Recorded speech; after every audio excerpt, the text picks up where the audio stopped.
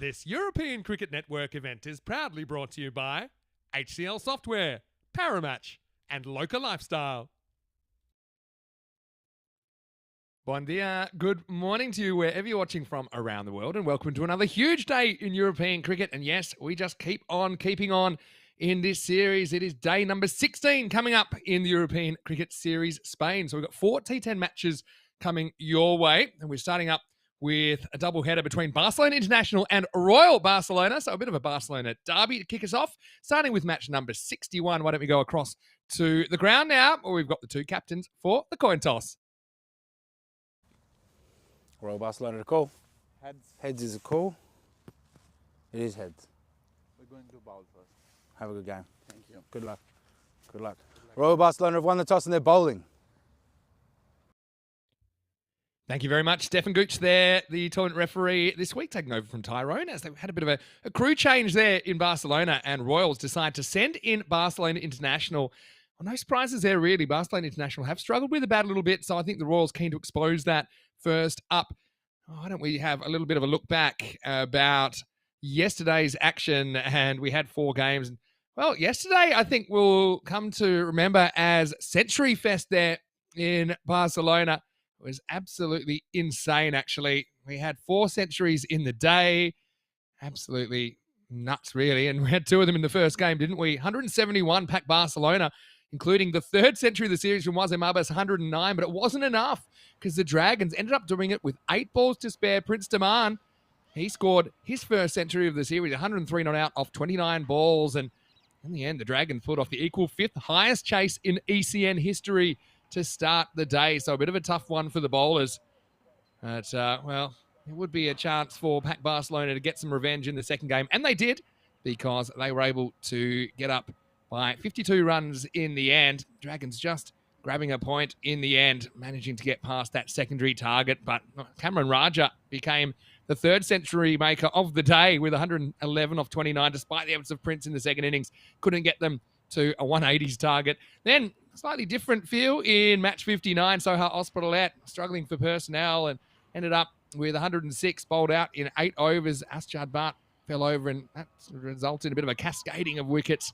And Men in Blue really did a number on the Momar Ali. 63 not out of 19, along with Naresh Kumar. Chased it down within the time allotted to get all the points. And then Sohail slightly better in match 60, scoring 143. Asjad Bhatt with 60 was top scorer, and look, a more competitive target, but Men in Blue led by the 4th century of the day. Omar Ali, he followed up his half century in match 59 with his ton. 107 not out, got Men in Blue there in the end. A bit of a thriller towards the end. They took all the points in that one. So Men in Blue got 8 points yesterday. The Octopus went from 27 to 35. They jumped over the Jags. They jumped over Pac Barcelona. And so Royals versus Barcelona International. Now, the Royals, they are top of the table, but they have played a couple more games than the teams in 2nd and 3rd. Barcelona did improve a lot, I thought, between the last series and this one, but still, they don't have too much to show for it, just the 2 wins. And they'll be hoping that they can do something, because there's only 6 matches left in the qualifying stage. Yeah, Barcelona International, they'll be bitterly disappointed with how things have gone after getting on a crazy winning streak of 2. They won in match 12 and match 21 against the Magic and Sohail Ospitalet.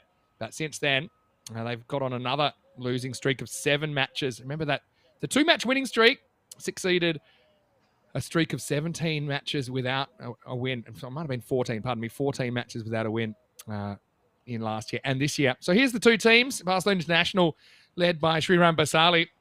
And I hope his injuries are improving. But I think they need him with the bat to step up a little bit. He's listed at 5 today. We have seen sometimes batting as low as 11 because of some physical issues. Ash Reynolds behind the stumps. I think he's been pretty good. We've got a couple of good keepers in Reynolds and Jack Jewson, Barcelona International. Ali Osama listed to open.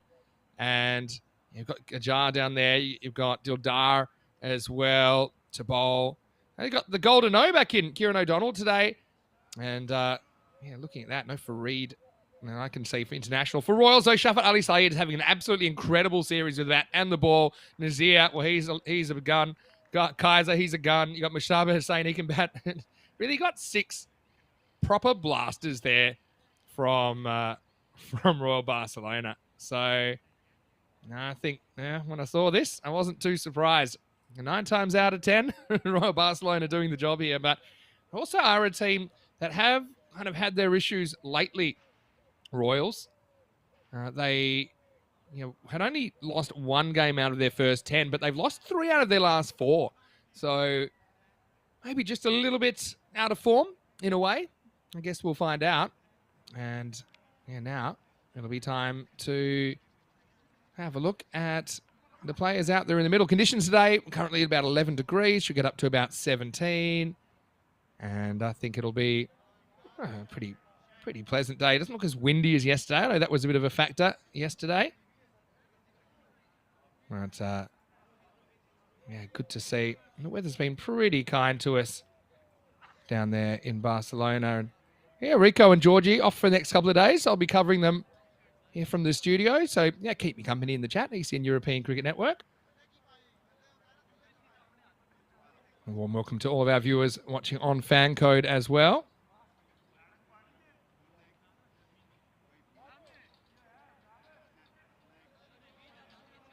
Shafat Ali Saeed has been swinging the ball around corners early on.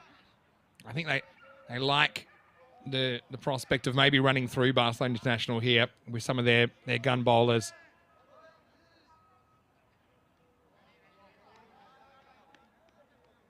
And so Ash Reynolds sporting the number 810 jersey now. Interesting one. He's not going to face the first ball. Ready to go. So settle in. It will be Ali Osama to face the first one. 2 slips come in. Well, that shows you.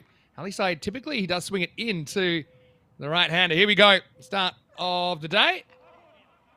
Oh, pretty good ball to start as well. Swing in towards the stump. But Osama attacks it and gets off the mark. Gives us a chance to say hello to everyone in the chat as well. I can see Dave B's in there, and I was having a few chats with Richard Hegarty and Mark Flott. He's watching from the Canary Islands. Hello to Kai as well, to Ivan, to Viking Bay, to Steve C. Jump in, say hello. Hello to Monkey Man as well. Always love that one. I know we've always got a few interesting comments from Sam as well. He's not in the lineup today, probably because it's a school day. Sam, the president of Barcelona International. I like the 2 slips here for the left-hander. You can see what he does here, Shafat Ali Saeed. I even like it that they have 2 slips where you'd normally have 3. They're very kind of attacking, so they're not going to get in each other's way. But have a look at that little bit of left to right curve that Shafat Ali Saeed gets. Looks like he's wearing somebody else's jumper over his shirt. Shafat Ali Saeed. Speaking of the jumpers, I hope we see the Barcelona International boys in there.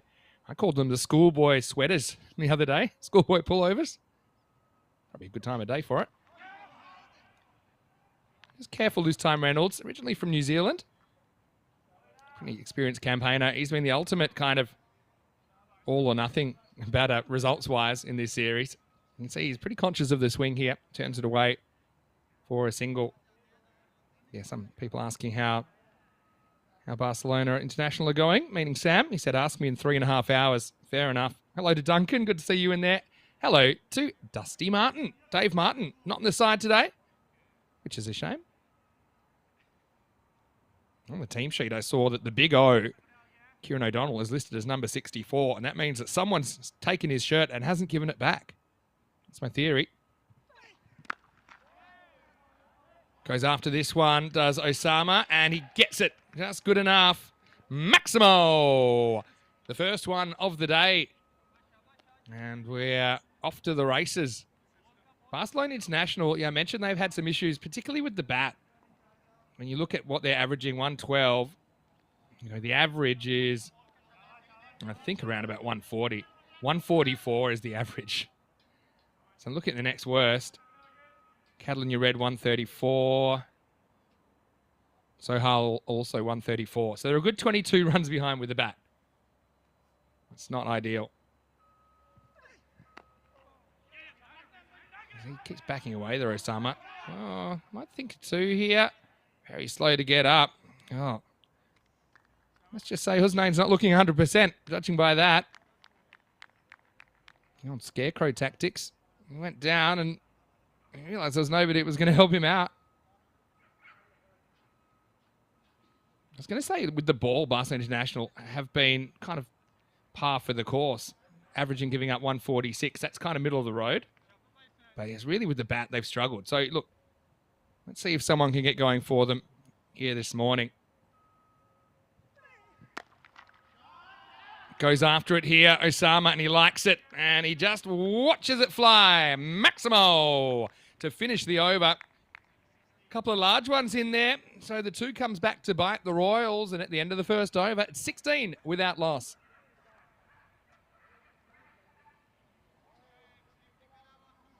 Yeah, very good effort, I think, from Saeed. And obviously you're trying not to get out to him to an extent.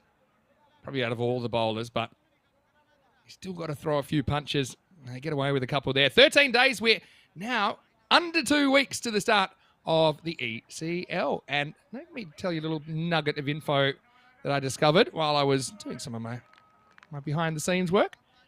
The 3rd game of that series, so game 3 on day 1, it'll be our 5,000th match that we've ever broadcast on ECN. So there's a milestone coming up. Murad starts with a wide. Looks like a slower ball as well first up. Or maybe just a warm-up ball. Murad's a good young player. Someone I know that Corey's keeping an eye on. Spanish national team coach.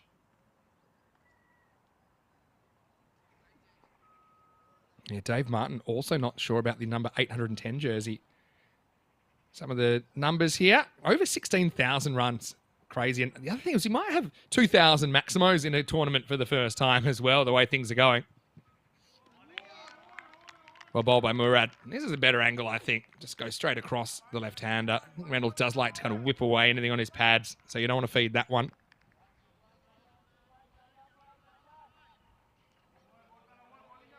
Yeah, Dave saying, was 809 taken? Oh, I like that. It's 810 in honour of his daughter. So I bet her birthday is the 8th of October. That would make sense. Reynolds, happy to kind of play the second fiddle role here. You can probably do that when you've got a team that have struggled in the middle and the lower order. So you don't mind a player just kind of valuing their wicket a bit more. Just kind of push and run there. Yeah, we saw that. I'm trying to think. It might have been it was in Crefeld a couple of years ago. Might have been Ben there. And he had 1309 as his shirt number. Took one of the most ridiculous catches you've ever seen. It's because he had 2 kids. One's born on the 13th, one's born on the 9th. We're just waiting to sort out a minor issue.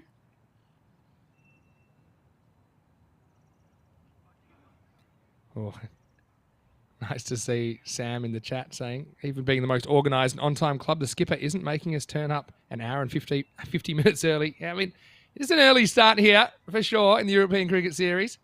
This isn't as early, though. 10 a.m. local. This is a bit short. And see Ali Osama, I don't know if we can see this one again, but his footwork, he tends to have a habit to back away. It's not a useful habit, right? So because he's kind of going outside the leg stump, yeah, he's just not in a good position to pull. If he was even to go slightly across his stumps there, then he's probably in a good position to open up that leg side. He's not the only one to have that habit, though.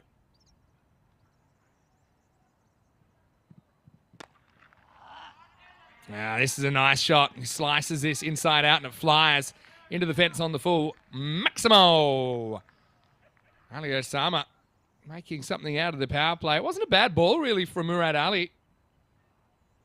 But abracadabra, he makes it disappear.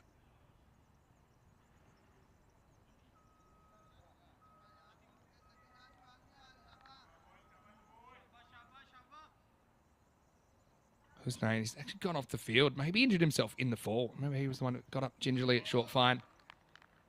Yeah, maybe we'll see this one from the main camera again. But you'll see what I'm talking about. This might be the one for the over. But he's got a habit, Osama. He's a good hitter. He's got a good eye. But, yeah, I mean, that one's upstairs. But look at his feet. Look at his body going away from the line of the ball. Okay, maybe if he does get across and hits him in the lid. but they talk about getting back and across when you're trying to pull. And that's just a little technical thing that if he was able to work on that, I think he'd be scoring even more runs.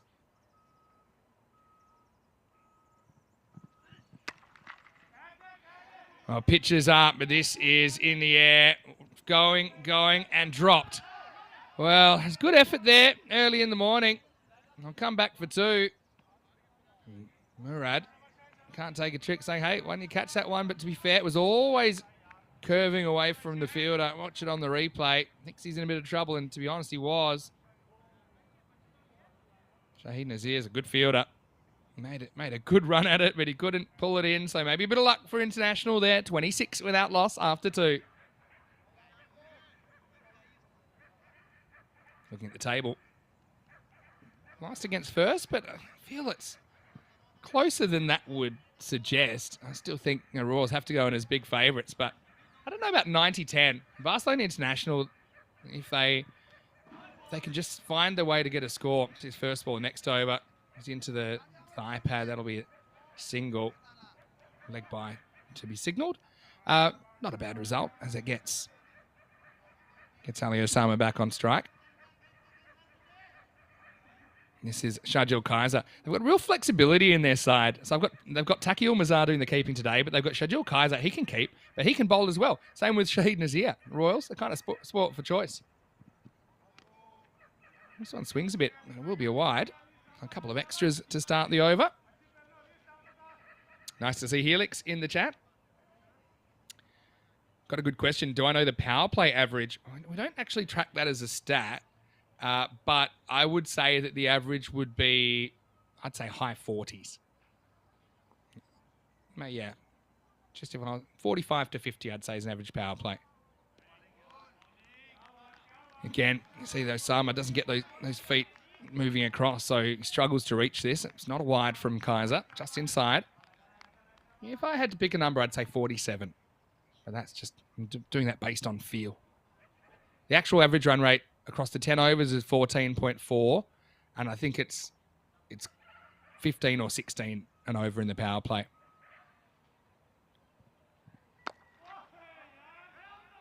This one hit leg side. Didn't really judge the pace. They had to make a slight adjustment at the last moment. Anas Khan doing the fielding out there.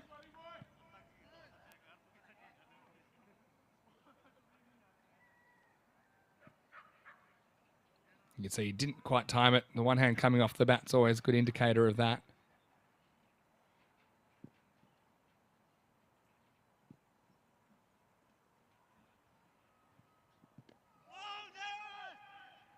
Another one kind of cramps Reynolds for room, but he will get a single.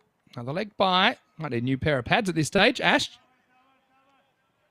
A bit frustrated, but look, at least he's not chewing up balls. You know, he has been able to get at least one of most. And he's saying, hey, what can I do?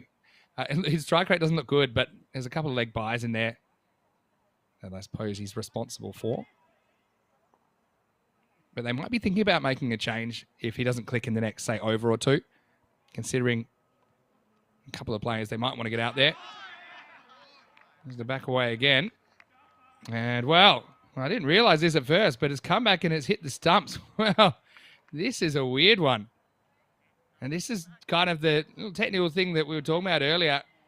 Check out the height. I don't think there's any issues. Let's have a look at it. Yeah.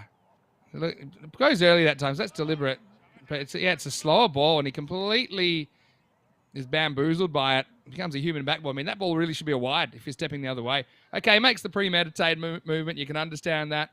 Yeah, but I was kind of perplexed for a second, wondering how that ball got there. And it got there via the stumps. So that's the end of Ali Osama for 24. And the score, 30 for 1, the first wicket of the day.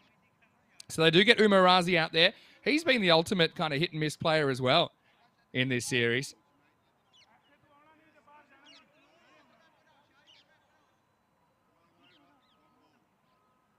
Helix, that's an interesting one. He said, could we maybe put the extras up in the ribbon at the bottom of the screen? Well, maybe we can throw that into the rotation. That's good ball. That's pace back on from Kaiser. But well dealt with from Razi.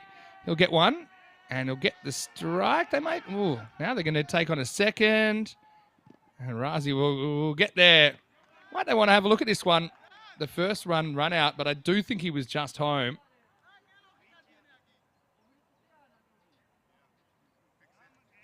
Yeah, no issues there. But Razi, he'll be the first to say it's not the quickest. But yeah, I think he's just home. So 32 for 1 after 3. Okay, not really in wicket trouble. They need someone to click, though. I would have said Osama kind of semi-clicks. So 24 off 11, that's the kind of strike rate. He went about 220. That's the kind of strike rate. That's a minimum for your batters that click. That's the minimum, right? Because if everyone was to go 200, then you're getting 120. Okay, maybe plus 10 extras, 130. It's just not winning many ball games. So you need someone to be going at a dangerous pace. Yeah, good idea, though, Helix. I'll put that to the text. Obviously, always busy trying to improve things a little bit. I think maybe you could just have it come up from time to time. You probably don't want it there all the time. It gets a bit depressing. You have to look at how many wides there have been the whole time. Shafat Ali Saeed gets hit down the ground. Better shot from Reynolds, but he's hit it straight to the Southern Cross fielder. Well, Nazir, he didn't enjoy that, I think. 11 degrees currently in Barcelona. But this is where I talk about this fielder being so dangerous, because instinctively, that's a safe shot in cricket. Straight over the umpire's hat. But we've seen this employed, particularly in Spain, now even at the club level, with 3 of those outfielders, Southern Cross fielder, and then you've got the long on, long off a little bit wider. But unfortunately for Ash, new shirt, but couldn't find the old form in that one. He'll go for 2 off 7. Probably the 2 off 7's a bit unkind. I think at least twice I can remember he got a leg by and got to the other end. But 32 for 2.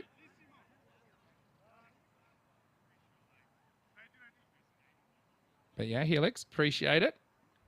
I think that the crew have done pretty well getting some innovations on the score line, such as the win predictor, which is as good as live. So normally only maybe 15 seconds behind. You've got the expected score here, 106 at the moment. This is Hero Lalwani getting an opportunity at number 4. And he just flicks this away and then looks a bit confused as to what's going to happen next. But he's going to get away with it. He'll get one. Almost hit it straight down the throat of the fielder. That was a nice shot by Hero. Would have been unlucky had he found the fielder.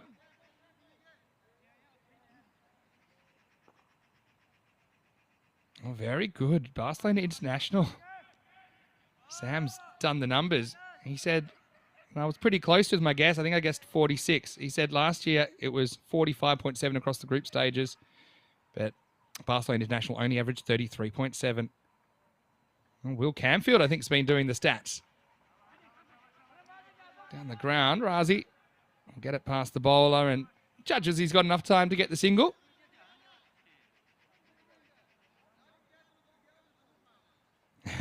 Dusty Martin said he's loving the call and appreciates me announcing the score at the end of overs.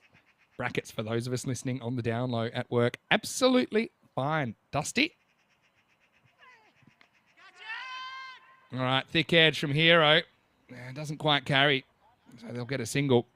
Yeah, there's a few people lurking while working. I was going to say it's Monday morning, but it's Tuesday morning now. Since we've gone 7 days a week, we're all kind of losing track of what day it is.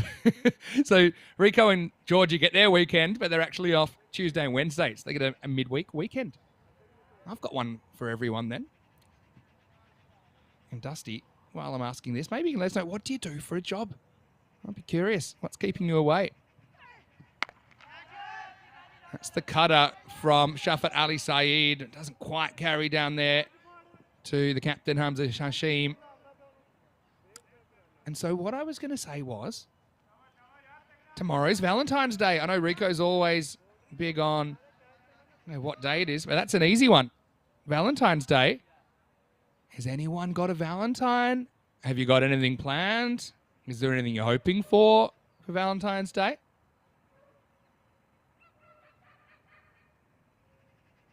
Nice ball over. Takes it on, does Lawani. Up and straight to the fielder. Oh, well, he'll be He'll be disappointed there because he teased the fielders a couple of times, was able to get one almost to the boundary earlier on. This is another almost. This time it's caught. Caught in the dirt. So Lawani, look, he had the right approach there. So I can't be too critical of that, but he will become the second wicket of the over. It's bookended with wickets. There were 4 singles in between, and it's 36 for 3 after 4.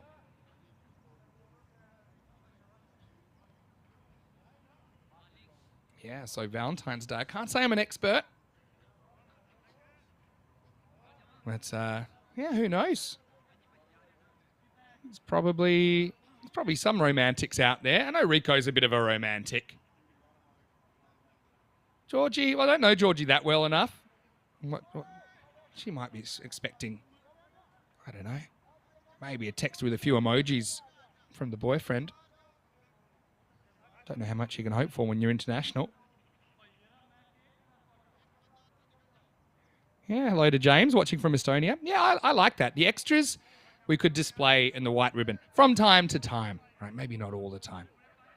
Maybe you could do it after when a wide happens or a leg by or something, or a minimo. Love the suggestion. But yeah. Razi. Well, when he's on, he's putting these away, and that's what he's doing here. Doubles his score. Cuatro carreras. Nazir has been brought on in the 5th over. Helix saying that Valentine's Day is overrated. Yeah, I mean, people tend to fall into 2 camps, don't they? I don't want to be, like, unromantic, but yeah. Maybe ECN can send me a bunch of roses. Nazir can't quite get across to this initially. Oh, then this would have been out anyway. Good second effort. Razi basically puts up the stop sign saying, I ain't turning around. Would have been close. Maybe I'll put it out there. Early random question.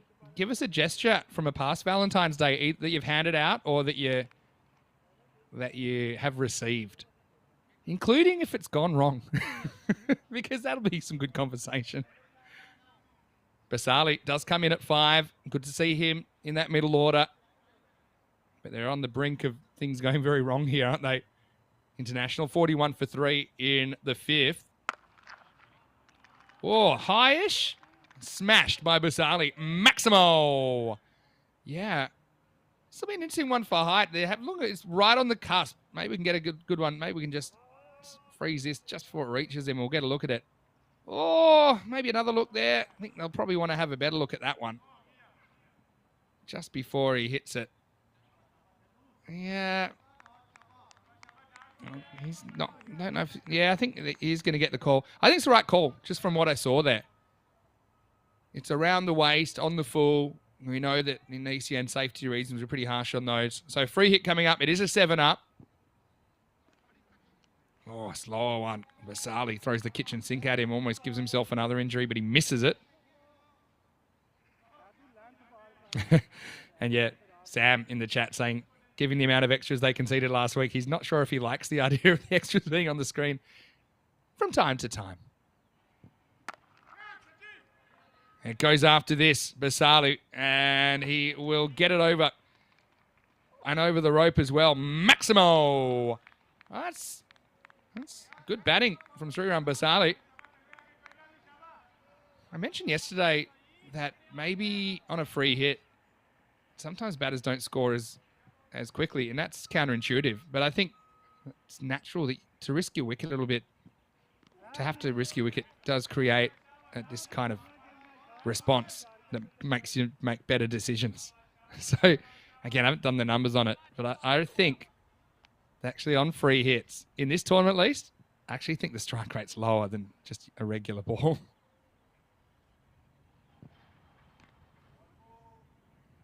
It'll be a wide. Yeah. Well, Helix giving me 5 red rose emojis in the chat saying, there you go, Vinny. Well, he knows that's the maximum, so it's good. I'd hate to see you get blocked for a 6th. Sticks with the short stuff. Basali goes after it over long on, and it just gets the distance. Maximo. So Nazir, he stuck to his plan, but it didn't really work out. In fact, it backfired, if anything, in the end. 25 come off the over, and it's 61 for 3 after 5. Say 120 is just a bare minimum. That's the pace they're going at the moment. But it gives us a chance to have a look at what's coming up. And, of course, we're under 2 weeks now. So I think, okay, top of my mind, I think it's Zagreb Assassins versus Ginebrescia in match 3 of Group A will be our 5,000th match ever broadcast on ECN. So milestone coming up. They just keep on coming. And, yeah, so it's time to start seriously thinking about Group A and Group B. It's coming. Ginebrescia and Skanderborg Stingrays, 2 of the lost teams, I call them, because they qualified before but weren't able to play. Razi gives it both barrels but misses out. And I'll throw Donnerstadt in there as well from Vienna, from Austria in Group F. 3 teams that have qualified before, but remember in 2020 and 2021 we couldn't have a tournament just logistically with the pandemic restrictions. Another rolling cutter. Hashim has brought himself on now, and Razi is going to get 6. Maximo! Well, you know, to be fair, Barcelona International, they've had a few of these that have just crept over the outfielders. Tell that to Hiro Lalwani, who didn't quite get the distance, but there have been, I think, 2 or 3 that have just crept over, and this is one of them. Shaffat couldn't get there in time. 67 for 3 now. Oh, okay. I think this might be a no ball. Side on is necessary here. I think this is actually a no ball. He couldn't decide, and we'll have to slow it down as it goes past Razi. So it does drop. Is it high? Maybe we can see on the side on camera. That'll give us a good idea. But I actually think this one will show it. Oh, I'm going to get on with it here. It's, yeah. We'll get to, I suppose it won't make too much of a difference. Would have been a free hit anyway, but most free hits have been missed anyway so far. Hello to Vedran Zanko, who is watching, I'm sure, from Croatia. And he's part of that Zagreb Assassins lineup. So, Vedran, what do you think about the fact that it looks like the Assassins will play in the 5,000th ECN match ever? Oh, this is pulled away by Razi. Doesn't get it at all. We'll get 1. So Zagreb Assassins actually will be playing their first match ever in the ECL. And, yeah, match 5,000 will be their first. It's nice in the chat that everyone is just pretty much panning all these commercial holidays. Mother's Day, Father's Day. They're made up too. Cover to come from Hashim. Yeah, it's that shortish length, isn't it? And this is going to be cut away. It's going to go for 6. Maximo! I see Basali. He was batting 11 at times in this series, but he ain't no under 11. Under 11. He's not under 11 either. He ain't no number 11, is what I was going to say. Puts that one up and over. 6 more. So, yeah, Barcelona International, they're fighting. Walking stick 77 now. Last ball of the 6. Curves into the pad. He likes the idea of 2 here. Razi doesn't. Well, he's forced into it. And he's going to get there. You can see this on camera 1 the whole time. Because let's just say Razi, or he was trying to make some early arguments for not going for 2 because he didn't want to. But Basali just said, all right, I know you don't want to, but bad luck, I'm coming. And in the end, he makes it pretty easily as the keeper went after it. Takio Mazar. So good running in the end, even if he had to be pushed. It was 2 runs to finish the over. 79 for 3 after 6. Yeah, Zagreb Assassins playing for the first time. I'm just trying to think in that first group. We might have... trying to think who's bottom of that first group on the graphic. Heritage, right? They're playing for the first time. Could we have a group which actually has everyone playing for the first time? Here's Kaiser. Pretty well located there. So they'll only get a single, worked away carefully by Razi.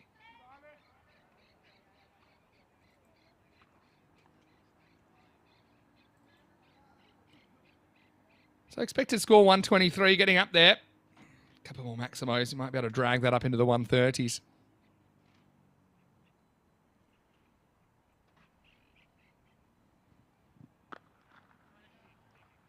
This one's pulled away and straight to the field. He's got to watch his back foot here, Kaiser. Basali wants it. Razi doesn't. Same old story, but Basali wins the argument and they'll get two. Yes, I just realised this, but everyone in Group A has never played at the ECL. Gina Brescia? No. Cobras from Hungary? No. Skanderborg? No. From Denmark? Assassins? No. From Croatia? And Heritage? No. From Luxembourg? I'm going to look. I don't think there's any other team that has all rookie teams. Goes after this, Basali. Does he have enough? He does not. Another one caught in the dirt over there. So Basali can't quite get the distance there. But a hard-working 26 from the skipper. He's going to hold out.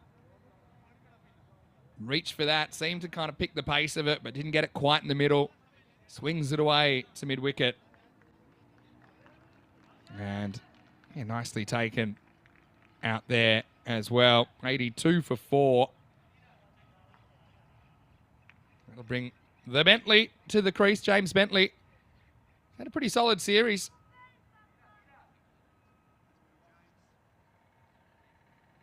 But Bentley is going to have to hit the ground running here, I think.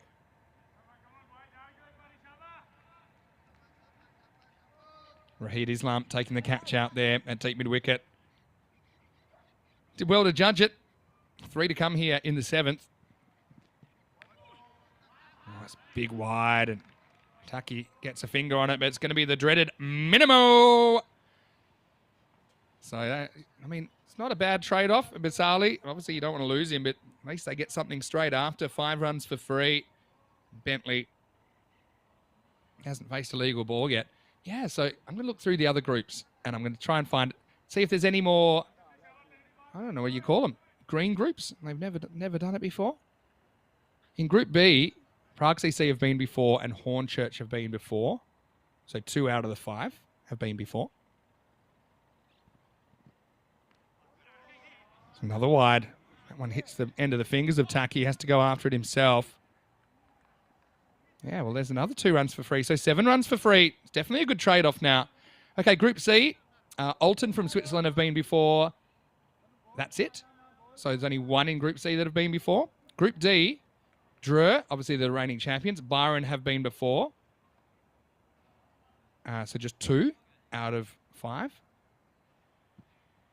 Group E. Forfshire have been before. VOC, Rotterdam, yes. So 2 out of 5 in Group E. So 1s and 2s so far, apart from the 1-0. All right, in the air, Razi. This one hangs, but not long enough. And Taki's really covering some ground there with the keeping gloves. He's getting his steps in early on a Tuesday morning.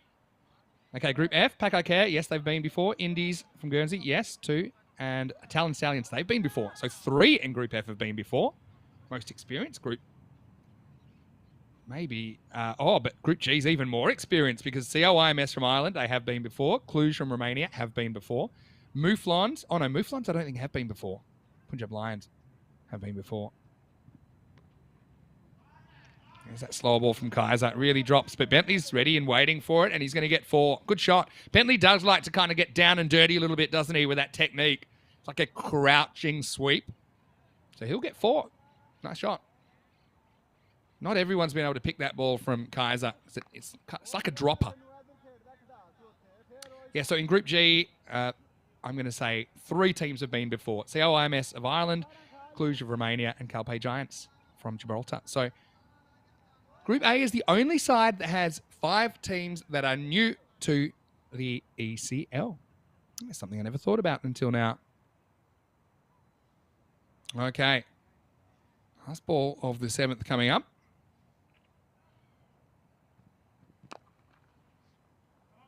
Worked away by Bentley. He'll get a single. He'll retain the strike. So at the end of 7 overs, the score is 95 for 4. And, of course, we've got the ECL coming up in 13 days. But, well, believe it or not, you won't have to wait too long for some high-level action because this weekend it'll be ECI weekend. And Georgie and Rico will be back. They'll be refreshed for that. You can see it's part of our Spain series. And then we're straight on to the ECL. Then Portugal, which is coming in at the end of March, start of April, has the Western Shield in it, which is a best of 9 British and Irish side versus the Team Europe side. And in this series, Mohamed Isan, who's got a couple of hundreds in this series, he'll be part of Team Europe.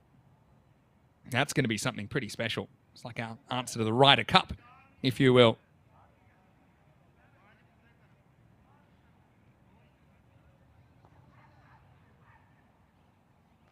Okay.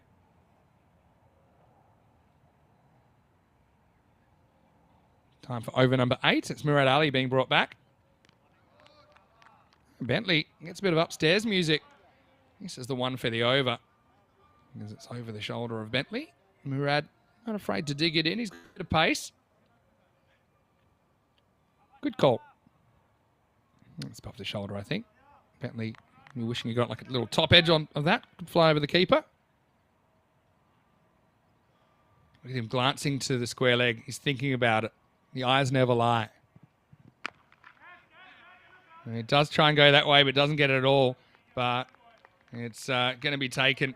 Yeah, funny that one from Bentley. He was eyeing off that leg side, but he just didn't time it at all. Bit of a top edge. And there isn't always a fielder in that mid-wicket region in the circle. But fortunately for Royal Barcelona, this time there was. Anas Khan takes a simple catch.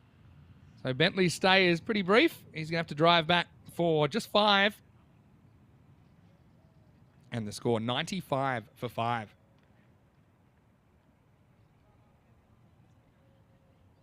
Zishan comes to the crease. Zishan Dildar coming out at number 7. Who's gonna bring this home for Barcelona International? Drag him up. I still think 130 is achievable if they bat well from here.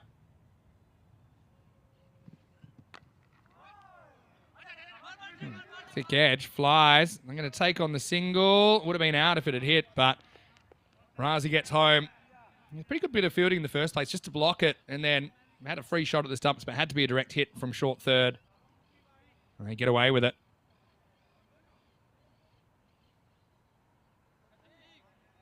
And Sam's thoughts in the chat, president of Barcelona International, saying James is too nice.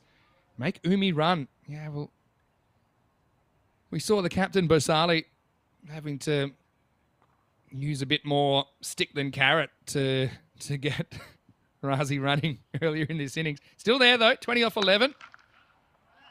Oh, wow. Bangs this. Pretty hard down the ground, but straight at Shafat Ali Saeed. So just a single. Still haven't really got any Valentine's Day stories. Actually heard a good one during the week. One of my friends got taken out. It wasn't a Valentine's Day story. It was an anniversary story. But I'll allow it because I don't have many.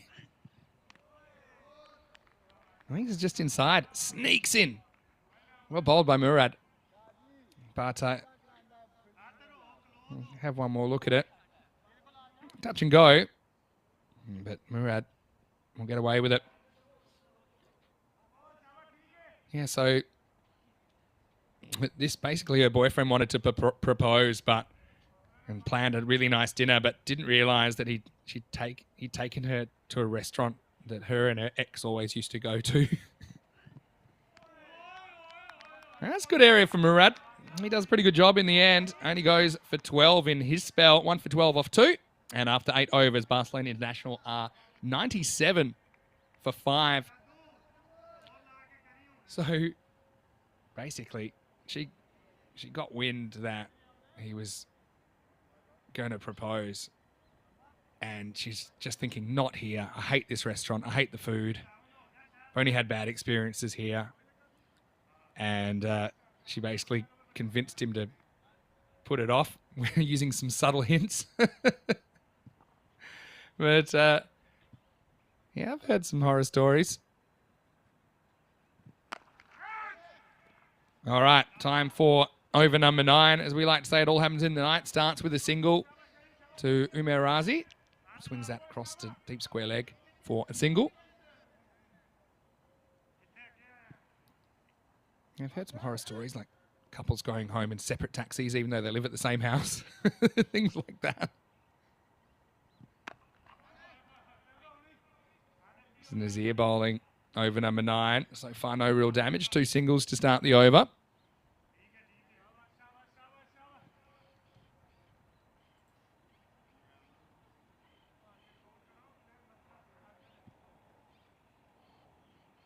Razi faces up. Nazir wicketless so far. His first over was pretty expensive.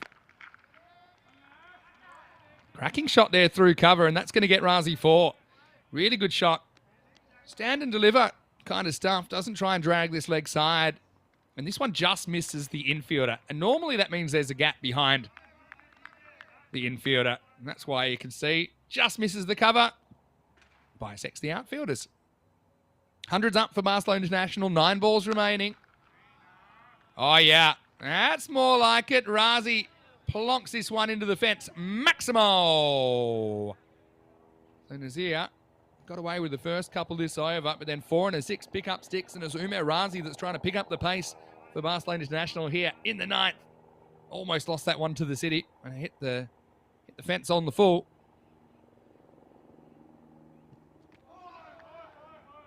Steps away this time. Not a wide, not an edge either.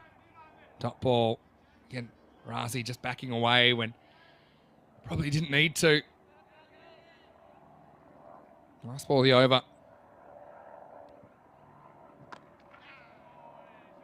Gets a kind of thick outside edge here, but it flies over the third fielder in the circle, and that's going to be 4. So Lux of fortune there for Razi. Wasn't really in control of that shot.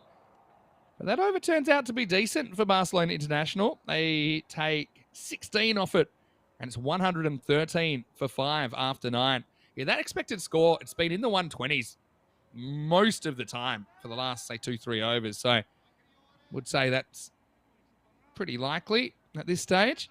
16 off that over for Nazir, but his first went for 25. Went magical, don't forget. 2 wickets apiece to Shafat Ali Saeed and Shajil Kaiser. Murad, probably the best of the bowlers for me, even though he only takes the 1 wicket. Hashim to bowl the last over. Huge swing and a miss first up from Zishan.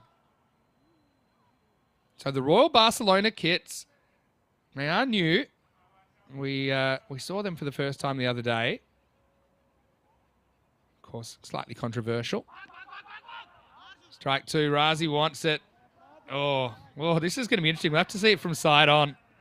And then maybe we'll have to look at it from camera 1 at the end. But I want to see if Razi's out, because Zishan knows he's meant to hold his crease, but he almost takes the step. So we'll have to freeze the exact moment that this hits the stumps. Here it comes. Wait for it. Wait for it. Oh, I have to go back. Let's have a look at that one again.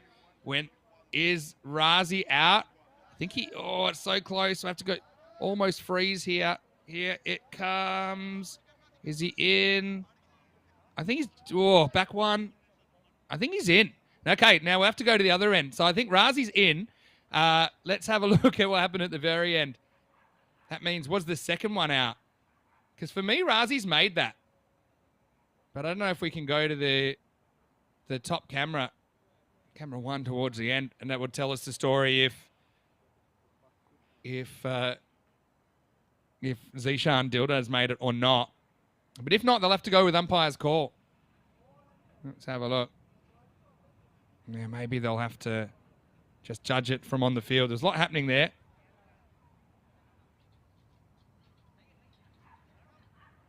Yeah. So that's the way it works. Sometimes it's hard to capture everything in the moment. Yeah, my instinct says he was probably out, but by a tiny bit. So I think the umpire's just got to back his own call there. Yeah, pretty entertaining stuff. They will survive. Razi gets what he wants anyway. He gets the strike back. And, I can't believe he's made it, to be honest. We've seen the hold go wrong sometimes. If you're going to do it, you've got to do it right. I called this a couple of years ago that players are going to have to start learning how to do this. And you got to make sure your partner gets safe. Yeah, I think maybe they're still... I think they've now given it not out.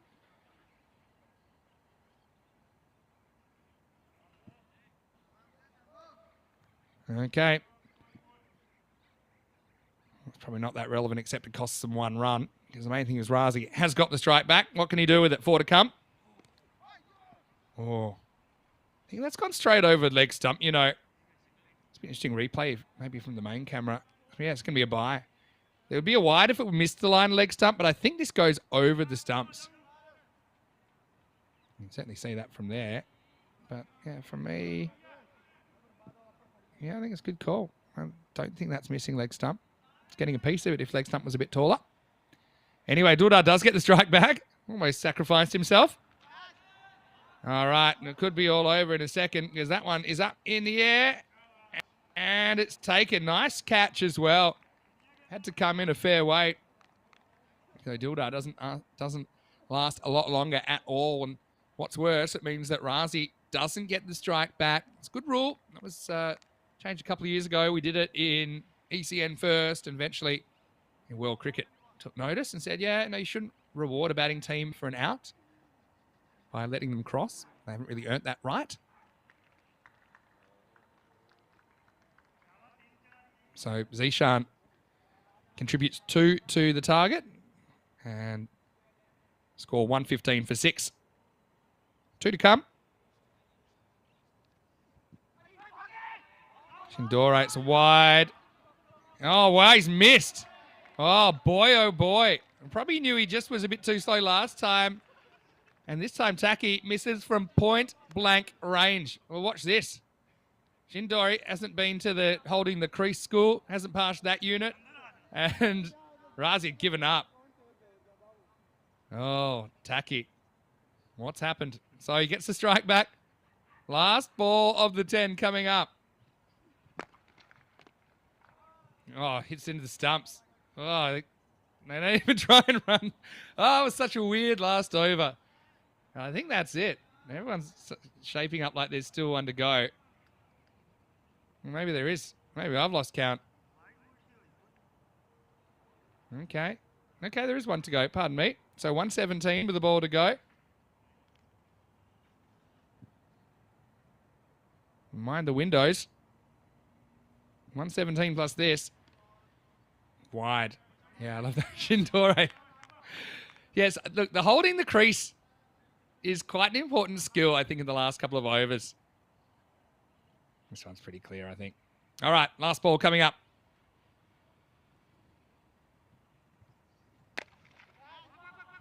Razi gets it to a degree, but not 100%. It's going to bounce. And I'm pretty sure that we'll have to check this on camera too, because and there's probably a short run. I think this is 4. Yeah, the umpire's already signaling it. But I think, yeah, he does bring it back in, but I think his foot lands before he slaps it back in. So we'll check this out in the replay, and we'll try and kind of just try and see where he takes off from here. It's great effort. Look, but here, this stop, that left foot's about to land here. And as soon as that lands there, whatever he does from now, it's going to be 4.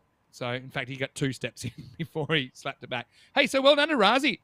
Does get it back in the end. And he'll finish 40 off 20.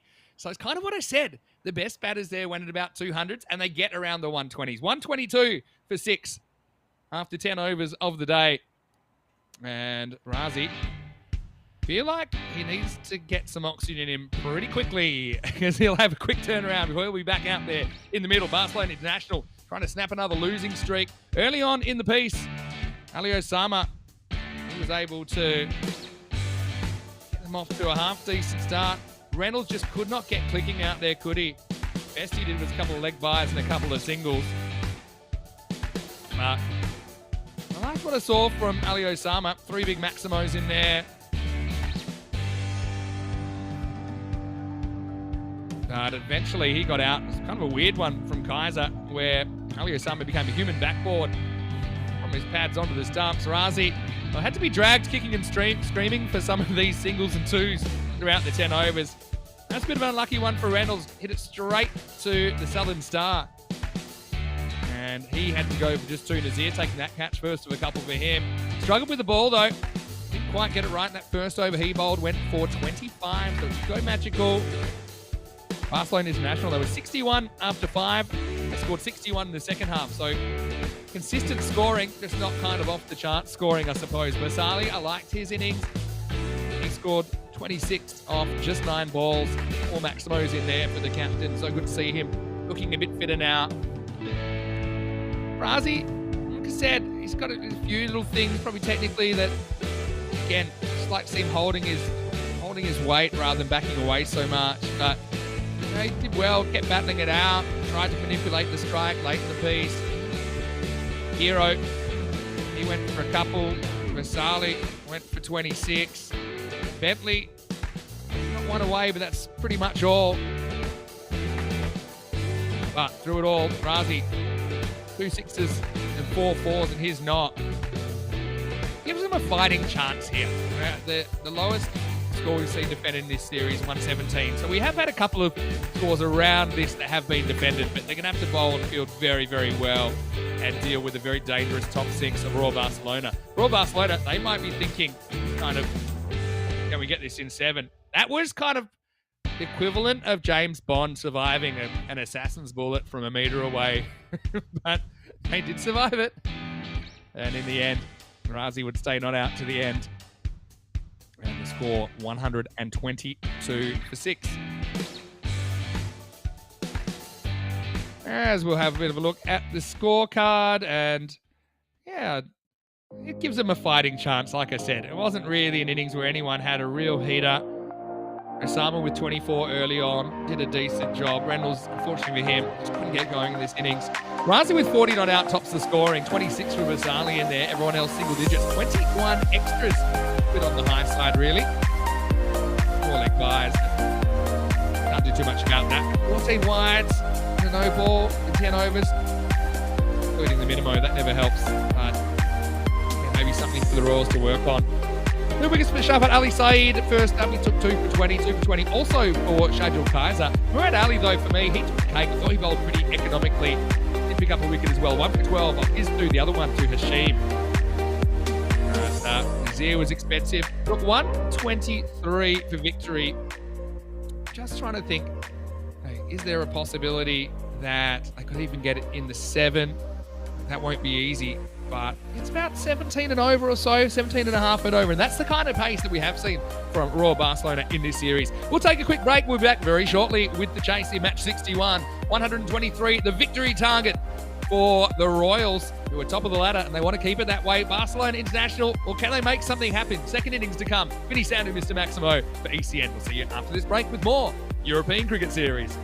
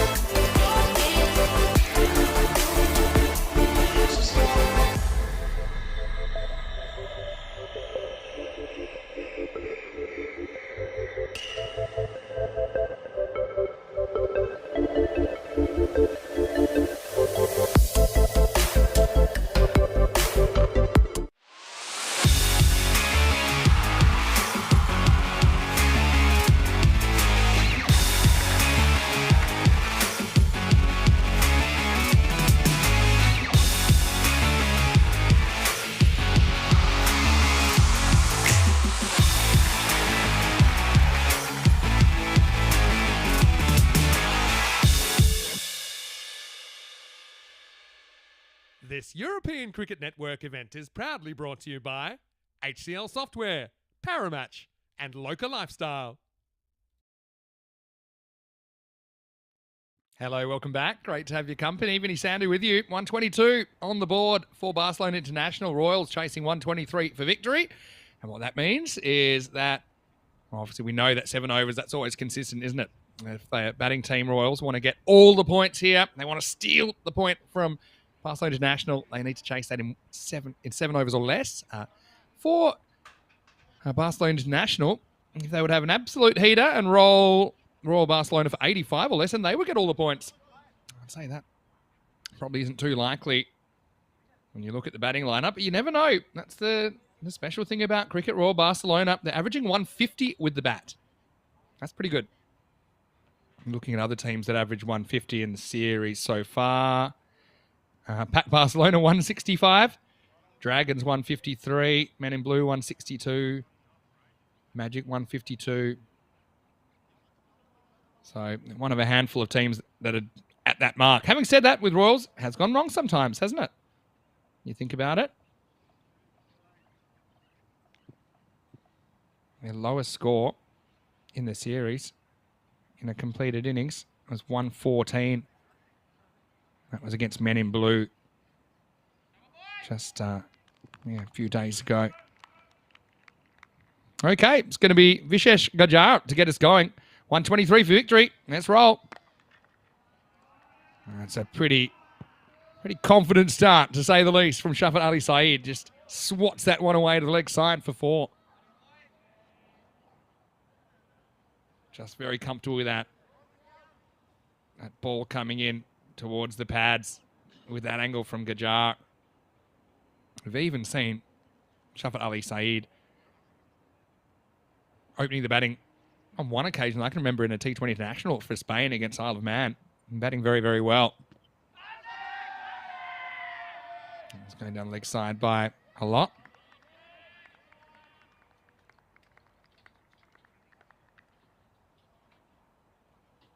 Check this one again on the replay. I'm pretty confident that one was missing by a long way.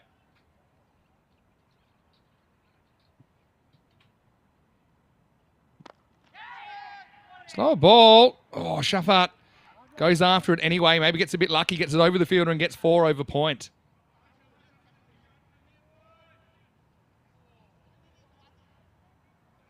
Yeah, probably could have left that one alone.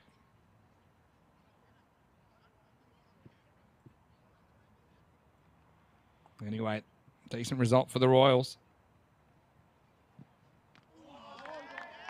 This one will be another wide. Just take a kind of mini step here across. But if you want to just kind of, I'll go to my point from earlier. Few of the Barcelona International batters were backing away. If you look at some of the batters having the most success in this series, they do the opposite. Like an Isan, for example. He's always trying to get across behind the ball. And even if he's risking like an LBW, for example,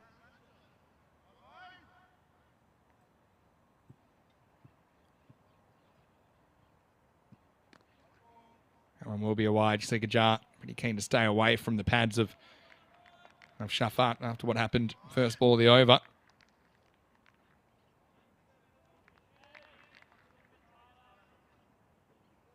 Good to see the man in the chat. Good to see Damien Fraser as well. I think he's tuning in from Melbourne.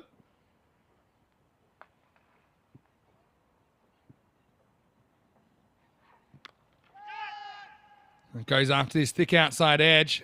Had a bit of a nervous flip around of the head, but he gets a bit lucky. Shafat will get 4. You don't often see the deep third at this level. Seen a bit more at the next level up with the bowlers being a bit faster. It is a catching position, that deep third. Hero only doing more chasing than catching there. Yeah, where are you watching from, the man? By the way, I know you might have changed your screen name, but he said he went to the local college the other day and they were practicing cricket. It's fun to watch. Didn't last long because after one ball, went into the rafters and never came down. Shame. Yeah, good slow ball, that one. Yeah, Gajar. He's a guy that, you know, when he's hot, he's hot. That you can hit those Yorkers in particular that, especially early in the series, looked very, very effective.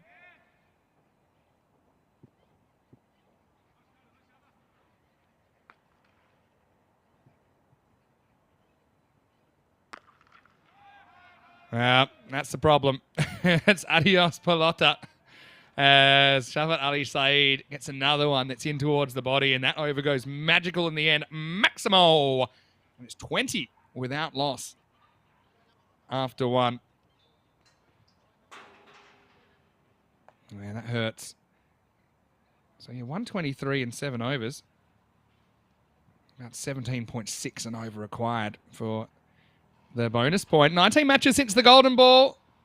And that golden ball was an absolute belter of a game, wasn't it?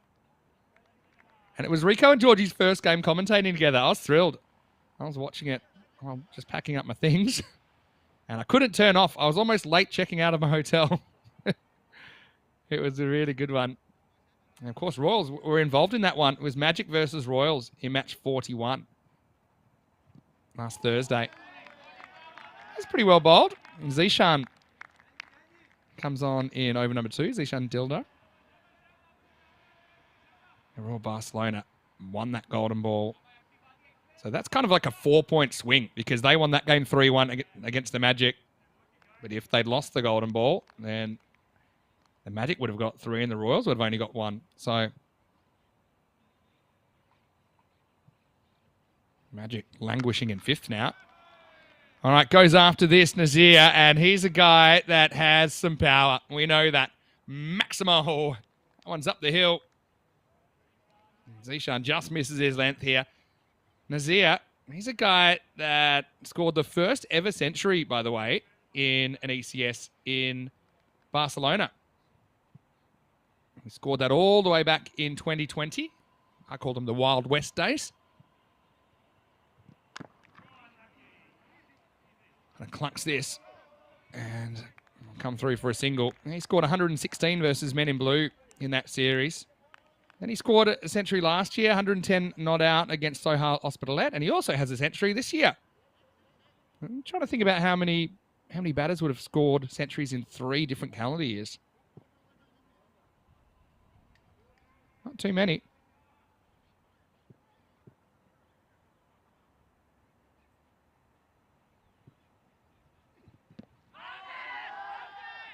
Not out. Pitches outside leg stump for a start. But it will be a dot ball.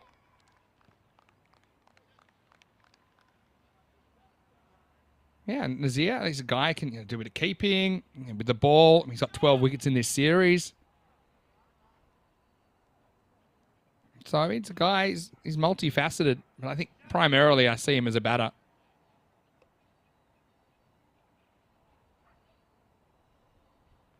And Shafat Ali Saeed facing now. Oh, that's a no ball. Yes, waist high. Came down, but just not quite in time. And I like that Zishan's looking for that Yorker. I think that is the play. And I also like that he's going. Actually, wasn't.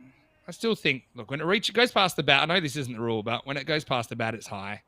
That's fine though. Stick with the on-field call. So, free hit coming up.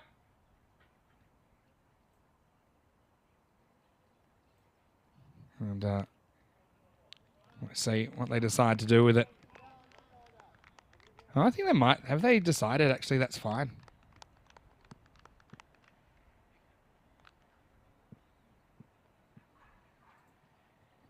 Interesting. Okay. No, I mean, I don't mind that. That's what they've seen. Meanwhile, there's going to be a squeezed 4. Shafat Ali Saeed gets 4. So, yeah, I suppose that's a bit of common sense. They decided when they saw the replay that, okay, we don't think it is waist high or above, so we're just going to correct it. And I guess it's all about trying to get more decisions right. So I suppose the right thing's done. 31 without loss after 2.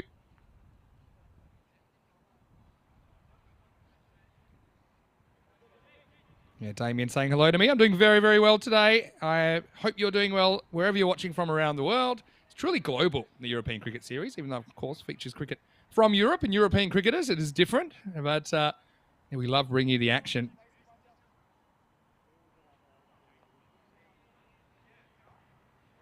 Also, what have we got in there? The man saying he sees the schedule. Looks like no time off for the wicket. Meaning wicket, but spelt wicket. Very clever. Well, these are some of the tournaments we've got to look forward to. We've got the ECIs, both men's and women's, this weekend, and it won't be long before we're in Cartama for the ECL, and then plenty more locations.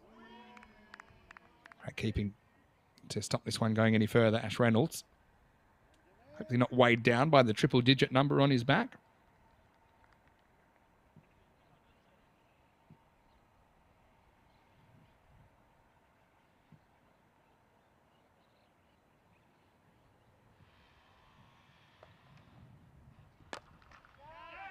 All right, kind of a top edge. Bentley's come on. Nervous wait, but taken. Yeah, well done by Sriram Basali, who takes that. And, yeah, just well composed under that. The captain, just such an important player. And so something to shout about for Barcelona International. I mean, we saw Sohail Hospitalet in the two-match series last night not take a single wicket. So they'll be happy, Barcelona International, that they can celebrate something. And the score now 32-1. Hey, Dave, just mentioning Barcelona is in northeast of Spain. Yeah, I am aware of that. Actually driven from Malaga all the way to Munich before. I did that after the ECC back in 2022. It was interesting. Kind of went past Barcelona at some point. It was a long drive, though. Took a good 2 or 3 days.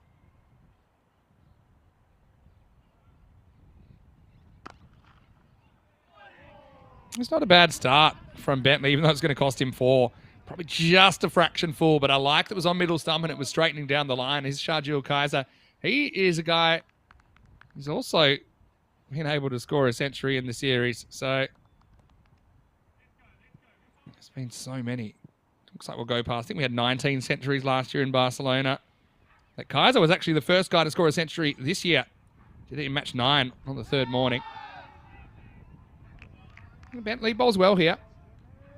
So look, the first plan I think for Barcelona International, got to push the game into the 8th over, get a point. You know, they're gonna have to fight. Let's be honest, they're gonna have to fight for their spot in the knockout rounds. That'd be an achievable goal, I'd say, from here on in.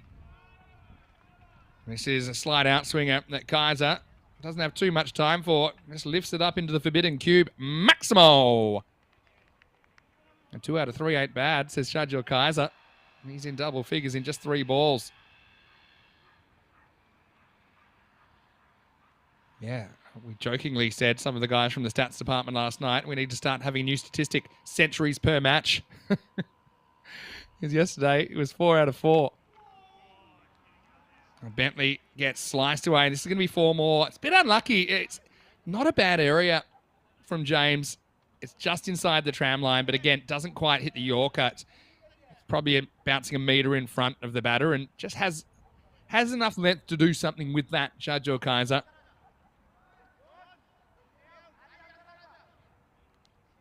So 46 for 1, I should say now, with the ball to go.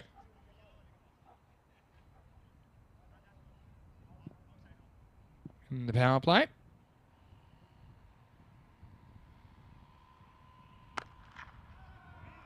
Another full toss, and this is going to be hit for 4. Handy bit of fielding down there, but it will be 19 off the over, so kind of borderline magical, isn't it? Look at this. I think it's kind of top of the pad height. I probably just want to have a look at it, but yep, what I said. So, yeah, 4 runs to finish the over. Brings up the 50 as well for the Royals. They're 50 for 1 after 3. Beautiful day in Barcelona. It does get a bit chilly there, but, you know, when the sun comes out, it's very, very pleasant. I think the wind's been a factor the last couple of days. It's not so bad today. We've had issues with the stumps blowing over. Never mind the bales. The whole stumps coming over. But pretty healthy power play. 20, 11 and 19. Barcelona International scored 16, 10 and 6. And there's 3 overs in the middle where Barcelona International did kind of threaten to get to maybe that kind of 140 type score. And Basali was there. But they're going to have to fight. After today, Barcelona International only have 4 more matches. After today, Royals only have 2 more matches. So remember that the finals format rewards teams that finish higher.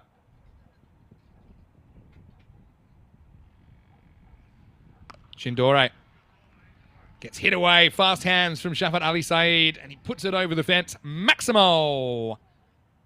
Welcome to the crease.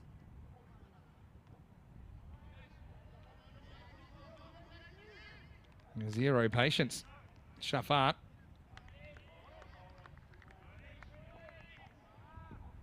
Yeah, so top two automatically through to the semi-finals.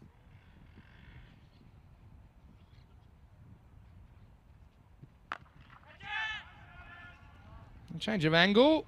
And no change of luck, though. It's going to be 4. They're not quite the 6, but still. It's looking like cruise control stuff, really.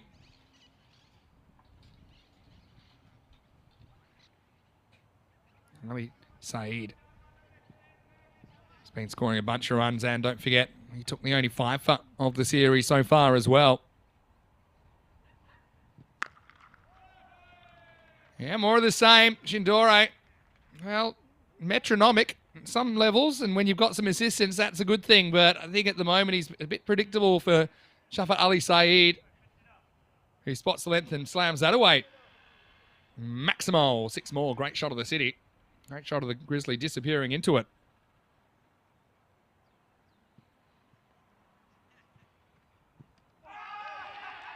Oh, he's bowled him. Yeah, a little bit fuller, and well, he points where to go, Shindore. Oh, he's got that fast bowler's mentality. And so Shafat Ali Saeed is going to have to go. Wow, Barcelona International showing a bit of fight here. Fuller length, but have a look at this. He's given him a proper send-off, getting his money's worth there, Shindore. He's certainly booked himself in for a talking to, but he probably thinks it's worth it. He says, yeah, off you go.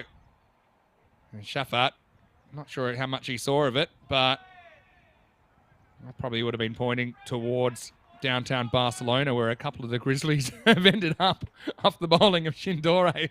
But still, hey, don't hate the player, hate the game. It's 66 for 2 now. And this will bring out the captain, Hamza Hashim. And what do you think about the send-off?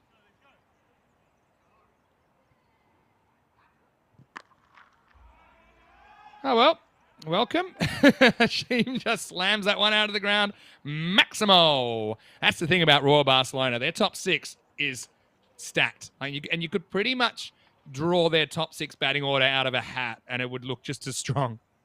Yeah, the man is just saying looks like a new turf field. Well, it's not that new now. It's been a couple of years. I think it's been this way, at least for 2 years. Good little in-swinger from Shindore.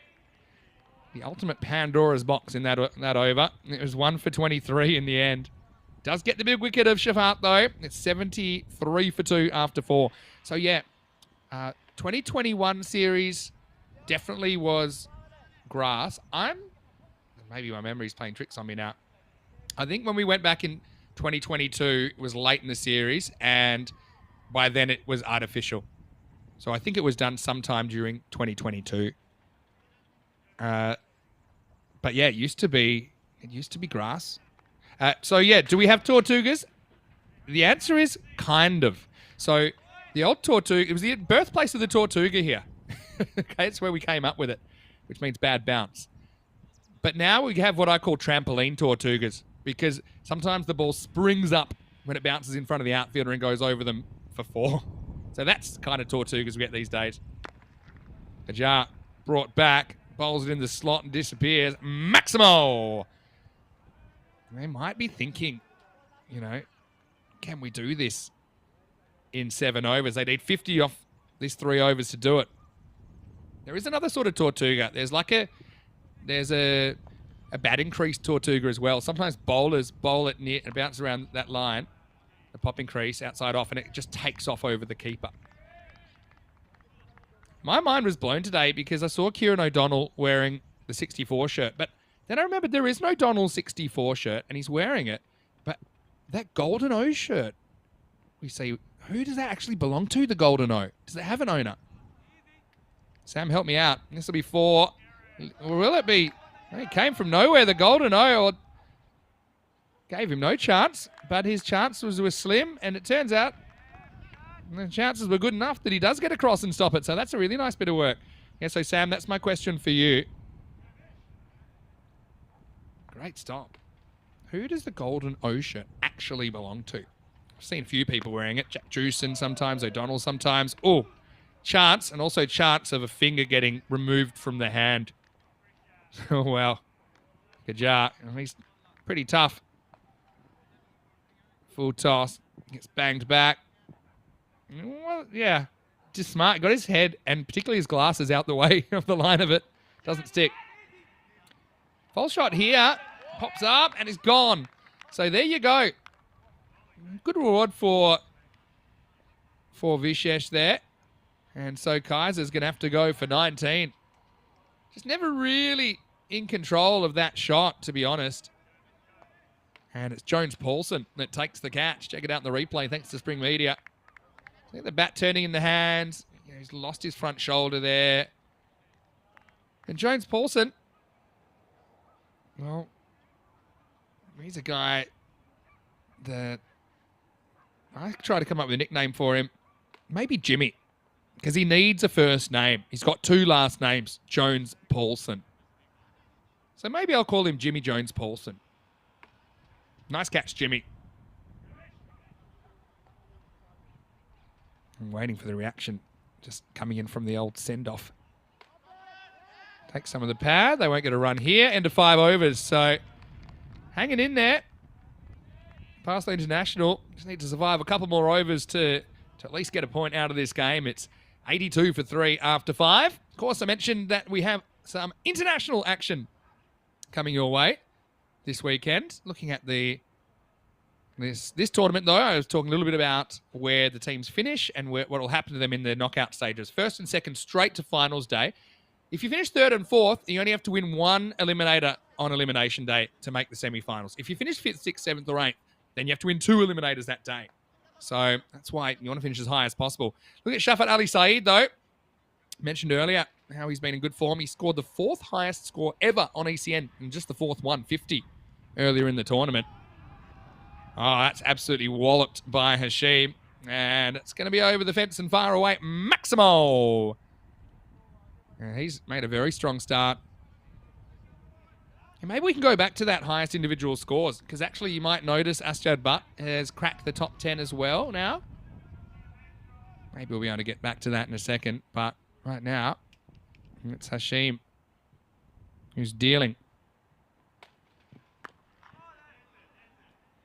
Hits this sideways. But, well, fielded by Kieran O'Donnell. Yeah, so Asjad scored 143, I think it was.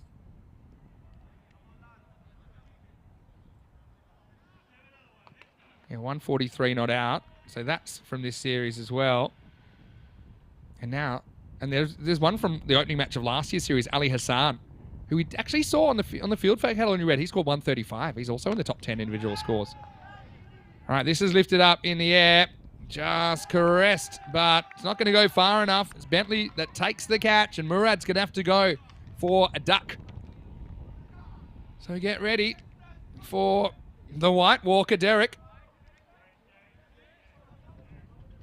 And yeah, you could just tell Murad, and they sent him up, you know, his guy for me, probably bat 7, if they pick their lineup correctly, but they like him, you know, getting going, getting a few more opportunities, but disappointingly for him, he doesn't go too far. Well, it's not quite a golden Derek.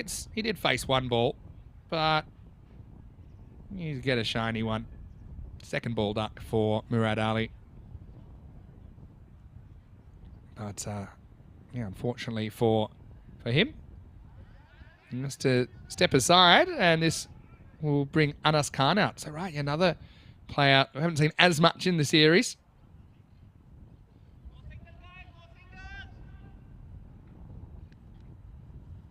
They're probably with a victory target in sight. They're thinking, you know, maybe can we get some other players in. Anas, top scorer of 34 in ECS cricket. Has to keep this one out, and he will get off the mark.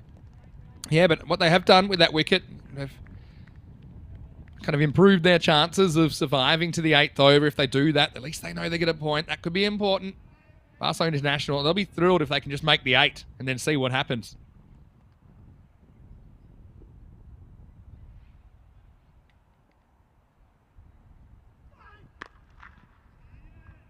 Crunched by Hashim. That's 4. Hit very, very hard. And it gets them 4 closer. Andy Labusque saying he's Melbourne's biggest supporter of ECN. Well, maybe some of our other Melbourne viewers would like to challenge him for that. But Andy, we love that you're watching. Hello to Paul as well. Damien Fraser, I think he's in Melbourne. Maybe he has the right of reply there. We're just thrilled that you're enjoying it, no matter where you're watching from. Kind of missed time this time from Hashim. He will get a single. Lance Hall, I think he's enjoying the action from Isle of Man. Of course, he'll be part of the Crosby unit that's coming across for the European Champions League of Cricket. Anyway, 6 overs in, 95 for 4. So look, they'd have to get, 28 off this over to get the point. But Hashim is on strike.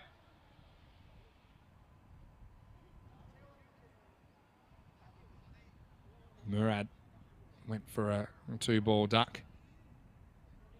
But Shafat Ali Said, quick fire 38. Obviously, you've got Hashim there.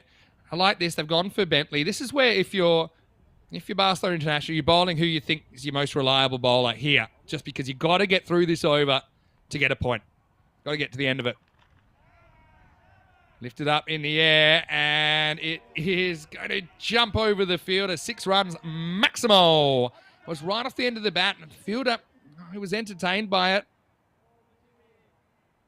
This is where that bonus point really comes into it again. Yeah, and a lot of people giving some feedback that it's added a lot of spice to some games, and it's been an interesting kind of addition brought in for the ECCW late last year. And carried it on. That's hit okay by Hashim, but he's only going to get the 1, so that's pretty handy for Barcelona International. Well, now I think, yeah, that can be thrilled just take a point out of this. Hannes has hit 9 sixes in his ECN career. That's been an occasional player. Bentley goes for the Yorker, but, well, it's going to be ECN career 6, number 10, Maximo. Well, who's that lurking around us? Martins. He's actually a very good cricketer as well, Martins. He's been working on his skills, part of our spring media team. See there. Fielded it pretty well. All right. Well, is this game on here? Look at that. He's got huge hands, and that helps as well. And in 15 off 3. Well, that one's going to fly as well. It's dropped, and it's going to be 4. Oh, boy. Boy, oh, boy. Gajar. Oh, makes it 11 off 2 now.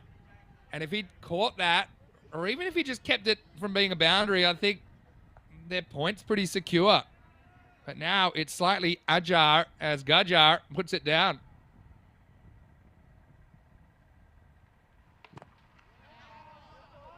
All right, that should do it.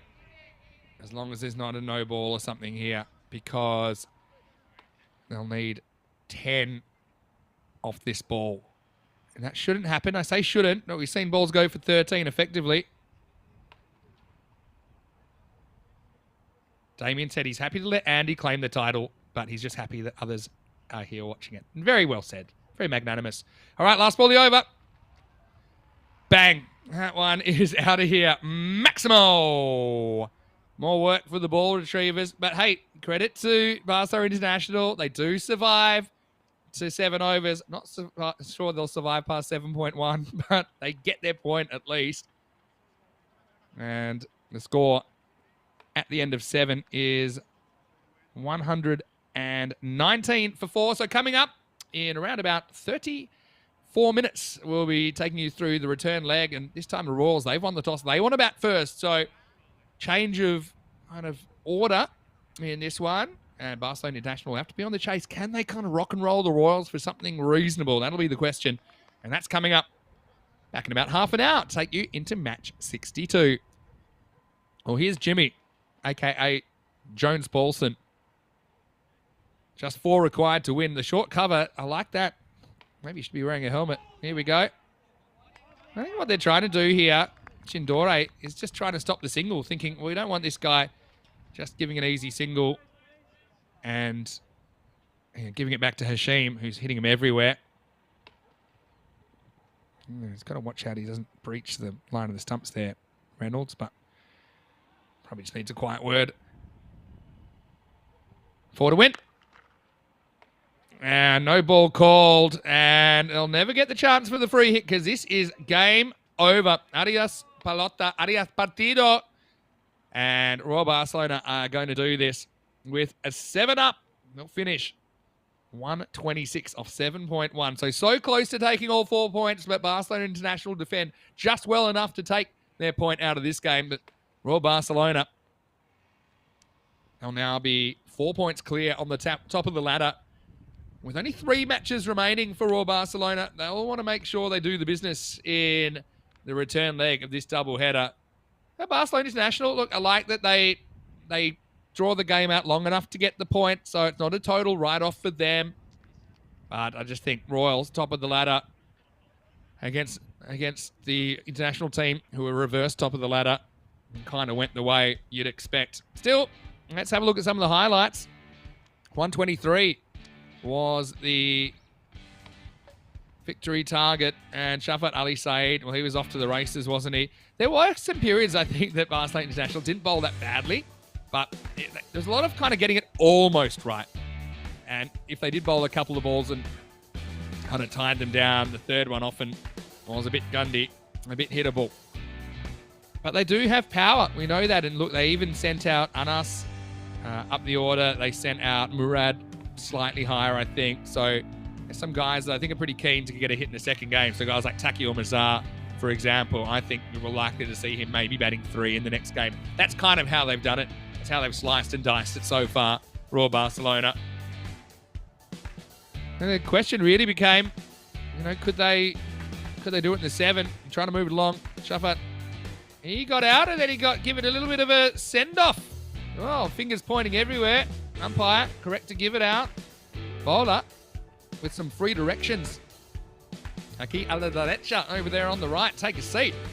But Hamza Hashim came out after a couple of these wickets falling. Some Murad went without scoring. But Hamza came out 40 off 12. He was belting them, if I'm honest. Yeah, so the order interests me. There's Martins, who made absolutely no mistake about that. But yeah, I think you'd probably see guys like Taki or Mazar, even Mujtaba Hussain, probably batting top 4 to 5 in the next game. Taki, I think, at 3. And I know they like Mujtaba Hussain as well. So, look, a few things to think about. But right now, we know that they did it in 7.1 overs. But because it did go to the 8th, it meant that Barcelona International do walk away with a point. 40 off just 12 for Hashim. He was having a heater out there. 38 initially from Shafat Ali Saeed off just 13. 19 to Kaiser in there. But just have a look at the strike rates of these guys. We're seeing them closer to 300 than 200. And I suppose that was the difference in the game. Wickets shared around. Gajar with 1. Zishan Dilda with 1. Bentley with 1. And Shindore with 1. And really no one able to stop the bleeding too much. Although Zishan held a decent spell. He won the battle with 25. 1 for 24. Jones Paulson, might be too happy with that economy rate, but he only bowled the 1 legal delivery in the end. We'll take a break and we'll be back in around about half an hour. More like 25 minutes. We'll take you into the second game. And Royal Barcelona will continue with the bat. Will it be more carnage in the Catalan? We'll find out very shortly. Vinny Sounder here, Mr. Maximo, with you on day 16. Back soon with more European Cricket Series.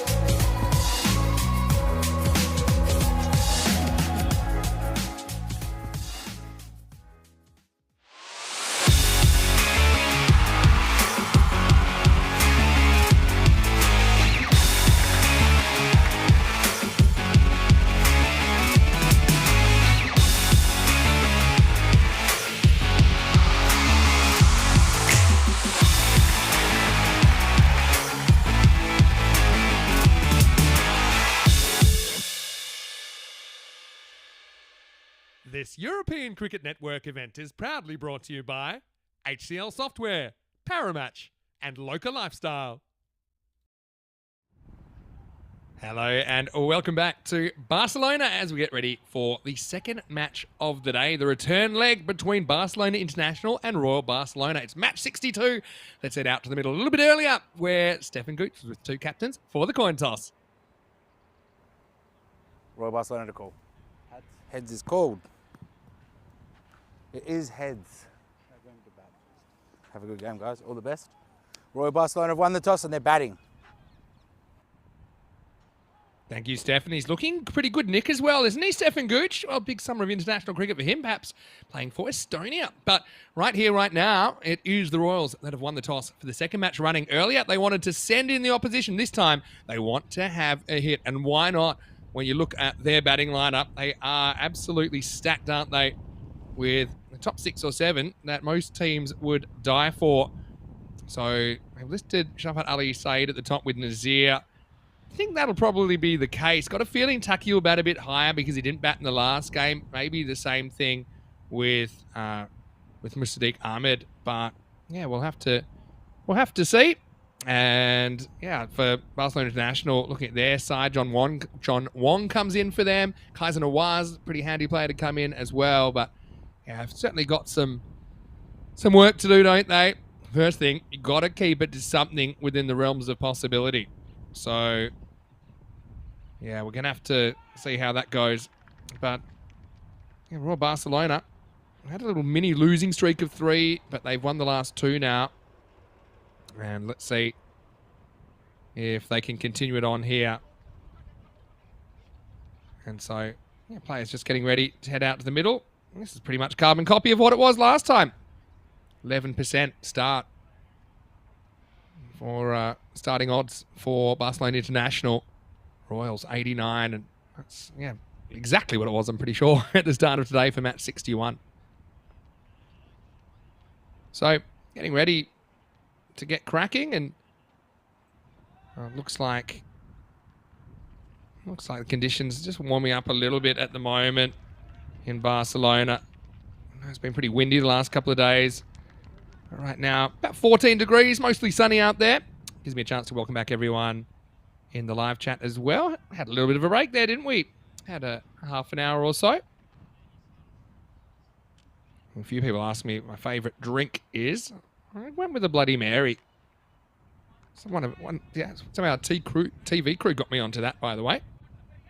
Everyone's making their way out to the middle. Barcelona International got to neutralise some threats early. Can't let them get away. I'd say they're capable of pulling off a chase. Let's say maybe 130's their max. Okay, it's not impossible they could get more, but I mean that's plan A. You've got to get to that 130.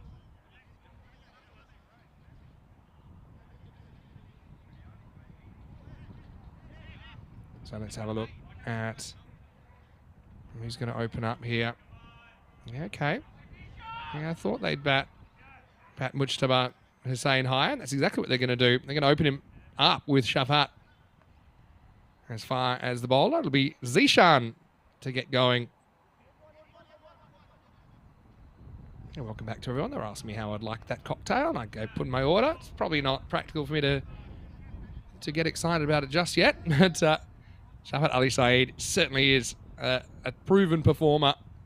So I have a breakout series for Hira Sabadell back in late 2022, and that got the attention of the national selectors. Ended up playing for Spain and performing pretty well. They had a 6-0 win over Isle of Man, including one game where the national team, this is T20 international cricket, bowled out Isle of Man for 10. You heard me right, 10. And then, believe it or not, the Spanish national team chased it in just 2 balls. It went no ball, 6-6. Right now, that's not the start that Zishan Dilda would want. Here we go. And it's going to start with the 6. Well, talked about it. Dildar just lost that one outside the legs. They've kind of learnt you're probably better off bowling over the wicket to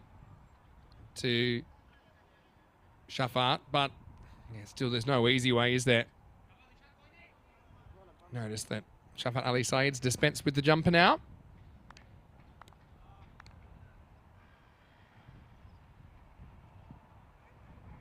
So, a better ball this time. And it's played out. Shindore, well, looks like he's escaped the attention of the match referee for a bit of a send-off in the last game. And it was Shafat Ali Saeed who was the one that he dismissed. I'd like to see them locking horns again. Hits this across the line, and he's going to get 4 more. Just evaded the infielder. So 6.4, hungry for more. Kind of works. But again, just gives him the length to work with. Because it's short-ish. It's kind of a stump or two outside off, but he's still fairly comfortable. Slamming that one away.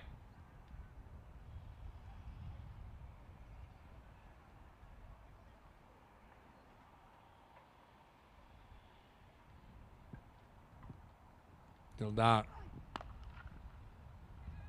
Again, length. And, well, tough one out there for Bentley. Can't deal with it in the end. That first bounce on the artificial turf can be a real pain. And that one just gets away for 4.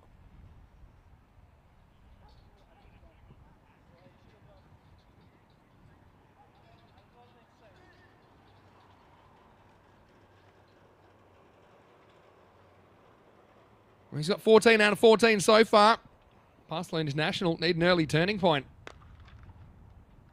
Overcorrects, and that one is going to disappear as well. Maximo! As the first one goes magical. Searching for that Yorker, but couldn't find it. And now no one's going to be able to find that ball. Raw Barcelona shaking off the jinx of the new kits. You know, we talked a little bit, and the viewers were very quick to point out they changed their kit to the new updated kind of teal version. I love the colours, by the way. And they fixed the typo. Formerly, they were Royal Barcelona on their shirts, but they fixed that up. And they fixed up their performance as well. Now goes through it, and this is going to travel a long, long way. Maximo and adios pelota. The first over is pick-up sticks 26. 26 without loss after 1.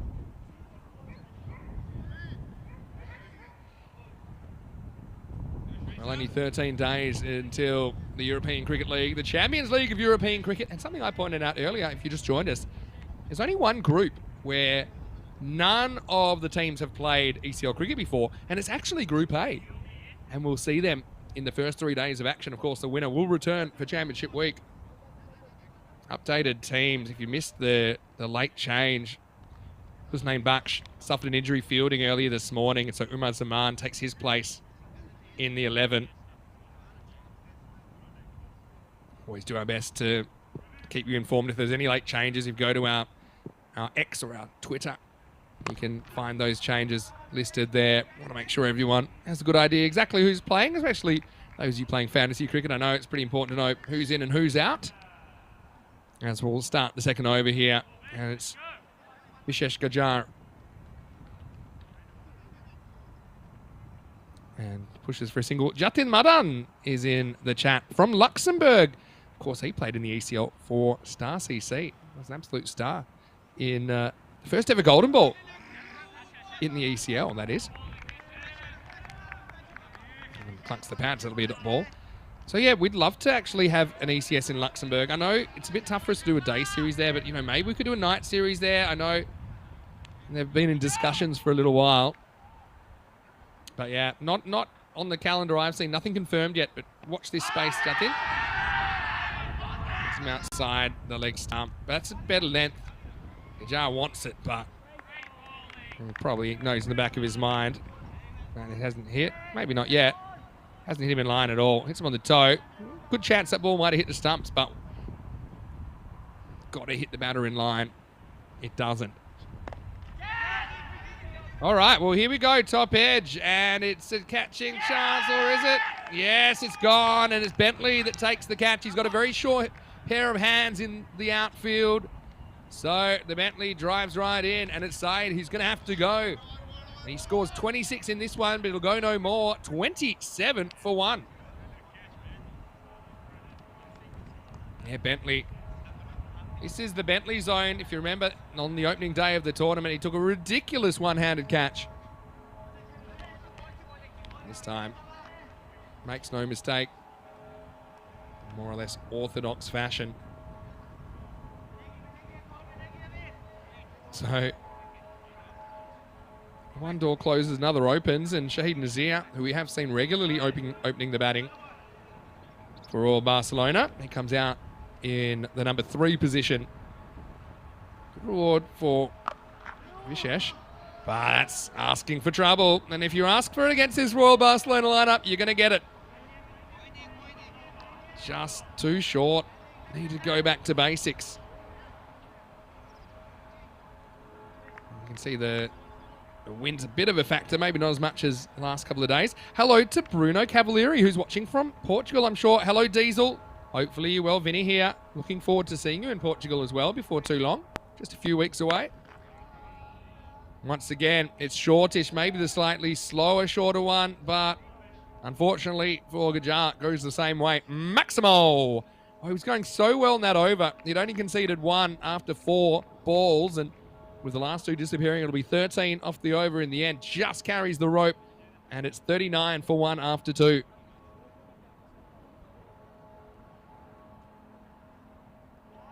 Having a look at the table, Royal Barcelona put a bit of space between them and the rest. But look, the thing with men in blue, for example, if you give them credit 2 points per game behind they'd be up at 41. So it's still pretty wide open for the top 2. Barcelona International, they're just trying to find a way in. Way into the 8. Have crept up 1 point. Still not really out of last place, and he wins, really. Obviously, the point helps. Yeah, Craig just mentioning to Shafat, can't let him pull. He likes to pull. Make him go and fetch it. Yeah, and that's kind of what happened in the end. Bentley holds in the power play. Called a wide. Does get that good late outswing, doesn't he, James Bentley? So, Bruno, let us know where you're watching from. Of course, Awarish not in the ECL this year. They performed pretty well, pretty professionally last year in a tough group. And they were knocked out by COIMS, who ended up going all the way to the top 3 in Europe. So it's popped up in the air, but it won't carry to the outfielder. Shindore cleans up. So it'll be Gamblers SC that will be there. Some pretty good players in that side. But I wonder how Bruno feels about that. I know that he's an Awarish man through and through, but I think normally most countries, at least, they kind of get behind their team from their country. There's a very good reason for doing so as well, even if it's your arch rival that's in the ECL. Now, I'll tell you what that is in a moment. Pitched up, Nazir takes it leg side, and he'll get 4. So, not a bad shot. Again, it's not quite a Yorker, is it? It's a case of the almosts.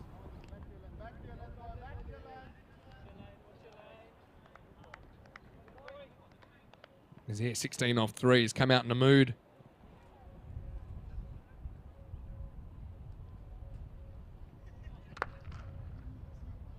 Well, he goes after this as well. Picked up and dispatched. Maximo! Nazir looks in a hurry, doesn't he? And, yeah, well, the forbidden tent. There's a few new occupants because, yeah, we're into week 3. It means a change of crew. Rico and Georgie, a couple of days off, but they'll be back on Thursday. Yeah, so I'm going to go through the Gamblers squad, if you like. Some players to watch out for. Well, he hits this pretty hard, but flat, and it's gone. Nice catch by Basali. This was a laser beam, and I think if you look at how Nazir was tracking, they're very, very happy that not only do they keep this inside the field, but they're going to have to push Nazir outside the field because he goes 22 off 5, and Shrunam Basali does the trick. Captain's catch there. 51 for 2. Smacked it, but it just wasn't high enough. Had to be strong there. Was on the move. That's a very good catch. And look at Nazir. He was feeling like he was on there. And the truth is he was. But Sriram robs the Maximo and robs Nazir of a future at the crease in this match, 51 for 2. Bentley breaks through with the wicket. Kind of checked his shot. Like I said, he smashed it.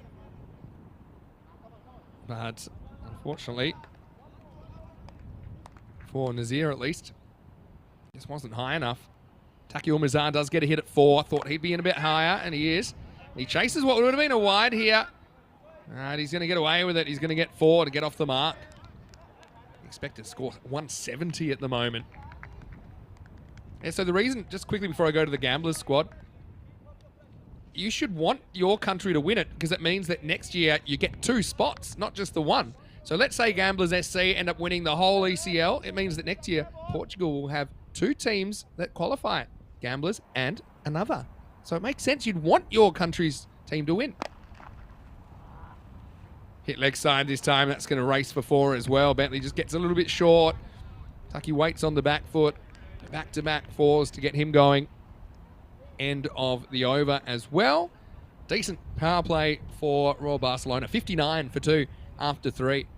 Having said that, if you're petty, then you just won't want your rivals winning it because they'll never shut up about it. So that's also a valid point. Yeah, so I know that Junaid Khan, who we see playing for Warish, he's one of the wild cards for the Gamblers side. I'm looking in there. You've got some good players in there like Amandeep Kokar.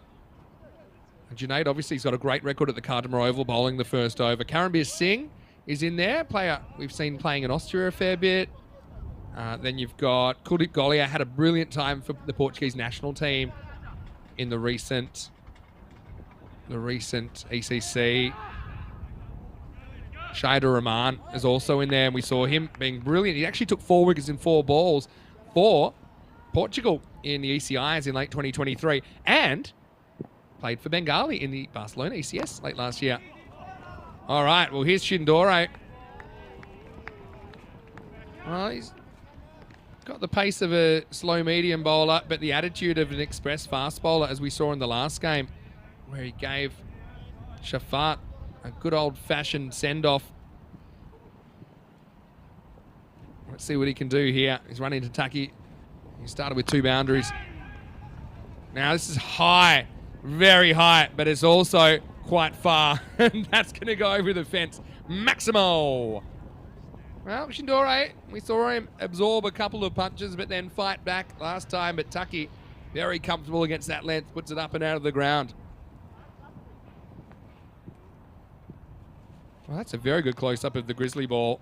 I wonder if they'll go the broom method. That's been coming into vogue. A slower ball. Just gets Taki to overswing there.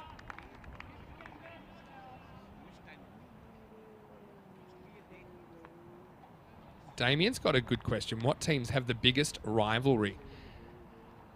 I'm going to kind of say in European cricket terms, and I'm not just going to limit this to Barcelona. I have to have a think. Lift it up, and that one is going to disappear out of the ground as well. Maximo! Yeah, Shindore bowls pretty much from in line with his stumps. He has about another metre plus to work with. So it gives the batter a good look at it. Maybe that's something he'd want to work on. Lengthening the pitch. Sometimes we see bowlers do it for strategic reasons, but I think most of the time you don't want to bowl from too far away. Minimum is the idea. So again, front foot in line with the stumps. This is just one. Fielding there by Basali. Okay, I mean, Marlow versus Oeiras, that's a big rivalry in Portugal. That's one that you'll see in the ECS in Portugal just after we finish the ECL. Here in Barcelona, I mean, I'll give you a good one. Now, Catalunya CC, who now, we haven't seen the ECS, but them and Pakai have a big rivalry. So I suppose in a way, you could say, Pakai Catalunya Jaguars in recent series have a bit of a rivalry. Shindore, I like the way he plays. Kind of a bit of a smiling assassin. Fraction short, and with the angle, that's going to be put away as well. Nothing that Kieran could do about that out there on the boundary, so 4 more. And that'll be the end of the over. Mujtaba gets his first boundary at 78 for 2 after 4. So European cricket wide, what can I think of? Yeah. Kind of almost like you need to name a country. but normally, I'll give you like a lot of the Brescia teams have a big rivalry in Italy. We'll see Gina Brescia. But we've also seen Jandra Brescia before at the ECL. We've seen Brescia CC. They actually came third in the ECL back in 2022. So, yeah, there's some more rivalries. Zagreb Sokol versus Zagreb Assassins in Croatia. That's a pretty good one as well. Pretty fiery. All right, here's O'Donnell. Some of his left arm, his first one, doesn't really swing back. It'll be called a wide, but yeah, good to see Kieran getting a bowl here. And it's good to see Barcelona International, trying things. Like I know they're pretty inexperienced in this format, but they bring something different to the table. I like their presence at the ECS. Again, this one floats across. Doesn't want to get too close to Taki. Other rivalries, what springs to mind? Like Vienna CC Donnerstadt, for example. All right, this is up. It's in the air, and O'Donnell is going to be caught. Well, I suppose he's going to get a catch, but it's wrong side of the line. Maximo. Not so sure that was a clean catch out there, but it wasn't exactly right out of the middle from Taki. Let's have a look. Yeah, it's a one bouncer. That's why he said Kieran, he doesn't want to get too close to Taki Omazar. It's 27 off 7. Well, this is a miss hit. Now, is anyone going to reach it?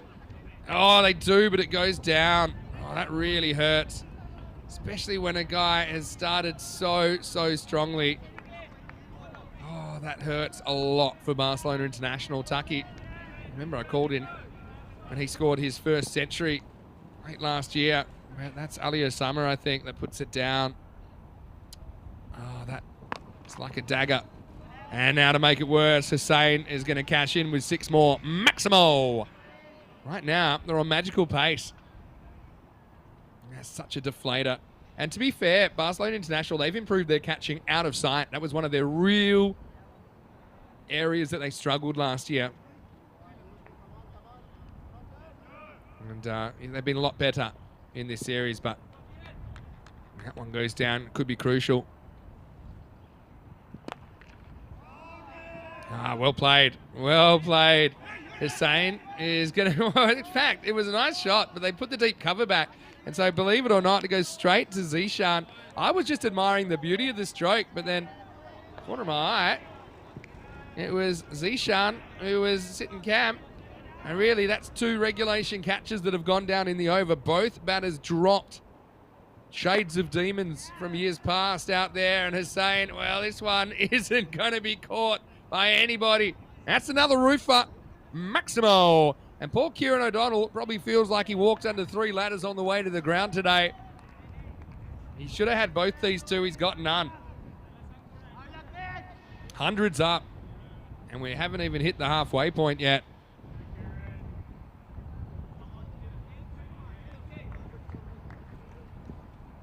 Well, O'Donnell, what can he do? Oh dear, half tracker, and he knew straight away that was going to be trouble. 29 come off what I thought was a decent-ish over from O'Donnell. And it's 107 for 2 after 5.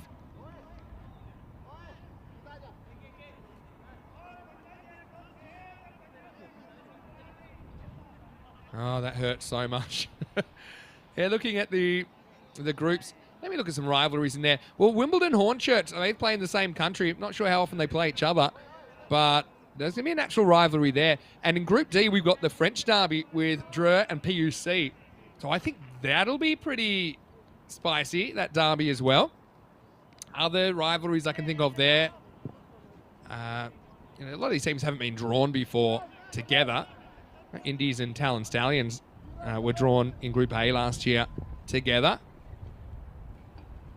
But yeah, I think there's a lot of healthy rivalries, but also I think rivalries, as long as they're good-natured, I think they're good for competitions. They're good for cricket.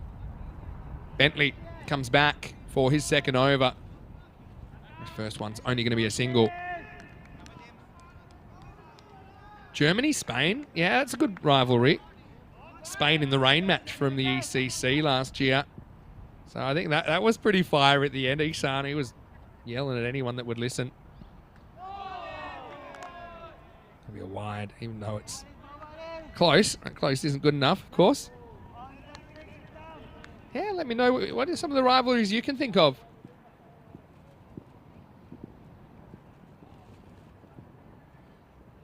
Give you another good one from Czechia, who will be here this weekend. This is pulled away, and, well, it's a bit of an own goal. Basali, we know he's got a few injuries, didn't want to get down. Almost had another injury to speak of. Ends up booting it away into the back of the net. Cuatro Carreras. The one I was thinking of was Prague CC and Brno. The two biggest cities in Czechia. They are big rivals on the field as well. Played the last two national championships. Prague CC winning the last one. That's why we'll see them at ECL. Meanwhile, this will just be a single. Look at the running here. I think the batters almost run into each other. Luckily, this doesn't go wrong. We had a horrible incident earlier in the tournament where there was a big crash between a couple of dragons, but there you go. Ended up. At least he saw him coming there. Hussein gets the strike back and then clips away to leg side. And this is going to disappear as well. I think that's going to be Maximo. 6 more. Bentley, I'd say I like what he's doing, but he's a yard too short. He's still going full, but he's not quite full enough. He's giving the batters something to work with. Still waiting on Sam, who's probably busy at work, to tell me the Golden O story. This is dragged away, and I think that is going to win the race to the boundary as well.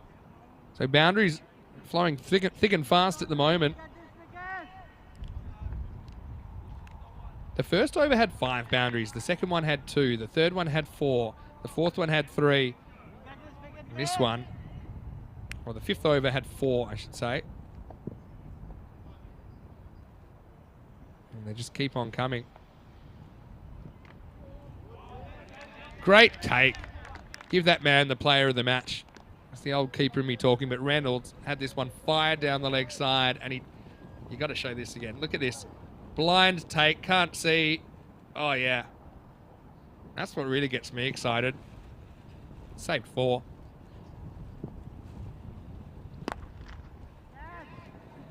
Hit towards long on, and oh, would you believe it? The virus has got Basali now. He puts it down. I don't think they run. And, oh yeah, Taki basically stands the non-strikers and saying, look, you're lucky to be here. So you just go back to your end. Basali took one that was probably coming even quicker than this earlier. That's 3 golden opportunities, or maybe that's what the Golden O's for, golden opportunities that have gone down 6 overs in. Oh boy. When it rains, it pours, as they say in the classics. Yeah, I'm waiting to hear who does the Golden O shirt actually belong to? I assumed it was Kieran O'Donnell's because of the O. But yeah, I'm waiting to hear what's going on with that.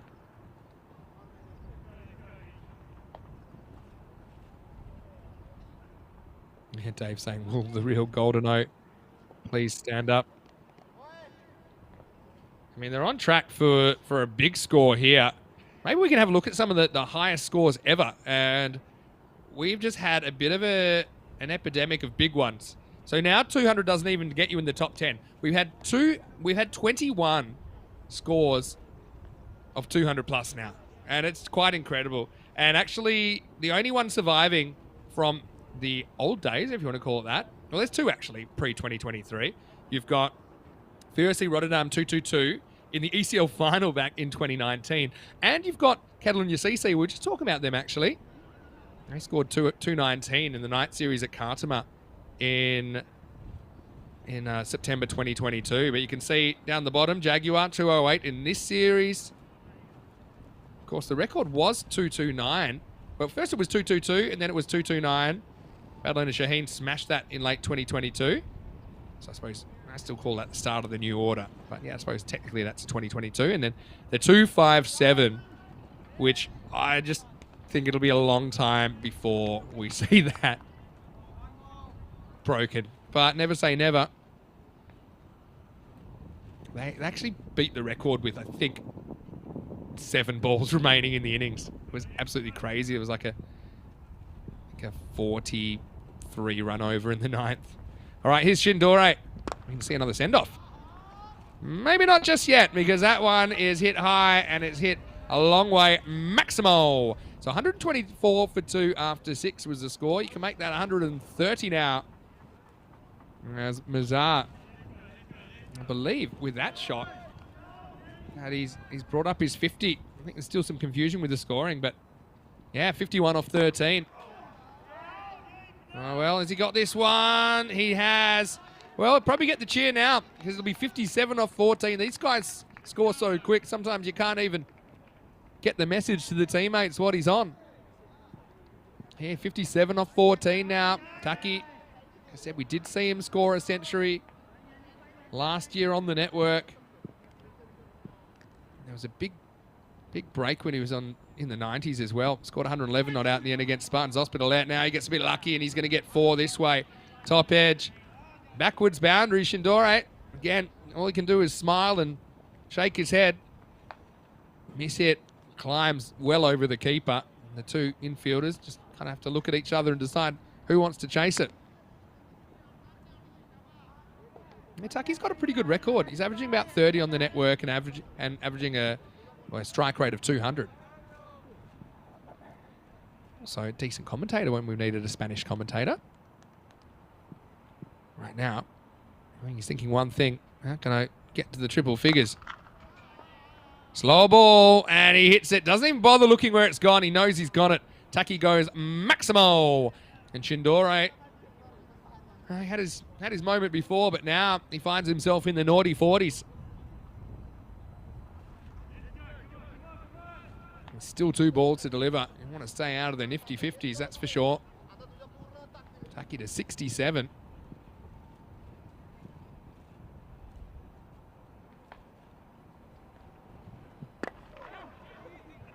Takes it on again, miss-hit. Basale will be disappointed that wasn't able to break this partnership.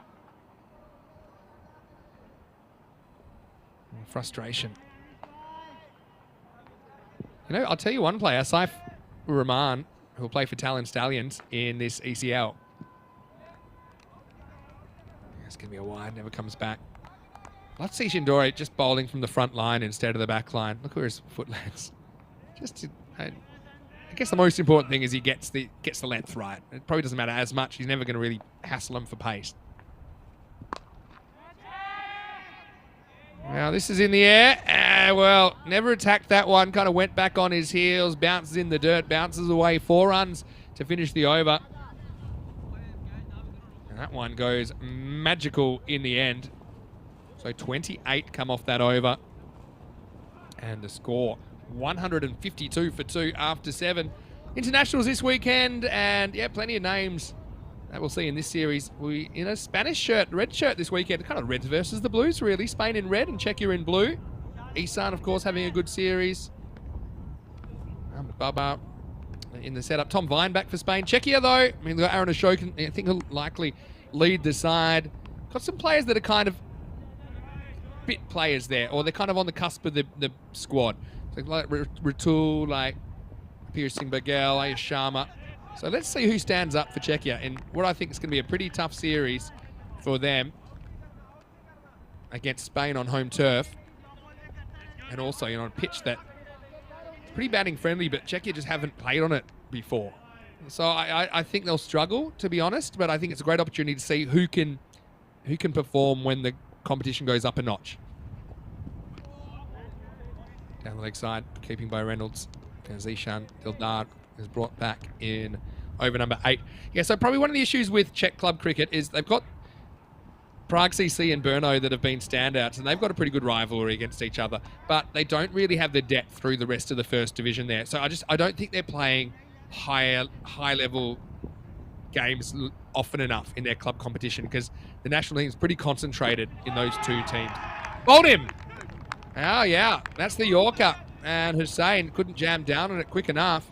And Dildar, he'll get the wicket. And it's just a ball, I don't think we've seen it often enough in this series. And this is one way to quieten things down. Well bowled. Look at the length. Bang. Right between the feet. We've seen a few almost Yorkers or almost block hole from Bentley, for example. But I mean, that's fantastic bowling. And you kind of don't mind getting knocked over by something like that, which Shaba Hussain is bowled for 29 off 12, but yeah, good knock from him. 154 for 3. Just look at this expected score, though. It's over 200. Even with the wicket going down, Shajil Kaiser comes out. We know he's got a ton in the series.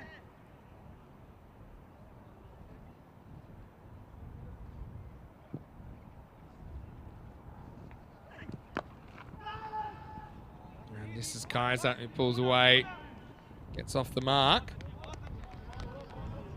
but only with a 1.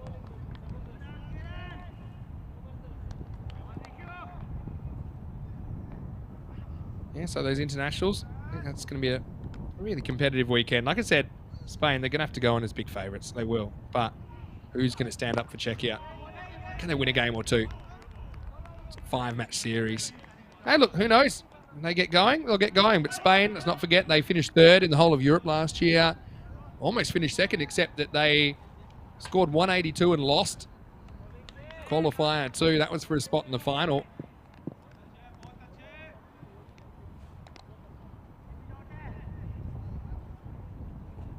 Still on 200 pace here. Oh, yeah, picks this up. Kaiser. That's a signal of intent there. Over the fence and far away. Come again another day. Goes Maximo. First for Kaiser. Lifts them up into the 160s. Well, there we go. Beware. Big dogs, small dogs, spectators. Luckily, that's not the grizzly ball. It looks like one that she brought from home.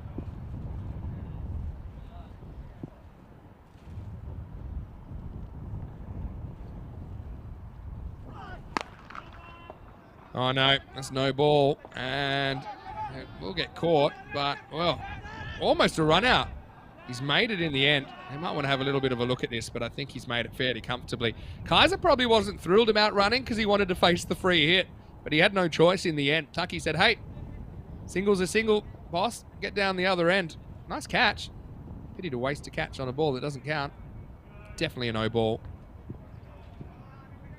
But yeah, quick thinking as well from Basali, who fires it in. Would have been gone, but safely home. Free hit. And Tucky says, yeah, free hit me. Didn't really earn the free hit, did he? But he had no problem putting it away. Oh, is that none? I could see, is that Nawaz in the foreground? I think it was. Just kind of dragged onto a length and smashed out of the ground. 170 after 3. Yeah, we're talking 200 here, aren't we? They're going at 17 and over. Oh, sorry, they're going way more than that. They're going at 21 and over, plus 17 and over if they were to pull up the stumps now.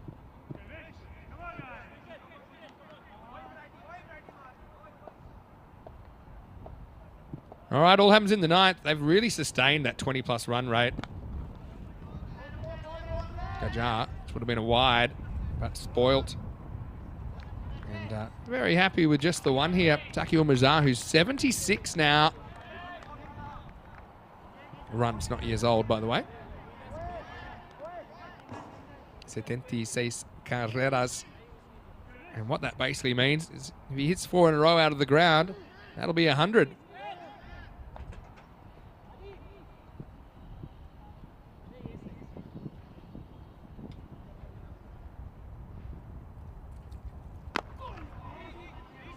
Full toss was on him just a bit too quick. Don't think that's a no ball. It's probably around a bit knee high, maybe top of the pad height, but he thought that was going to be the slower one from Gajar. Just hurried onto him a little bit. So walking stick 77 for Taki.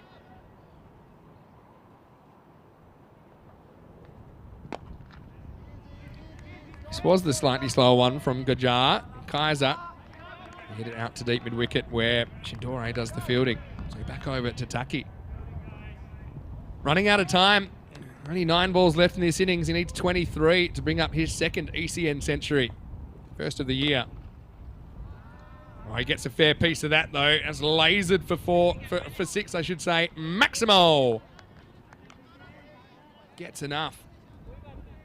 I like that when it's offside, he goes offside. If it's leg side, he goes leg side. If it's straight, he goes straight. He's uncomplicated with his decision-making, Taki. Just loves having some length to work with. He's up in the 80s.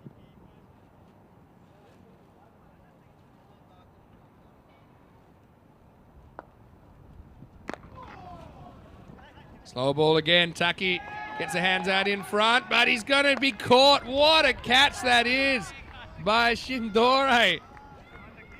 Oh, he robs Taki of a 6. Robs him of a chance of a century as well.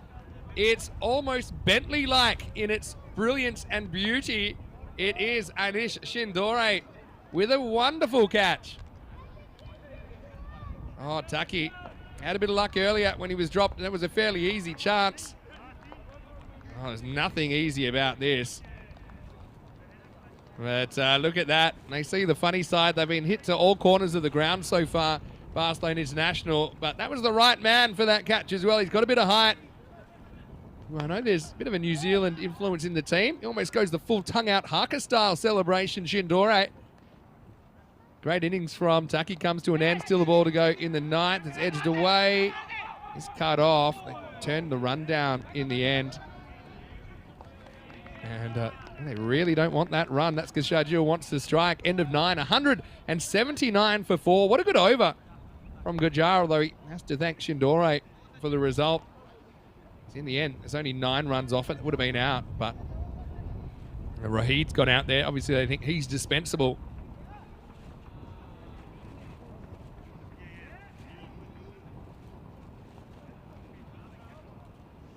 Well, we thought maybe the centuries would have page 2. That's where we're heading next. That's page 1. Thought Taki might be able to jump on page 2, but it wasn't to be. What a catch. But let's get back to the action. Omar Ali was one of 4 centuries yesterday. Look at the dates. 4 on the 12th of February. All right. Nawaz gets a ball on the 10th. Kaiser.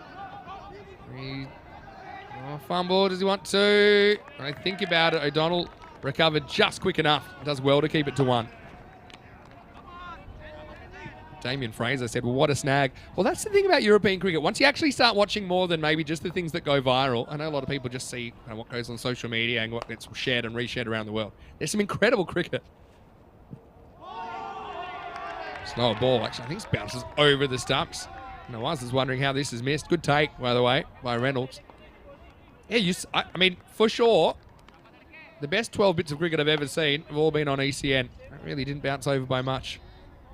So when they get hit in the pad and we say looks a bit high, that's the kind of ball we're talking about. Looks like it'll hit, but it'll just climb over. Right, bit of fake charging. Uncharging. Oh, I actually think, watch this from side on. He's too quick here. He knows it, Reynolds. He knows, he's actually said, if I'd just waited, then I would have stumped him. But I was too quick. This is quite funny. Look at this. Fake charge. Moonwalk. In. But then have a look. Now we'll keep rolling forward. He's definitely in. But then he's out. And he's like, oh, man. Why didn't I wait? And then he knows what he has to do. Either knock over the stumps or pull them up with the ball in hand. In the end, Islam survives. And I think he's just going to get 1.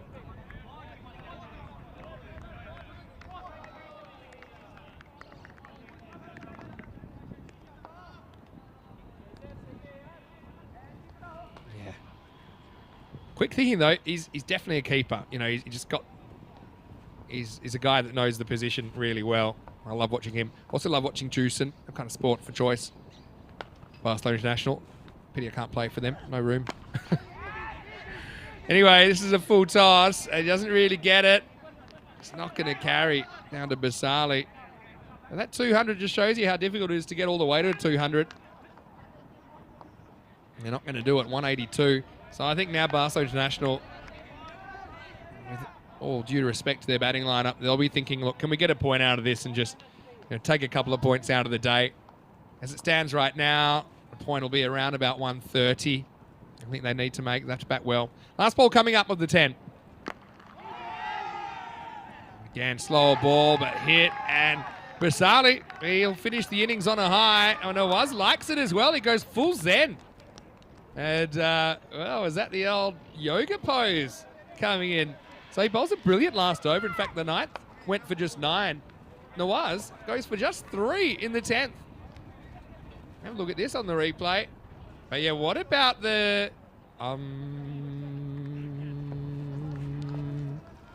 Nawaz brings a bit of peace and tranquility to the table, but it was anything but for the first 8 overs.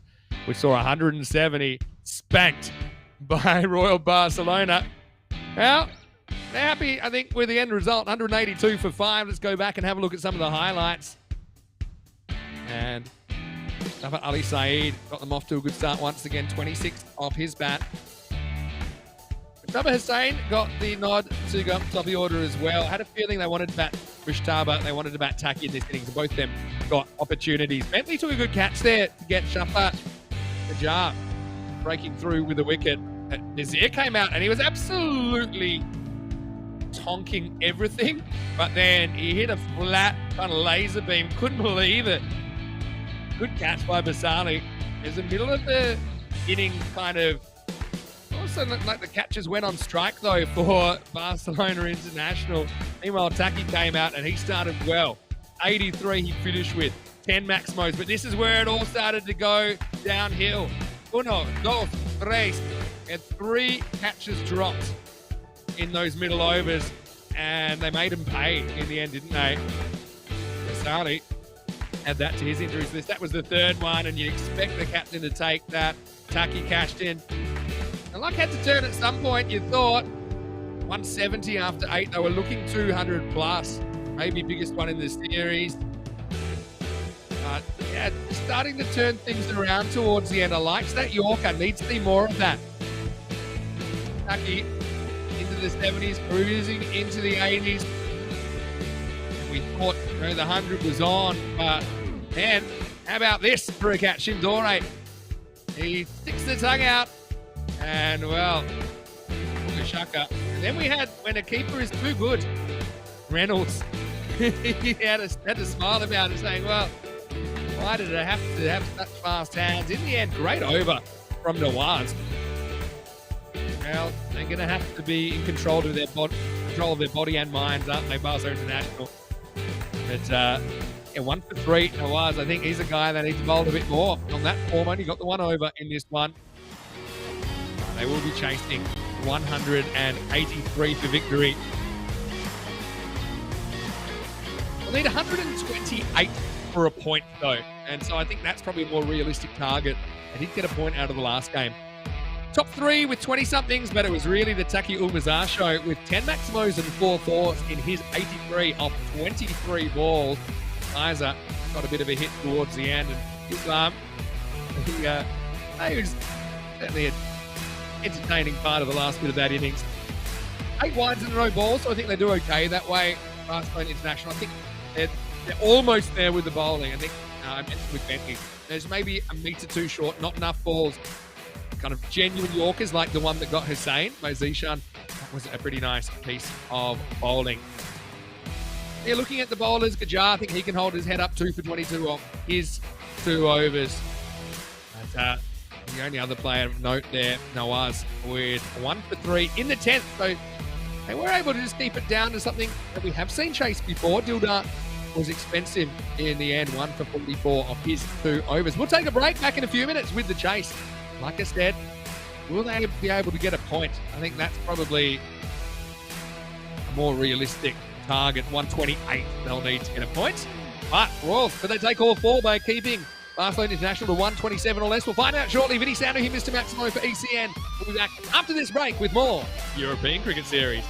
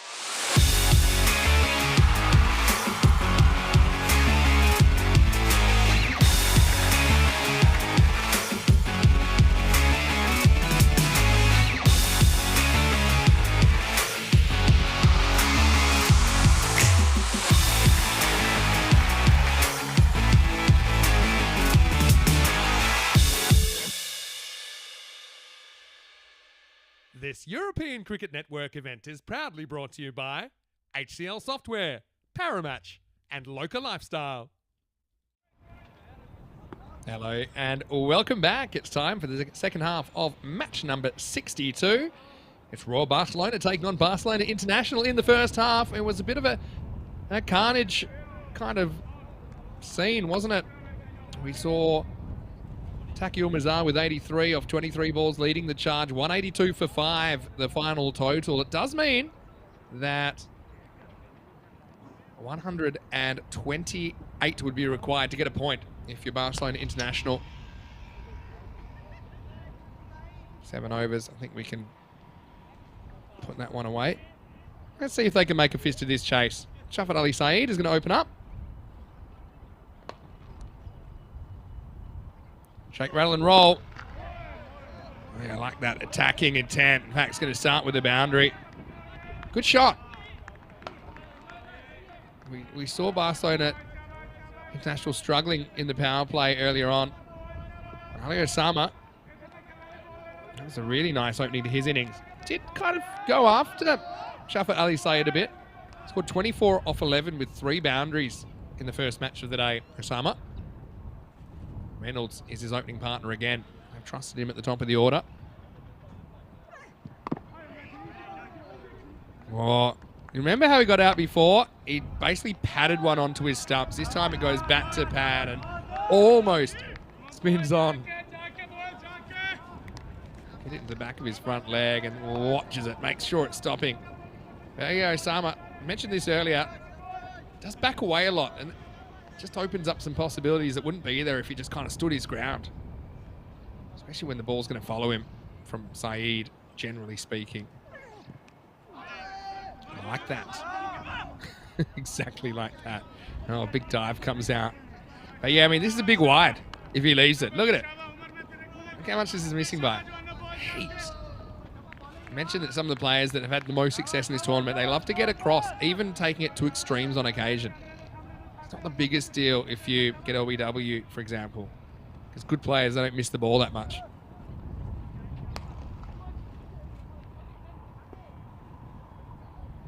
Reynolds left-hander at the other end, but right now, to Summer on strike. He goes straight and he goes true. Yeah, what a good shot that is. Maximo! Well, that's the thing, though. When he hits him pure.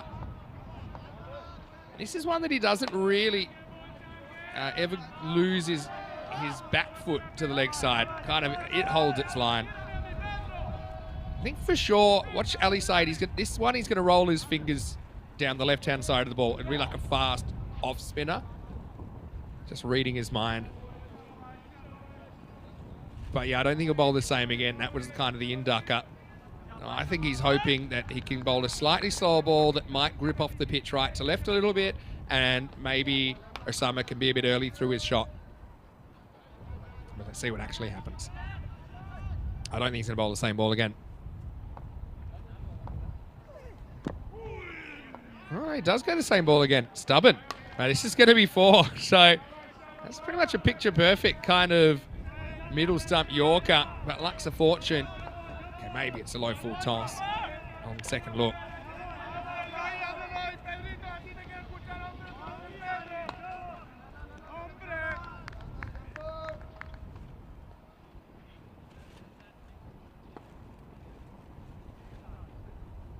So a decent first over this. 14 offered at the moment.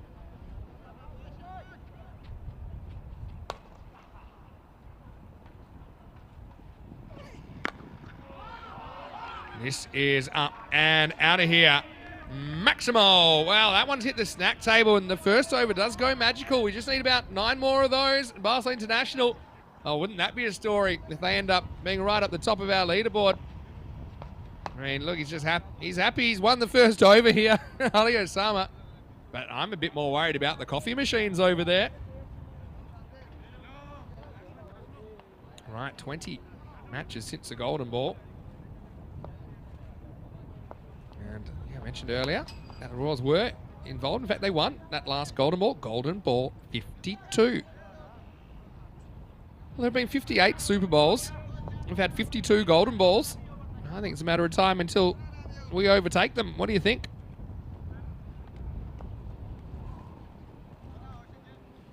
see Niall Garrett tuning in. He played very well in the night series just a few weeks ago in Gibraltar. Hello, Niall. Good to have you with us. Say hello to your dad, Mark, as well. Here's Murad over number 2. Wow, that's a nice shot from Reynolds. But he's going to have to go. He's going to have to join the Golden Duck Club. Oh, poor Ash. He's had a few of these during the series. I liked it, but with mid on back, this was the issue. I like the intent. Has a good swing at it. I tell you who liked it is Osama. He deeps me because I thought this was going to fly over the fielder. In the end, Nazir takes it galloping round to his left. And, well, Osama, he's the first on the scene to offer his condolences. And, well, I won't do the noise, but I know you're thinking it right now. Reynolds. He might end up like me, a keeper batting 11. If he keeps going this way, poor Ash. Keeping's been top rate.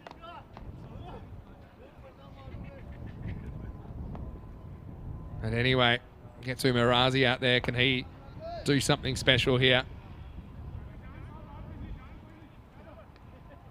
Dave was saying, come on, Ash. Pretty sure we'll get another message saying, bad luck, Ash. Murad, early success. Now he goes 2 in a row. It's another Golden Duck. Razi swings and misses, and Murad is on a hat trick. Oh boy, Barcelona International. The woes come back in a big way. Full and straight, and Murad's got that genuine pace, doesn't he?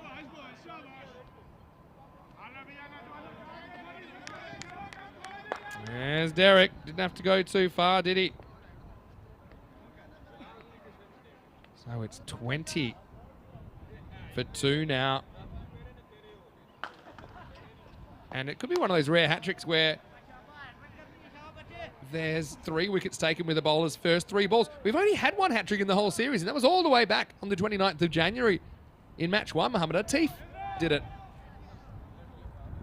All right, so Bersali, the captain, probably a good guy to come in. I think you got to at least block this one. Take the fun away. If you're in a bad position, at least be petty. Take away the little moments from the opposition. Having said that, staring at kind of 19 and over required. Okay, hat-trick ball for Murad Ali. Oh, pretty close. He's given him, it's a hat-trick. Well, Murad Ali is going to be the second hat-trick taker of season 2024. For me, this was dicey, only because it was angling towards that leg stump. Let's try and get a look at it. It's coming in. Oh, yeah, I mean, was it back pad, is it? I mean, it's pretty close. I think it's probably out. I can't see that slipping down. Misses the inside edge. Yeah, I think it's a good decision. I think it's the right decision. So Murad Ali takes hat-trick number 4 of the season. Basali couldn't believe it, but he's another Golden Duck. Well, 3 Goldens to start the over. Guess what? There's only ever been a handful of people to take 4 in a row. And right now, Murad's on the perfect over. And I will say this, Barcelona International, they were on the wrong end of the other hat-trick in the series. All right, John Wong. Could this be 4 and 4? Oh, it's in the air. Can't get there. Why would you go short? Oh, Wong survives. Still on 0. Crazy stuff. We did see a 5-wicket maiden earlier in the year. That was in Gibraltar. Opening night, Lorne Burns took 6 for 20 in that one. Murad's got 3 for none here. Oh, almost a little edge on that as well. Murad's dealing. And to say things are going badly in this innings, well, actually, that is a magical start, but a tragical second, which has provided 0 runs, has provided 3 wickets.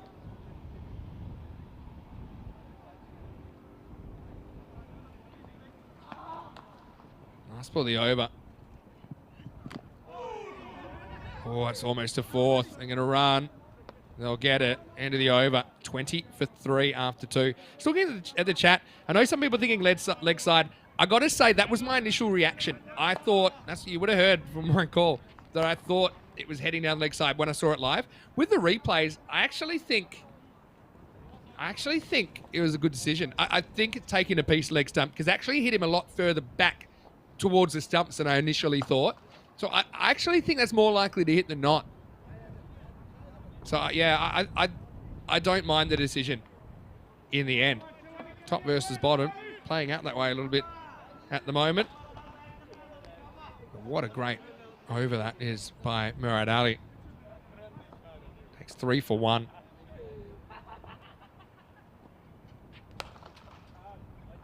Where to from here? To say things have headed south. Oh, no. Bowler's end. Another one. You got to be joking me. Everything working at the moment. How about that as Wong? He's going to be run out for just 1. Oh, that's a proper disaster. I remember that Darmstadt CC in the ECL, they had this period where they were just hitting from everywhere, and that's half chance at best. Chopped away. And well, that's the way things are rolling for Barcelona International. And umpire didn't even have to go upstairs for that. 21 for 4.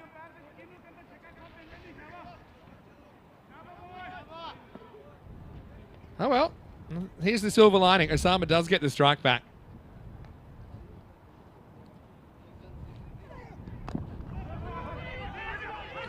And now he'll give it back. Guess who? It was Rohit Islam, by the way, that hit the stumps there, and that was a fantastic piece of fielding.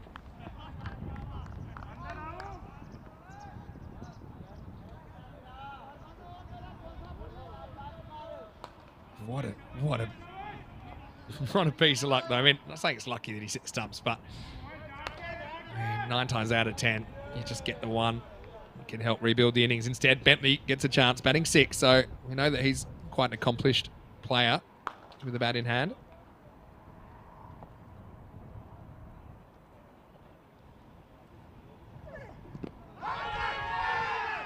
No, this one is definitely going down the leg side.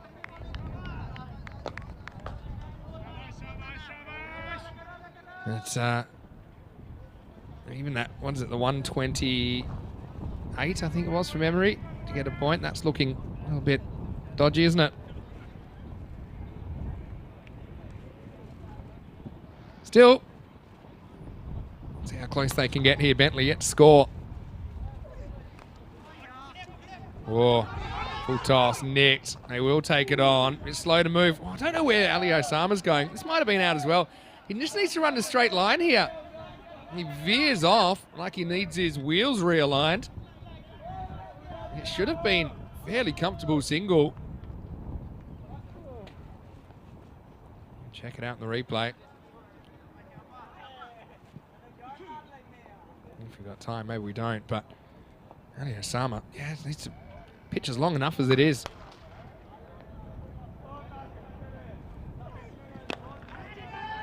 All right, hits it in the air, catches the call, but this one is going to be 6 and out of the ground. Maximo.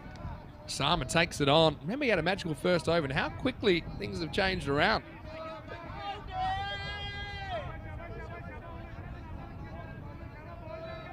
Bang.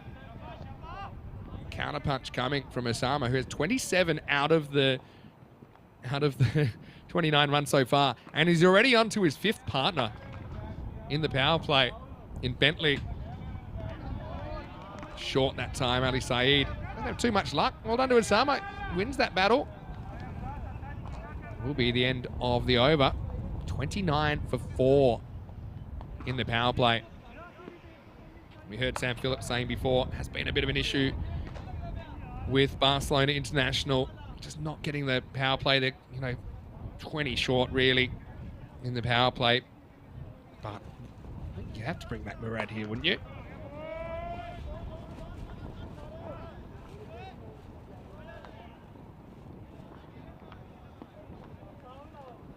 All right. Tough one, isn't it? Just got to maybe start working on the little things, working on the little battles. But they're hoping maybe for a really big win. Murad, 3 in the first, gets a crack at Bentley. Bentley takes him on, and he's going to get 6. Maximo. Well, that's a... I can't think of the right word that I can use. It's a shot that requires cojones from Bentley. Takes on, goes with the angle, just plays the ball, not the situation. Nice shot. Hello to Julian as well, who's popped in. Nice to see you. Hopefully Sarah is well as well.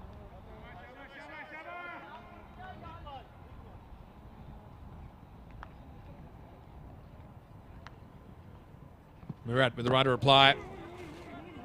Yeah, still taking it on. Credit to Barcelona International here. They deal with a pretty difficult opening bowling combination of Shafat Ali Saeed and Murad Ali. Dave B saying ECN never sleeps. That's kind of true. I'm actually thankful that we do get 1 day off before the ECL, because originally the schedule was that we would have finished Sunday night. And that does get a bit of a rush, because obviously we all want to be on deck for Monday morning in Khartoum. So yeah, we managed to get everything brought 1 day forward. So we got the Sunday off, but that'll be the last day off for about 6 months. It's not a bad bouncer, actually. Yeah, so I think after the there's a day off either side of the ECL, because we do have a reserve day, so hopefully we don't have to use that. But then I think, yeah, probably for 6 months or 7 months, there won't be another day off on the calendar. That's why we are dabbling with a few strategies just to keep everyone running around the clock, including me bringing you this from the studio today. Wow, this is high-ish. I need to see this from side on. Probably going to catch it. But I got a feeling this is right on the border. The way he played it made it... I don't think now you can run him out. I think that's a bit cheeky. But let's have a look. I feel it's one of the ones that could go either way. Where is it compared to the waist? Oh, I think that's a no. For me, that's a no ball. I think it's hitting him in the belt. Even though he's slightly bent leg. Yeah, I mean, it just feels too high for me. It really doesn't matter what I think. It matters what the ref thinks. And yeah, he is going to survive it. I think that's a good call in the end. That's why we have the rule. If there's doubt, it goes to the batter, because you just shouldn't be bowling balls that are that high. And I think Murad, he knew back of his mind there's a good chance that was going to be called no ball. Free hit then. Yeah, Bentley does hit it. Dead straight, but they've used that fielder pretty effectively today, haven't they?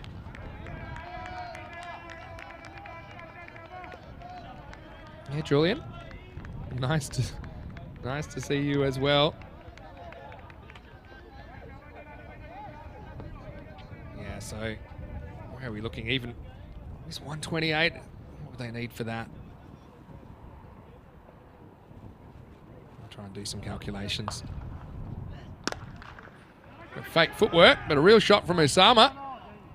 Just get one for this.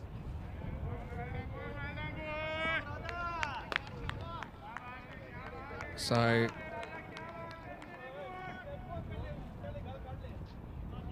$90 off 37.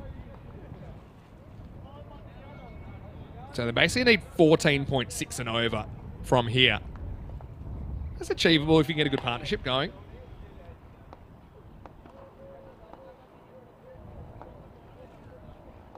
But won't be easy at all. Murad gets hit, and this will be 4. Nice shot. Hey, look, credit to the batters at the crease there. Still giving it as much as they can. Murad doesn't have as much luck in the second. He'll end up taking 3 for 16. But he takes a hat trick in this match, match 62. And the score is 44 for 4 after 4.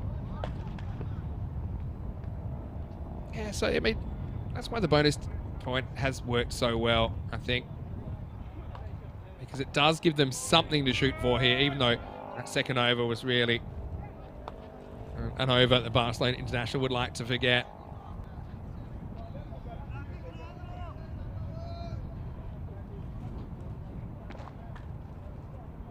Osama. He's still there. He's a threat. Kaiser gets the ball. Yeah. I don't know if I've got this one from the straight up camera, but you'll see what I'm talking about with Osama. This is where, you can use the footage to work on being a better player. His front foot just naturally goes outside the leg stump, even though the ball is well outside the off stump.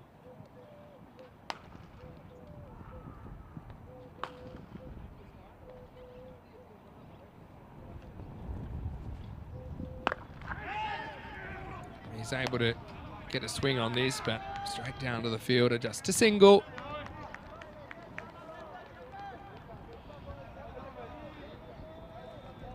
Oh, I like this idea in the chat. Can we make an 11 out of automobiles? Arthur Morris, but Lance Morris actually playing for Australia right now. But you shouldn't use the same name twice in this team. Yeah, how about that? That's a kind of squatting hook from Bentley. And he's going to get 4. Loves length, doesn't he? Loves to get down and kind of collapse that back leg. Yeah, let us know, you cricket players with automobile names. Yeah, you've got me thinking. Joe Mitsubishi.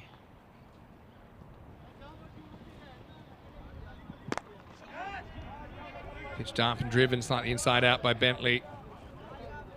Taki covers it. Eventually. Brings up the 50 for Barcelona International. I'll go first or last names. My brain's hurting now. Car names. Must have been someone Beetle that's played.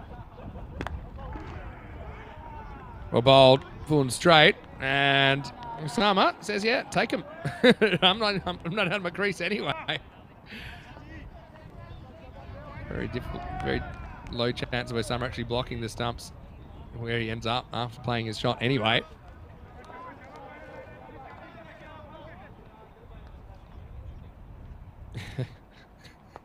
Martin. He doesn't get a lot of this, but he will get 1. He'll retain the strike. End of 5. It's 51 for 4. The reason I was laughing is that the fake names have started, or messing with names, and Martin has put in Alan Lamb Bergini.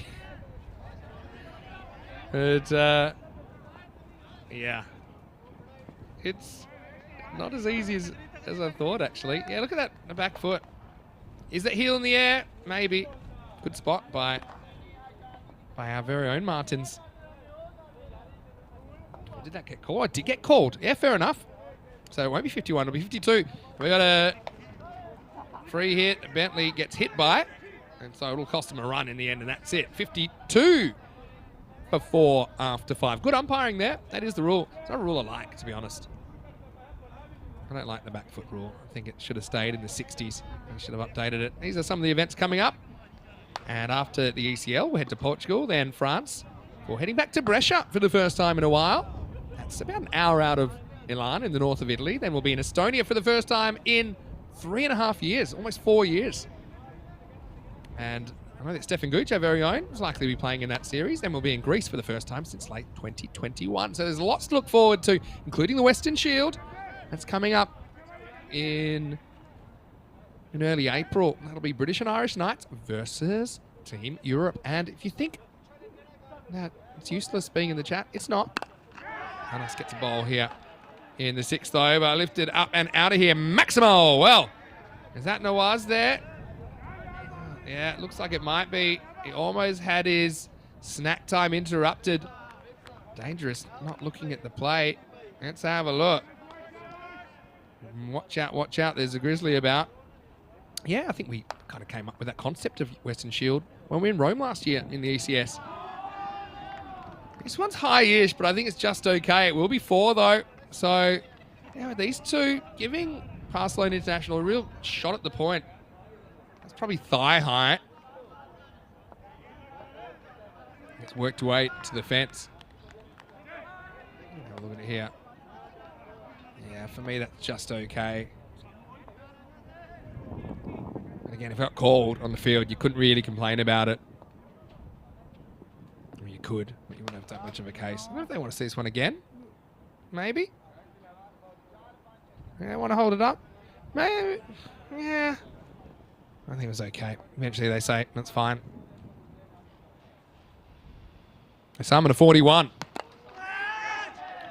Goes for it again. And this is up. It's in the air.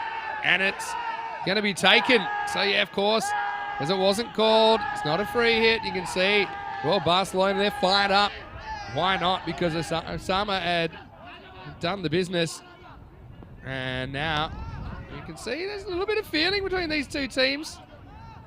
And they're saying, well, they were celebrating. Well, you're allowed to celebrate. If you're Barcelona International, you haven't had too much to celebrate in this series. Oh, well.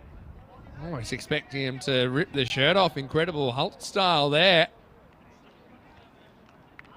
But, yeah, maybe. I love celebrations. Maybe verging on overkill with that one.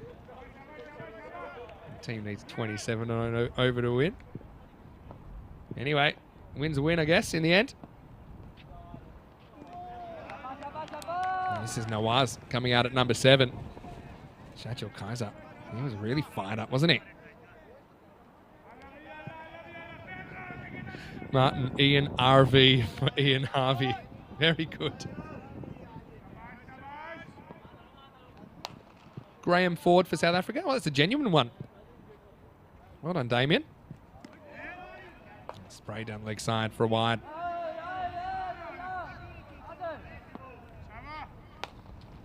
Yeah, the cars thing's very difficult. Very difficult. Can't even think of any clever ones. England's normally a good place to go because they've used about 700 cricketers. Find them in there. This one's lifted up. That's a really good shot. It's going to be 6 runs. Maximo. Yeah, liking this. Nawaz. Seen too much of him in the series, but we know he's a decent bat. And it's put down by Shindore. He tried to catch it in the batting glove.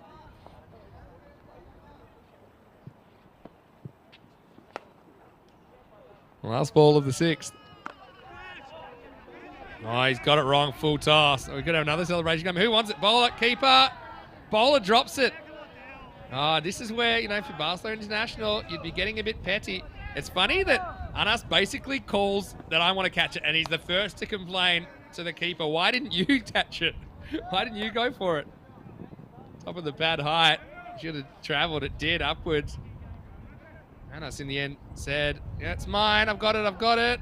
And then look how quick he then looks at Taki going, hey, why didn't you catch it? And Taki's like, I was trying, but you overruled me. I often say if there's one player on the field that can overrule the keeper, it's probably the bowler because the wicket belongs to them in the first place. Not that they should. 70 for 5 after 6.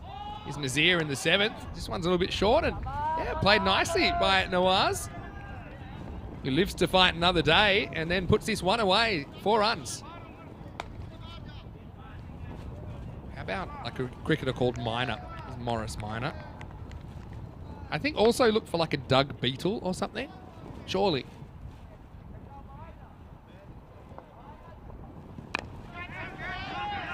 All right, this is in the air. Where's Nawaz sticking around? Well, there he goes, waiting for it. Oh, Kaiser. Tongue in both cheeks as he fires up. And I don't think... Yeah, he's just saying, hey, I think he's saying this time it's personal. He must have felt like he got a raw deal. He was never dismissed in the first inning, so it can't be that. And then everyone is just, hey, look, Shachil, it's fine. 74 for 6, calm down. Yeah, so I'll give you one there. How about Elizabeth and Kieran Ferrari, who play for Gibraltar? They're in the automobile team. That's an easy one for me then, okay? That's my contribution. I don't think we're fielding 11 here, are we? Zishan Dildar comes out at 8. And he skies this one. No, Tucky wants it. Hats off. And he takes it. So another 2 in 2. And we have another hat-trick opportunity. And probably the next time we'll see it, we'll see Murad's on that list. And we have 2 hat-tricks in innings. It's only ever happened twice before. And once it was the same bowler, Umar Tariq, that did it for Austria. The other time was for Germany. We said Voltaire and Asad Mohammed both took hat-tricks in one ECC match, but it's yet another golden. It's the 4th golden duck of the innings. Tucky probably corner of his mouth saying to Anas, see, last time if you left it to me, that's what I would have done as well. Murad is already on that list in this match. So could we have a bit of history here? Only the 3rd occasion of 2 hat-tricks in an innings. Maybe. Chindore, he's been quite an entertaining player. He might have been the one that lit the proverbial powder keg with his big send-off of Shafat earlier. A bit like Trump inciting the January 6 mob, but a cricket version. Hat-trick ball for Nazir. Oh, wow. He's gone, and it is 2 hat-tricks. The only question, is it hitting him in line? I've got to say, I reckon it is. You know, honestly, he's a long way out, but did he get outside the line? Or if it hits him in line with off, he's gone. And Nazir is going to take the 2nd hat-trick of the innings. We need to pause this at the moment of impact. And it's definitely not going down the side, I'll tell you that much. Let's have a look. It kind of shuffles. Oh, yeah, look. I think it's in line. And if it's in line, it's out. It ain't missing. I think it's probably hitting middle stump. Yeah, I think it's an umpire's call at worst on the impact. And he's saying, look, the ball's going down the next side. Is that out? And yeah, that's out. Actually, it's a brave decision because he was so far forward. But I think it's the correct decision. And guess what? We got another golden. That's one of those times that Chindore believes he doesn't realize how far across he's come. Hey, look, could we get the 4 in 4? Could he go one better? No. Wow. Barcelona International, always entertaining us. Shahid Nazir. It's only his first over too. 3rd time ever. Oh, it's a good decision, you know. Brave, but I think it's correct. Don't think he hit him outside the line. End of the over, and it's 75 for 8. We'll see if Nazir even has time to have another over, because they could run out of wickets here at Barcelona International. Yeah, so let's say he gave it not out, saying it hit him outside the line. I think on review, maybe it would say umpire's call. Maybe a little bit hits him outside the line. And let's have a look at what's coming up in the afternoon. Pakar back on deck. Isan through the 4,000 run barrier. And look at some of these ins. Gurvinder Singh comes in. Also, Guram Mayavanshi, the little maestro, comes in. And they've also got Chet Patel and Harjot Singh in. So slightly different looking lineup there. No Baba in the lineup. It's the afternoon session. Maybe we can go back to that after this ball. And can run you through the opposition. But yeah, the Dragons taking them on. Dragons pulled off one of the top 5 chases of all time yesterday.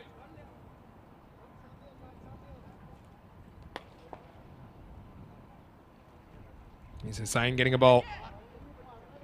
This is in the air but flying away. And it should make it down to the rope, and it does. So here's a feeling like consolation runs now. Don't forget Prince Daman with his incredible century yesterday in that huge chase, 170s chase.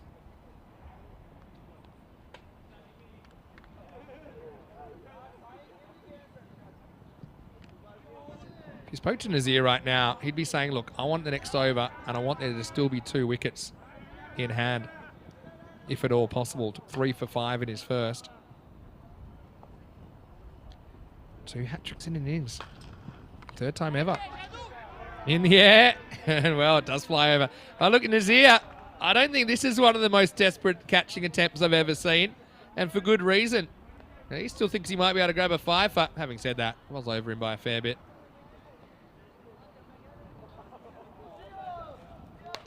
I think everyone's working hard on this. car names 11. Martin saying just fill it up with people with van in their name. A bunch of Dutchmen and South Africans as well, with a few. Anyway, this is a straight pull by Bentley. He's kind of been left by himself. This is going to be 4. And us.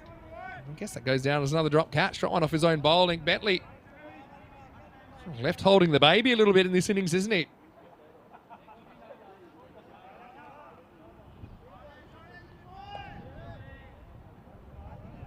I like a truck or lorry. Yeah, how about lorry? Laurie Evans. There's one from the modern day.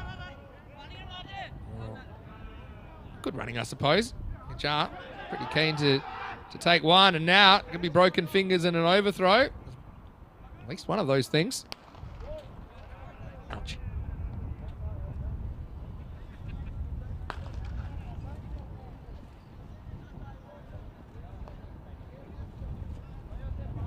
All right. Last ball of the over coming up. Bentley goes for it. Kind of skews it a little bit. Luckily, he gets away with it. He'll retain the strike. 31 for him. 92 for 8 after 8. So, look, I mean, they're not a million miles away run rate-wise. They need, what is it now? They need 36 off 2 overs. So, I mean, if they could have a magical here, if Bentley could have a heater, maybe they could still drag themselves up. Looking pretty unlikely, though. If I was Nazir, I'd be heading straight to that bowler's end right now. That means Barcelona International, they've been on the wrong side of all 3 hat tricks in this tournament. This is match 62, of course.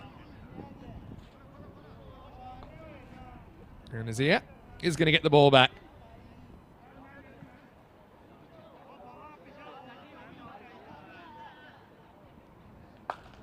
Now, I know when people start Googling things because Damien's come up with Declan Suzuki from Japan. He's not a household name. All right, 92 for 8. Bentley, last chance saloon. Goes for it. I wonder if we can try and squeeze for 2 here. They think about it. Oh, and they force a fumble. It's good running. Hey, look, you never know if you don't try it. I think trying to keep Bentley on strike, it makes sense. You can't go suicidal here, but you can definitely take those 50-50s.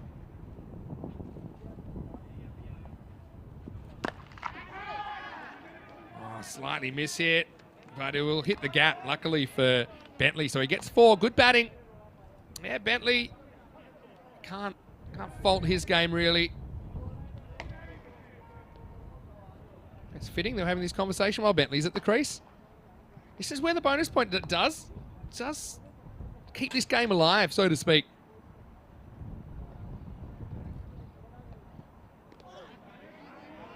Swing and a miss. So they need 30. And there's an over and a half to go. 9 balls.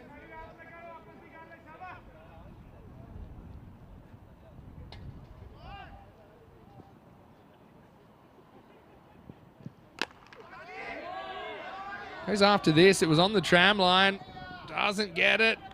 It's well stopped in the end. They will get a comfortable 2. It's going to be a wide if he leaves alone, you know.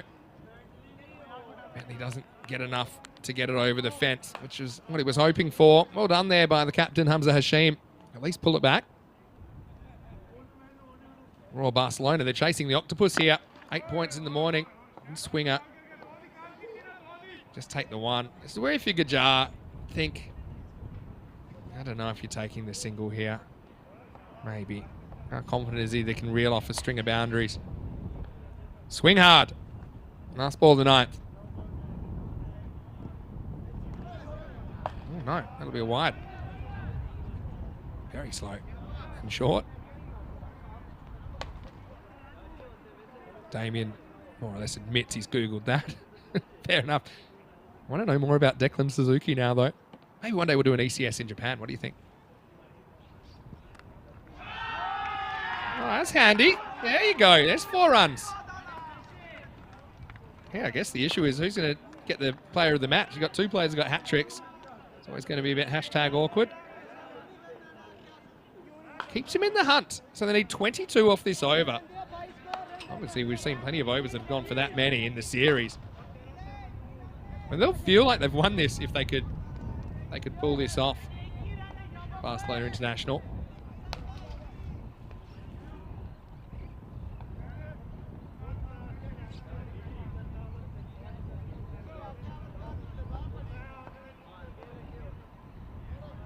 So it's funny, we haven't had a hat trick since opening day, and then we get 2 in the same innings. Maybe the third time that's happened. It's only the second time that different bowlers have taken hat tricks in the same innings. The other time was Umar Tariq, who took 2 hat tricks in his 2 over spell. What happened to his other 6 balls? He went for 22. That's ECN cricket for you. All right, so here we go. 22 required off the last over. Kind of hit 4 boundaries, basically.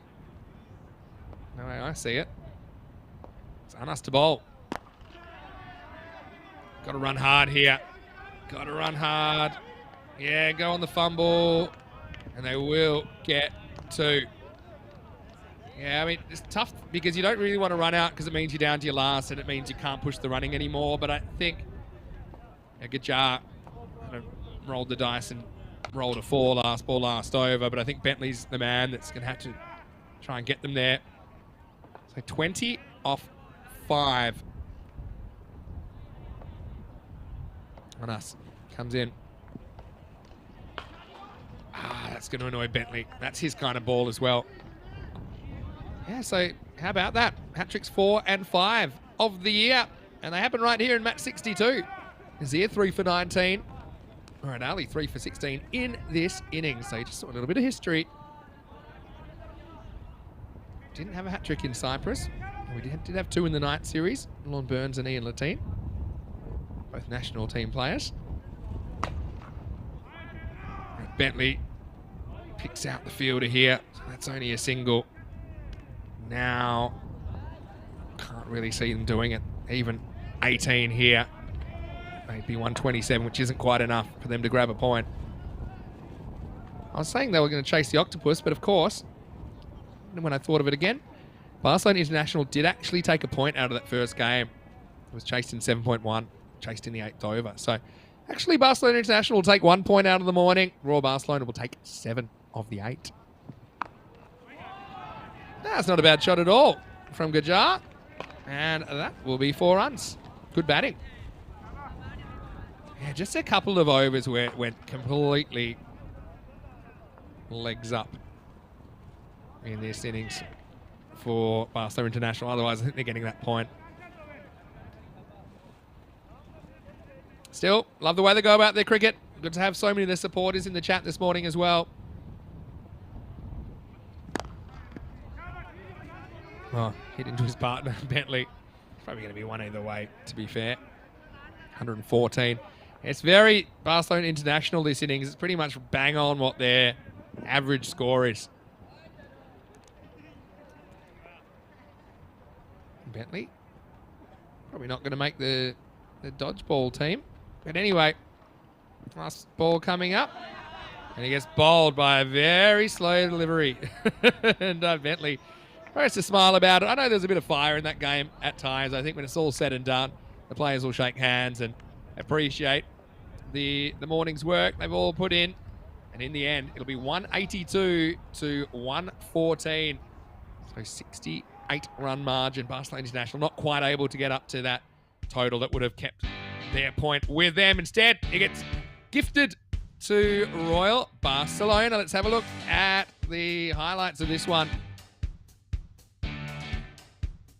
Shafat Ali Saeed came out, opened the innings, and we certainly know how talented that man is. And to be fair, Ali Osama had his measure, didn't he? Meanwhile, Ash just has no luck at all. It was uno, dos, and then believe it or not, it would be tres. Because Bersali giving LBW. The more I saw that one, the more I think it was right. I don't think it was missing the stumps. That was hat-trick number 4 of the season. We had to wait a long time, didn't we? It was almost 4 and 4 as John Wong almost got it wrong first up. He was run out, though, with a classic three-pointer NBA style, drains it. And that was just how things were rolling at that stage with those 4 quick wickets. But then, bit of a rearguard action. I liked it. Bentley came out, and I think it takes guts to go out there and attack and play shots when you've just seen 4 quick wickets. And along with Osama, they just built this partnership up, didn't they? Ended up putting on 41, but then when it was broken, all kind of craziness broke loose. Kaiser was fired up. Someone put a bee in his bonnet. Osama went for 41. And then he had another one. Everyone a bit too scared to go near Sharjil at that point. Zishan, he would become another Golden Duck victim. That meant there was another hat-trick opportunity, and guess what? I think that's out. Hits him in front of off. Indore needs a good defence lawyer, because I'm not so sure his first defence was going to be taken up by the judge and jury.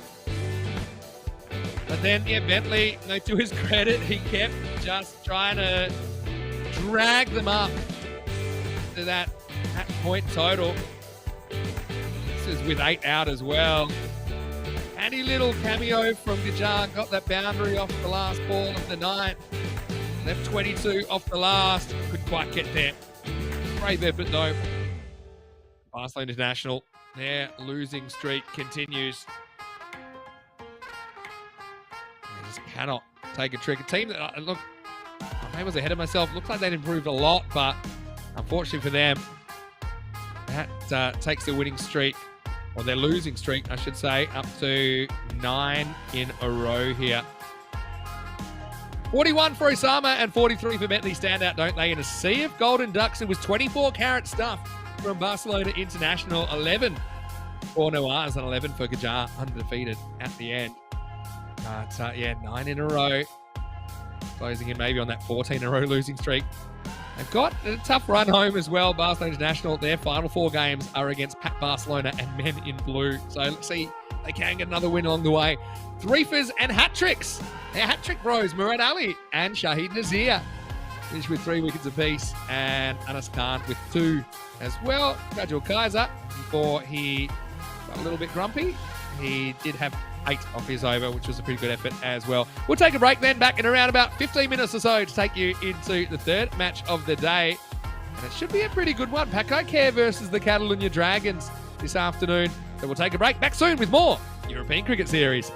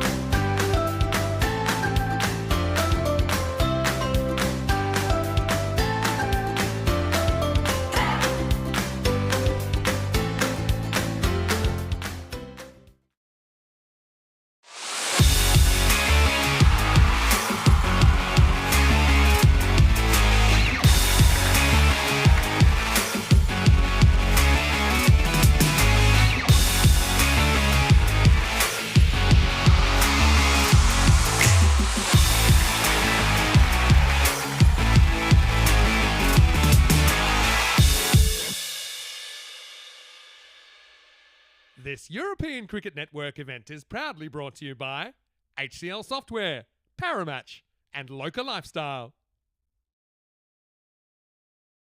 Hello and welcome back. We're halfway through the day here. It is day number 16 on the European Cricket Network, and our coverage of the European Cricket Series Spain coming up. We have the afternoon session. It's going to be a pretty interesting one. Pack Badalona with a couple of fresh faces in there taking on Catalunya Dragons. And look, two teams that I'm sure going to provide some quality entertainment for us the rest of the day. Toss coming up with Stefan Gooch and the two captains.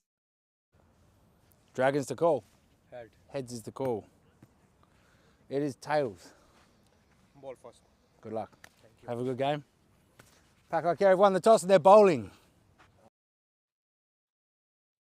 Well, you can see there Mohamed Ihsan in at the toss, and he has elected to bowl first. That's normally what Pack like to do, although there are some exceptions there. One of them was actually in the final last year.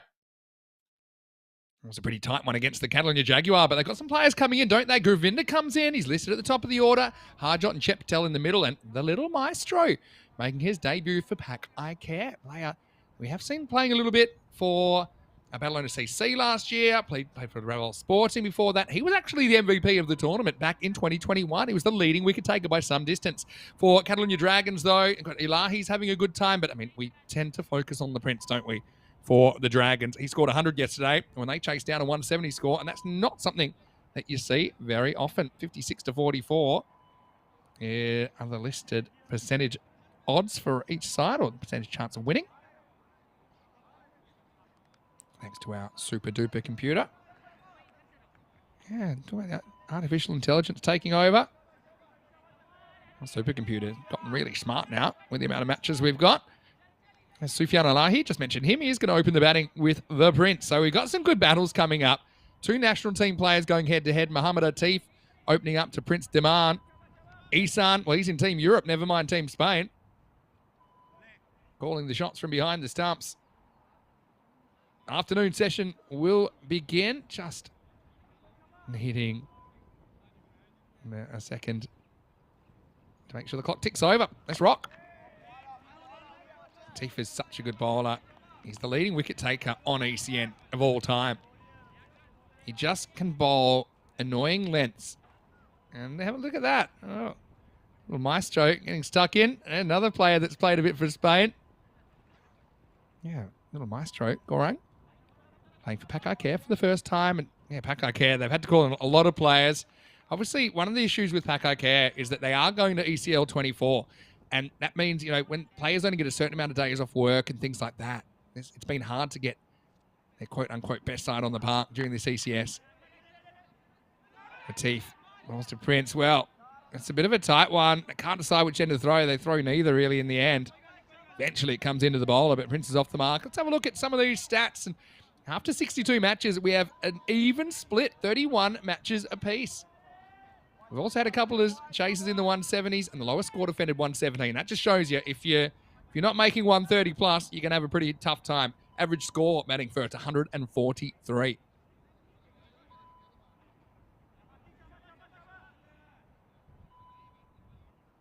Jeffrey Mobbs, nice to see you. Thanks for your comment. Keep the interaction coming. Ilahi. Whoa, that was very close to knocking him over. Very close, but he survives. There's a lot of the furniture. I mentioned last game, some of the players back away. I'd rather go too far across than back away. Because you get a wide for that. And even if you stand your ground, it's normally clonking into your pad.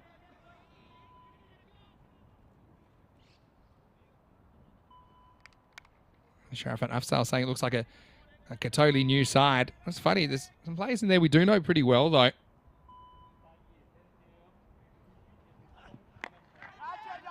A little bit short. Lahi goes after it. And he's going to be dropped. And Jafar Raza, the youngster, probably came in a little bit when he should have stayed back on it. And the result is a missed opportunity. Alahi gets dropped. And he gets dropped before he scores.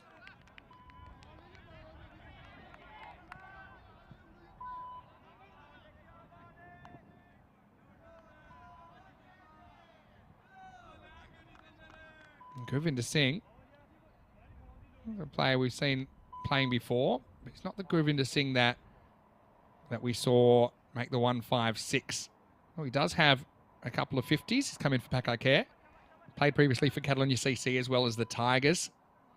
Catalonia Tigers, that is, and Raval Sporting. Oh, this is a nice little angle shot, and that's going to be 4. And, yeah, just a nice little kind of lean shot. Economy of movement from the Prince. Takes a bit of a chance because it's uppish, and the little maestro was nearby. But he couldn't make the play.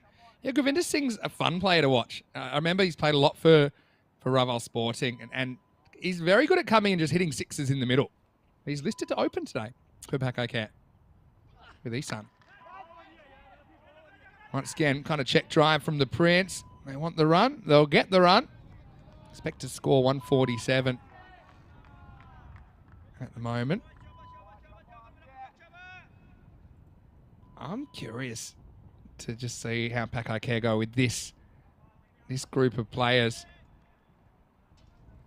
You know, it hasn't been the kind of tournament they would have hoped for so far. Find themselves 5-5. When they've been good, they've been really good. I think his pitch is outside the leg stump. Latif can't believe it. Probably wasn't a walk away job for the umpire. Probably had to look a little bit longer. But let's just try and work out where this bounces, because I think the rest of it's fine. I think it's fair enough. I think it's probably bounced. Maybe we can get a better look at that. I think it's bounced just outside the leg stump, or at least kind of more off than on. So it'll be the end of the over. But, yeah, I mean, good umpiring at least to recognise what the issue was. And you can debate the facts. Anyway, end of the first over. 9 without loss after 1. 13 days away from the ECL. Really looking forward to that. Anyway, won't be too long before we're back to the action.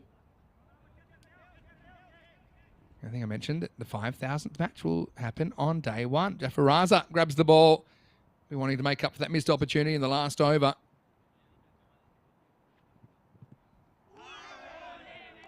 He almost does. Ilahi wants to go leg side. He's living dangerously. Yeah, Pakai Care. They've only won 2 matches in a row once in the whole series, and this is game 11. And those matches were the first 2 matches of the series against Barcelona International. Since then, they've gone loss, win, loss, loss, win, loss. And all of those losses, they didn't get a point. They got thrashed. They did get a point against Magic in match 55, but lost. But then put on 198. Very next game. Anyway, Ilahi goes to the skies again. Another teaser. This time it's caught. Fantastic bit of catching. Harjot Singh, welcome. Harjot, take a bow. What a great catch that is. Running back with the flight. So Harjot into the action in more ways than one. Now, he's a player we last saw in 2021 playing for Hira Sabadell. Wow, that is a fantastic catch. Running back. So Ilahi gets dropped on one, but he gets dropped on none, but he gets caught on one. And that will be the first wicket. What a catch it was as well. Look at it. Made it look so easy there.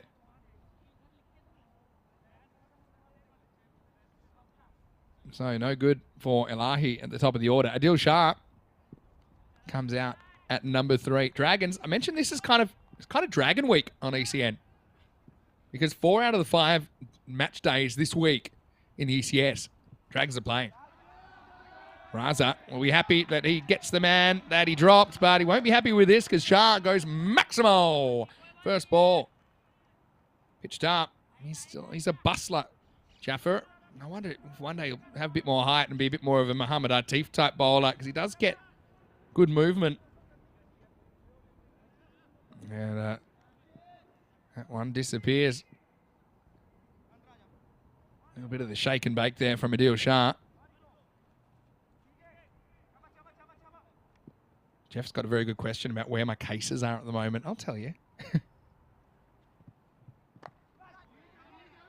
Well, this time sliced away over point. That's going to be 4, I think. So in fact, it's gone all the way. Maximo just carries the line in the end. He's got the black bat. which is pretty cool. There we go. It's just out of the shot, but it was given 6. Yeah, what do we think of the black bat? I don't mind it. I think they want to check this, but I don't think we'll get a better look at it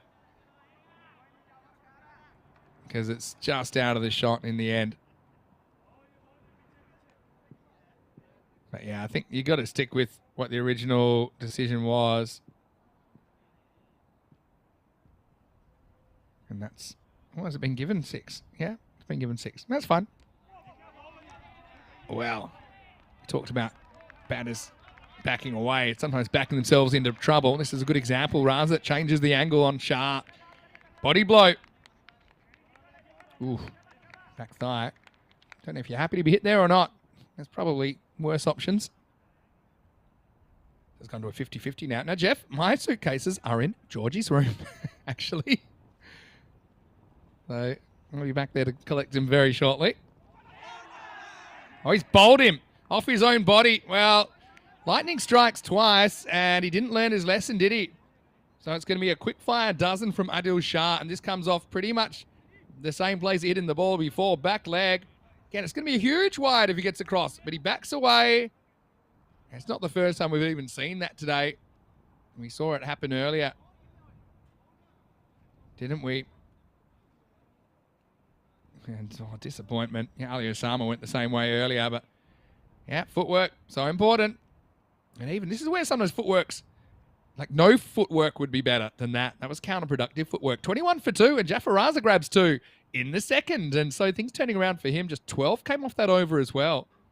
I saw that momentarily the win predictor was back to 50-50.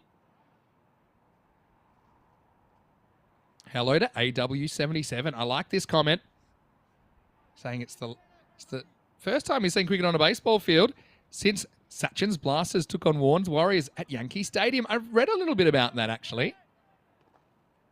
It's quite an interesting... I was reading about it in Warnie's autobiography, actually. It's called No Spin. Yeah, interesting concept, that. Can you see it now with some of these kind of Legends Leagues and Masters Leagues popping up around the world? Oh, Prince almost jabs himself into trouble. I think Prince is definitely being a little bit careful here, not wanting to get out to one of the kind of quote-unquote spearheads in a teeth. Not trying to overhit the ball. Santosh has just talked about the black bat, and I'll tell you something in a minute. Oh, again, he's kind of lost... How can I put this? There's been a few that haven't quite reached him, and his hands have been out in front, just kind of jabbing at the ball. Yeah, it's not actually black tape on the bat. It's painted. I don't know if we can get a better shot of that black bat. It's painted black, and it does have some protective fiberglass tape over the top, which you're allowed. Yeah, it's kind of painted black. Well, does that mean we might see a black Samo in this game? Talked about the different types of Maximos. The Aximo, which is like the accidental Maximo. That's the regular coloured bat. I mean, that's a bat that we've seen before. The other one, yeah, you see, it's normal on one side, but when he flips it around, we won't get a great look at it from there, but we'll keep an eye out for it. Hey, all the twos. Deuce is wild. 22 for 2 off 2.2. Light up the jackpot. Another one pitching outside leg stump. Oh, they're going to go on the misfield. They never should have got a run there. All right, so maybe we can get a look at the bat that Rajawakar is using now. Well, unless, or maybe they've gone, because the new batter isn't using the same bat. So we won't have a black Samo anytime soon. I thought they did the ceremonial bat swap. No, that one's the regular one as well.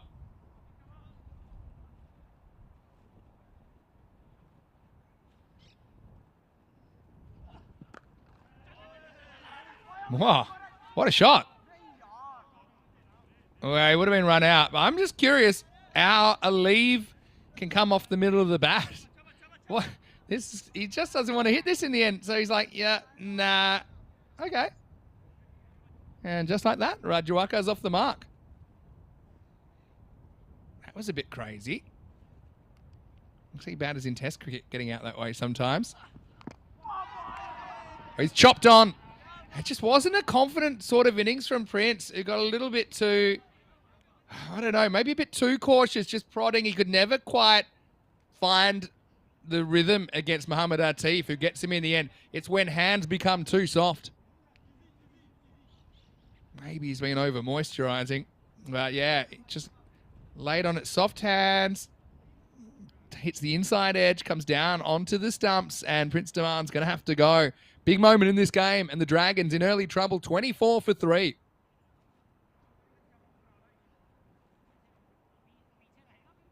Yeah, it's an interesting one. He was almost too careful. I mean, on another day, maybe this is short enough to pull or play an attacking stroke. You've only got 2 back. Atif went for the kind of sportsman-like high five. I mean, I'm sure they know each other pretty well. Prince wasn't really feeling it. You can understand that. Martin Haider comes out at number 5. Oh, lucky hits this because that was going to be plumb in front. Instead, it'll be a single and into the power play. Pakakare win that. It is 25 for 3. Yeah, interesting now. You might see someone like Gurung Mayavanshi come into the attack. Gurung was then called up to the Spain national team. It's just still early in his development, though. He probably didn't have the success that he would have liked for Spain. Still quite slow through the air. I think at a higher level, some of the batters got down to him and gave him a bit of a hard time. And he can get good players out. And he is going to come in here in over number 4. So once the power play goes back. One thing about Gurung is, even if he gets hit, he does still kind of toss it up and challenge the batter.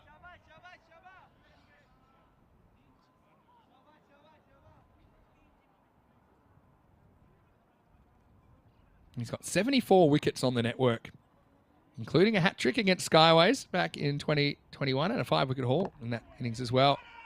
You can see what he does. It's a really good example. Well, got to hustle here. They do hustle. They get one.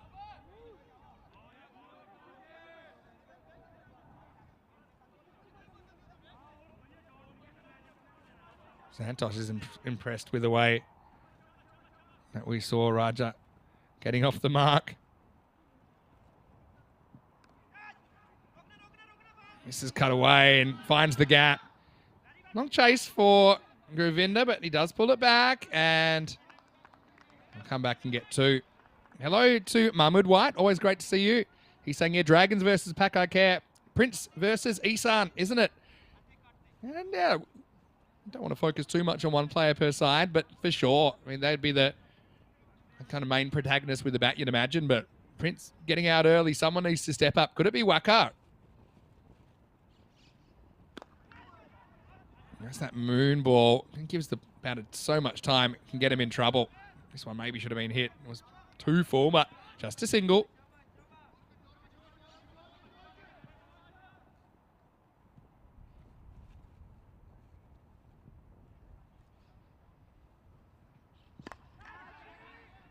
Once again, this is tossed up, and it's going to just carry the boundary. Maximo! And so Waka and Haider trying to turn this around. Haider, it's a pretty nice shot. And you can see it just covers the distance. Raju Waka at the other end. Of course, he is captaining the side. We've also seen him for the Ripoll Warriors. That's a team we saw Prince playing for a couple of years ago. Missed those lime green kits. Now, a few people commenting the colours are pretty close here. That's true.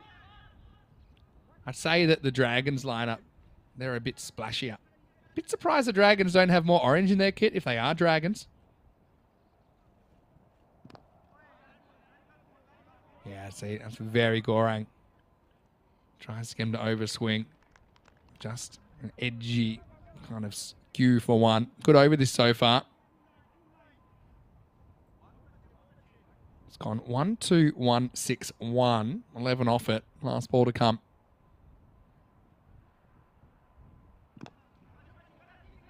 And again, it's got to be annoying to face when he's in his element, Gurung Mayavanshi. Pretty good start to his series. Doesn't take a wicket, but he does only concede 12, and after 4 overs, it's 37 for 3.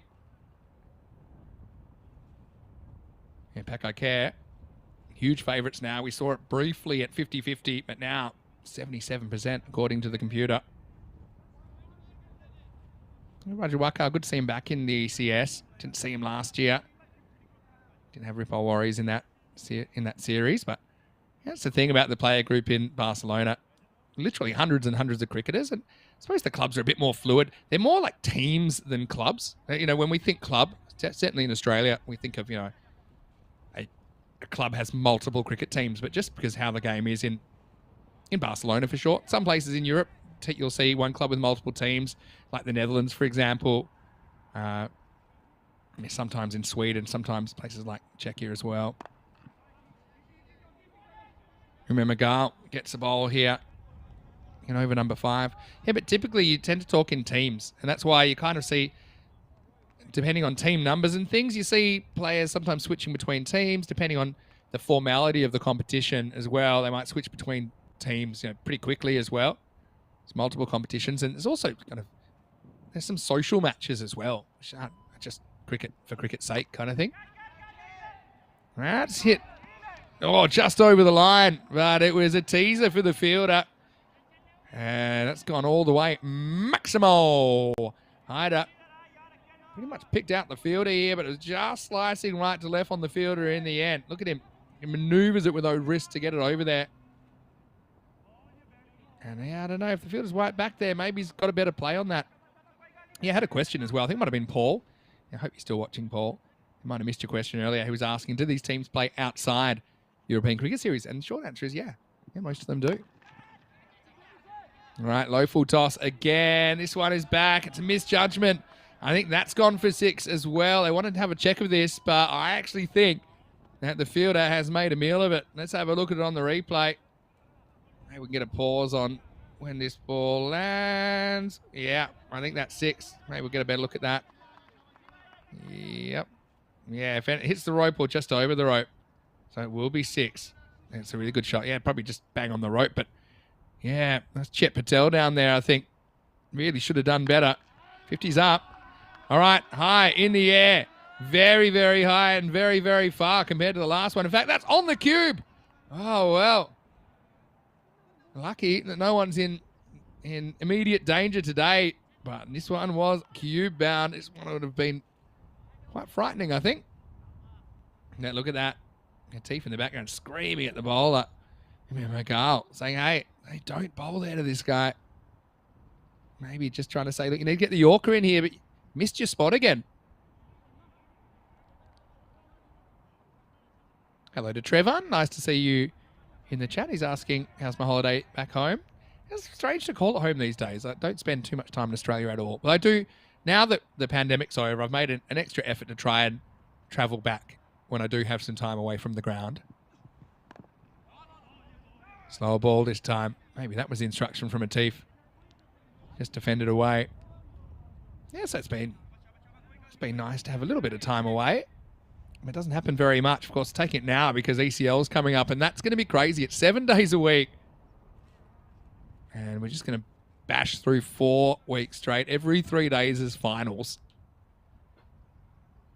Of course, the big incentive for teams to come back home, or to come back to the, I suppose, home to the Cardamar Oval for the championship week. Worked away. Pretty well timed. Gets the gap. Well done by Khalil Ahmed down there to cut it off. It'll take us to the end of the over. So 57 for 3 after 5. Speaking of the ECL, this is what we're talking about. And something I mentioned earlier, in case you missed it, is that Group A is the only group that doesn't have any teams in it that have been before.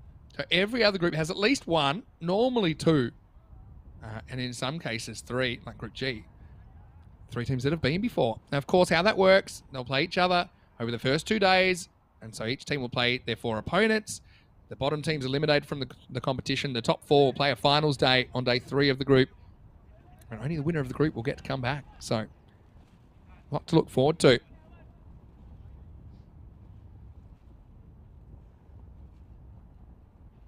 Over 6 with Jaffer. Oh, this one gets through the fielder. That's going to be 4. Fielded off the field in the end. That one really should have been stopped. Hands on hips from the captain, Mohamed Isan. You'll see it here. He's got the old hands on hips as the stats. To be fair, I mean, probably catching opportunity. It did carry. He never touches it, Ume Magal. We're still thinking about the last over. She ended up going magical 20. Came off that 5th over. And the Dragons fighting back.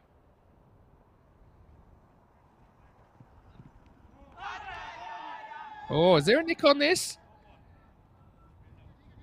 No ball called.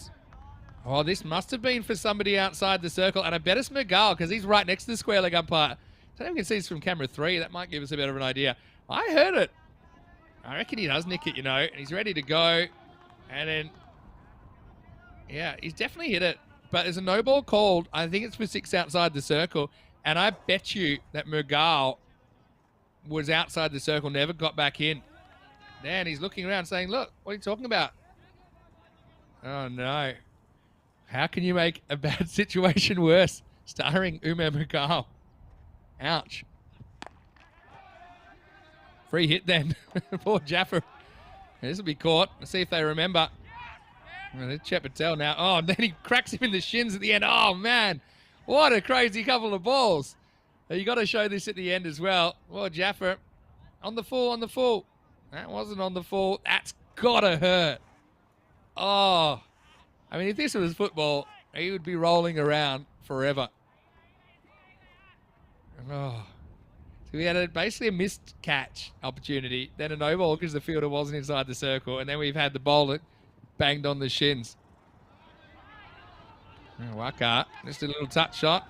And it's another chase for Guravinda. Gets just enough of it to keep it inside. Hopes for a friend, doesn't have one. Has to go field it himself. Could see him back on the network, Guravinda. Trevan was asking me, did I get to see a chance to see the Aussies play today? No, I didn't, unfortunately. Also got some commitments with ECN. But I know a few people were quite excited to get down there, like youngsters.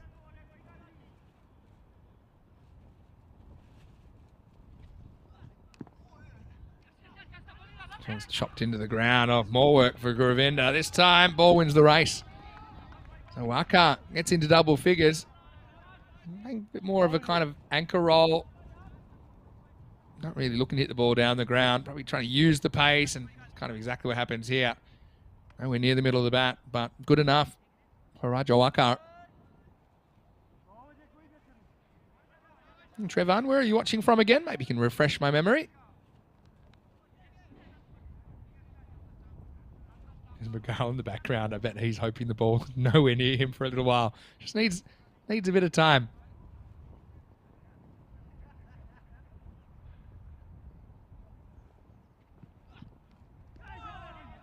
Oh, bottom edge doesn't carry to Isan.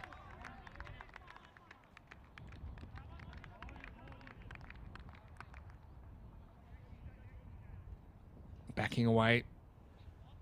Raja again, just trying to use the pace, trying to guide it past the keeper. Maybe a bit lucky to survive that.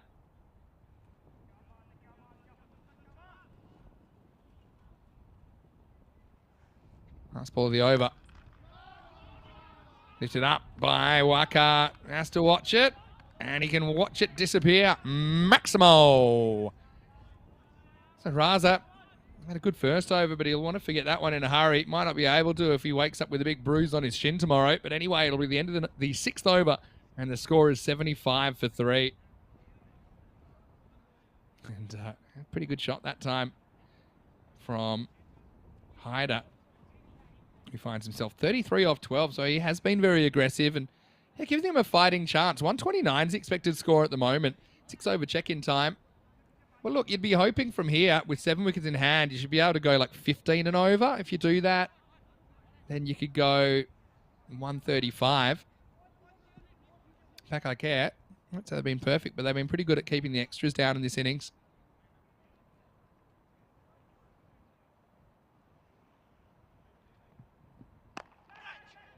Khalil gets a bowl. This one's kind of bunted down the ground for a single. So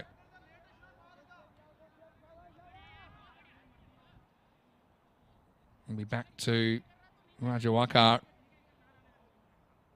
He'll be pretty happy with the 6 he hit last ball, last over. And Packer Cap, a lot of players in this series. In the air. Another tough catch. Oh, what a great catch. Gurvinder Singh has taken it over the shoulder. And this is the second catch like this that we've seen in the innings. We saw Harjot Singh take one earlier.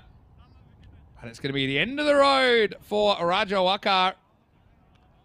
His first and his last balls of his innings go in the same direction. That's a great catch running back with the flight.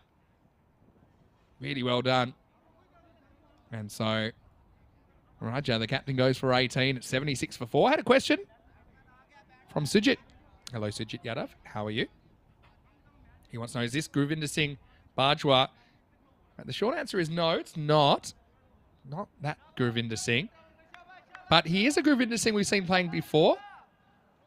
And he has played principally for Raval Sporting.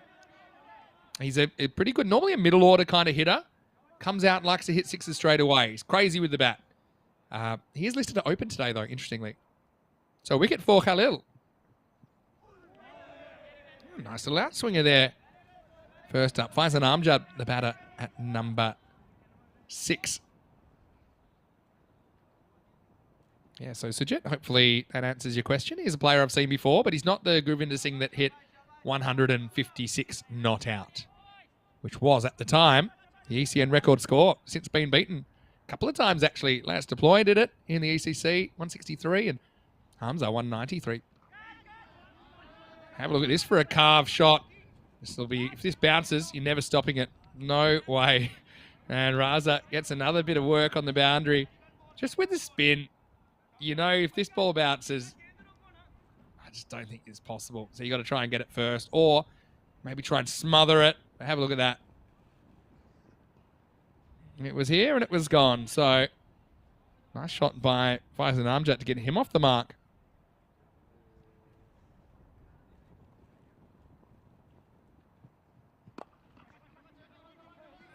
Loads up here, Amjad, and just get a single. Yeah. It's Vinny Sandu here, Mr. Maximo, commentating for you on day 16. Rico and Georgie, they're off for a couple of days. So I'm covering those days to give them a bit of a break, and they might need it because they've got a big few days coming up. They'll be back Thursday and Friday, and then Saturday, Sunday, we have the dual international series with the men's and the women's best of 5 series. Full toss. That one isn't going to carry down to Mohammed Atif. That'll take us to the end of the over. 82 for 4. Speaking of the internationals, well, here's the women's side. And you can see there, Spain. Key players for me, Naomi Hillman, Bermejo. I mean, she has a big responsibility. I think she's the most experienced cricketer there, even though she's one of the youngest. But then also, Uzwa Saeed. I think I like her bowling. She bowls wrong-uns. And she's certainly one to watch. You've got some good young players in there like Mamuna Riaz, who did a pretty good job. You've got Tashiba Mirza, maybe to do some keeping in there. Czechia, well, maybe we can go back to that for a second. Czechia are a side that did win against Croatia in the series they played. They played 4 matches against Croatia. They won every single one. But yeah, I think Fawa Baba is the player I'd be watching for there. He was a player in series back in that series. Late 2023. Anyway, start of a new over. Hyder goes to the skies and the ball flies. Maximo! Gorang gets brought back on in the 8th. The little maestro gets whacked down to the ground first ball. I don't think Gorang would be too happy with the ball drifting in so close to Martin Hyder. And that's the great thing about Gorang is he may quicken up, but he might also just kind of like take a bit of pace off here.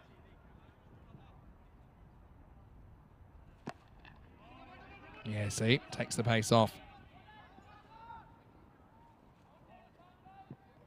Oh, taking it on. He's going to be run out. That was never on. It was never on there. I know you're getting to the end of the innings, but I think he calls that and he regrets it straight away. I would actually already looked up to my notes because I thought, ain't no way he's coming back for 2 here.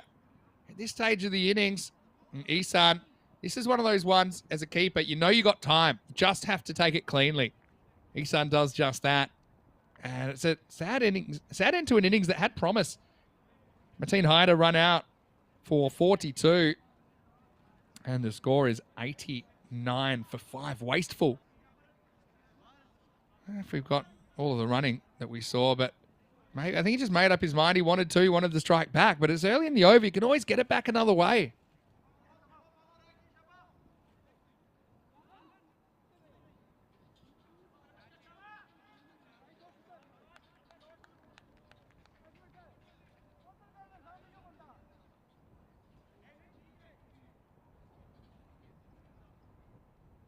So he's happy with that. It's Mayavanshi, although now it has to deal with the left-hander.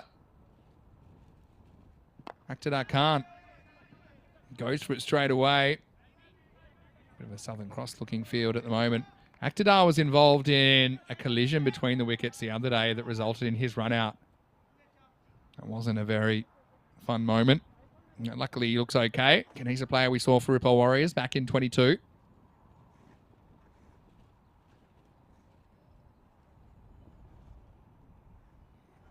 Some wants it out there. And it's almost out there. Down the ground and gone. So the first wicket for the Little Maestro, and Chet Patel is the man that'll take it in the outfield. And so that's a nice little moment because, yeah, Chet Patel, he's a guy who's played with Gaurang at Raval Sporting, and they're both making their first appearance in ECN cricket for Pakai Care this afternoon. And there you go. Some reward for Gaurang. And, yeah, nice catch. We saw Chet misjudging one before. He's a bit breezy out there.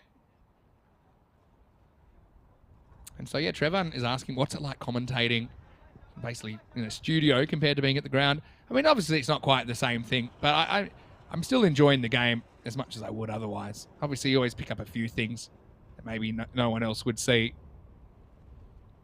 6 down here. Oh, how's that missed?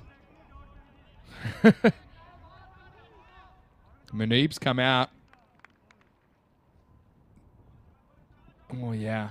Just sneaks past the stumps. And only just. Last ball for Gaurang. Again, gets that one a drop. And Muneeb will get a single. He'll retain the strike. It is just a single. No chance for 2.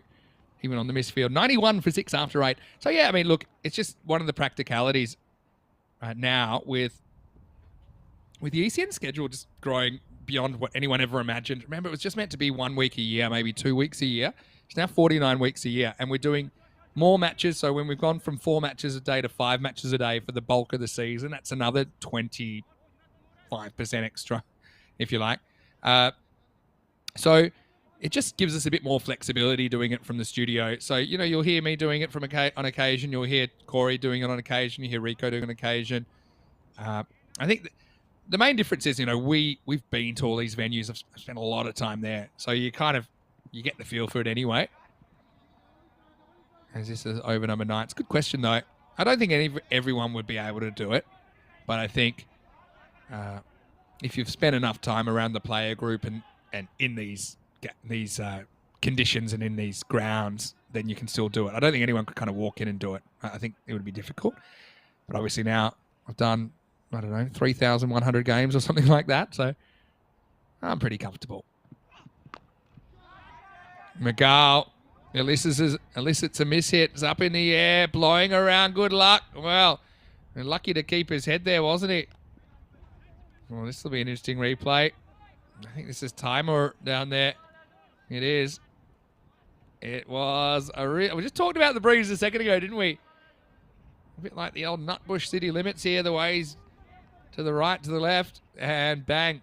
Like I said, lucky it didn't scon him, to be honest.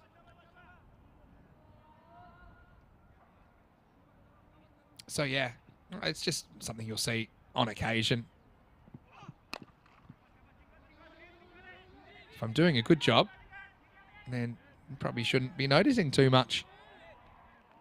But one thing, and actually Rico and I had a few conversations about this, you know, when we started talking about it. But some days are tough days in the cube, to be honest. So to be in an area where you're kind of out of the elements. It does have its benefits as well.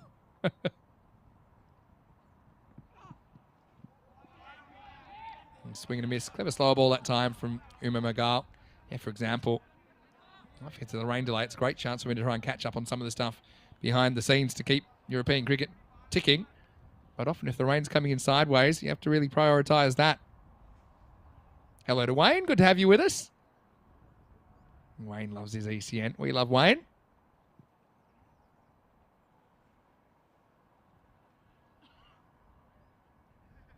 Monkey Man in the chat as well. This will just be a single. Yeah, so Trevon, remind me where you're watching from. Are you from Perth? I think you're from Australia somewhere. Sometimes lose track of where everyone's watching from. It's great that we can all get together in the same place. So it's really what ECN's all about, bringing people together through the magic of cricket.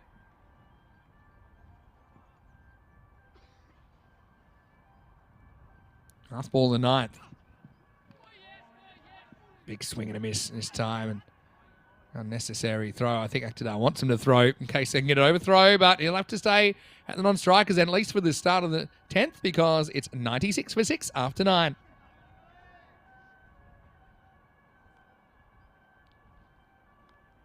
Nice day, though, in Barcelona.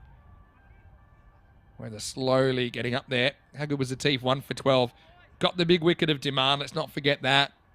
Demand looked determined not to get out, but kind of worked to his detriment in the end. He chopped on for just 7. I know Prince does feel that responsibility, so he's pretty determined to get through a teeth and kind of meekly chopped on. He'll get another hit this afternoon. Yeah, Barcelona up to 17 degrees now. Pretty nice conditions for February. Here's Khalil to finish things off. It's hit down the ground, but straight at Mohamed Atif. Should be nice weather coming up over the next few days as well. Highs of 19 tomorrow, 18 for Thursday, Friday, Saturday, Sunday, Monday, Tuesday. So pretty consistent. Of course, we're about a week and a half away from the finals, starting with Elimination Day, which is coming up on Friday the 23rd, also a Peacock Friday. Corey actually will be helping us out with the commentary after he finishes his duties with Team Spain. Chip down the ground. This will just be a single. Yeah, Wayne's hoping I'm enjoying my time. Yeah, I am. Wayne? Well, Dave said that Trevon's from Durban. I'm not saying he's from Urban, but I think he means Durban, South Africa. Home of Bunny Chow. Yeah, I think we've had this conversation before, haven't we, Trevon? Well, bowled. Good length. Does well to kind of maneuver that one out. Muneeb, they'll only get a single. I'll tell you what, if they do defend this, I'm pretty sure it'll be the best defence in this series so far. Currently, Pakai Care hold that record, defending 117 in the opening match. It was a match where Mohamed Atif took a hat-trick. We already saw a match earlier, the last game, match 62, where we saw 2 hat-tricks. Murad Ali and Shahid Nazir took hat-tricks in the same innings. It's not going too far. Wander through for a single. Brings up the 100 with 2 to come. Yeah, so I'm having a nice time, and I mentioned my parents getting on a bit now, so I'm trying to see them a little bit more often. Bet they never thought when they took me to cricket every week I'd end up half a world away. This is hit through the covers. Again, they're just going to settle for the 1. And Pakai Care, imagine there's a lot of losses they've copped that they haven't actually even got a point out of. Out of the 5 losses they've got, they only got their point in 1 of them. So they've got to play a bit of catch up here. They only have 1 bonus point win. That was in match 2 against Barcelona International. His last ball of the 10. Or not, because that'll be a wide.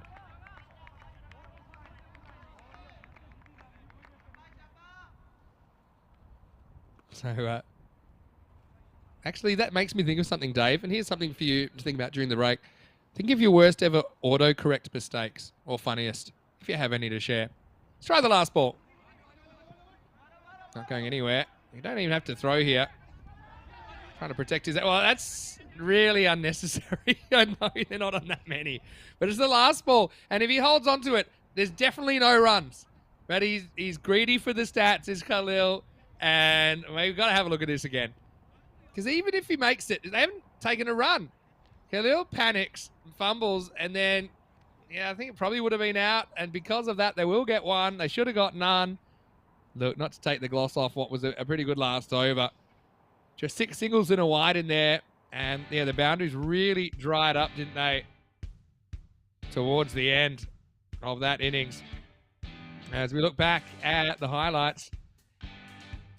And look, it was Elahi who went out to open the batting with Prince Demand. But he was caught brilliantly by Harjot running back out of the circle. And then he would end up getting out. Bowled off his own body. He was hit up the ball before, and then it was time for him and the black bat to go. And then Prince, who was pretty careful not to take too many risks against the team. He's trying to angle this away, but he over-angles the bat. He chops on. Big moment in the game as he went for 7. And then we saw the cube under attack, didn't we? Adil lifted a couple out of here. Rajawaka and joined him at the crease as well. Waka had a bizarre start to his innings where he left one alone, but hit it anyway and got off the mark, but they would end up going to another great catch. That was Govinder Singh that time that caught it running back out of the circle. This was a big moment as well because Hyder was the only guy to really hit him well for an extended period. He ran himself out, taking an unnecessary risk. 42 he scored. That would be the top score by some distance in this innings. And then Faizan and then Aktadar and Manib, they could never really get going towards the end. The boundaries really dried up. In fact, they hit a 6 first ball of the 8 and never hit another boundary. So that's 17 balls without a boundary. They did get a run there. They certainly didn't deserve. But Khalil, I suppose in the end, a bit of an egg on your face moment. But I think when you've only conceded 7 off the last over, you've done a pretty good job. 103 for 6 then in the final reckoning after the 10 overs. Pretty disciplined stuff by Pakai Care, taking some great catches in the field, only giving up 3 wides and a no ball in the innings. 42 for Hyder, top scores. 18 for Rajawaka, the captain. 12 for Shah, but no one else able to crack double digits. It's a Derek-less innings, but it's an innings that is a little bit underwhelming to say the least. If they can defend it, it'll become the lowest score defended in this series.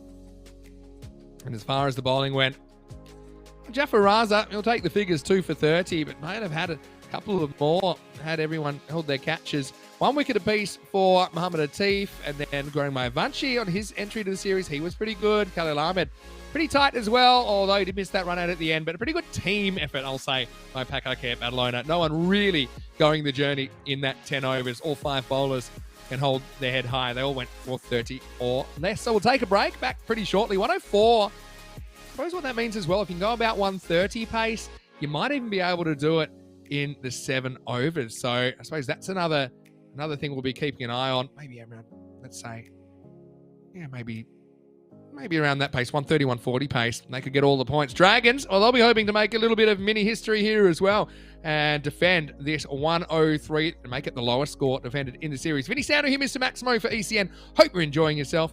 Wouldn't mind some autocorrect fails. Maybe you can let us know in the chat during the break. We'll be back shortly with the second innings of Max 63 right here on ECN. You're watching the European Cricket Series.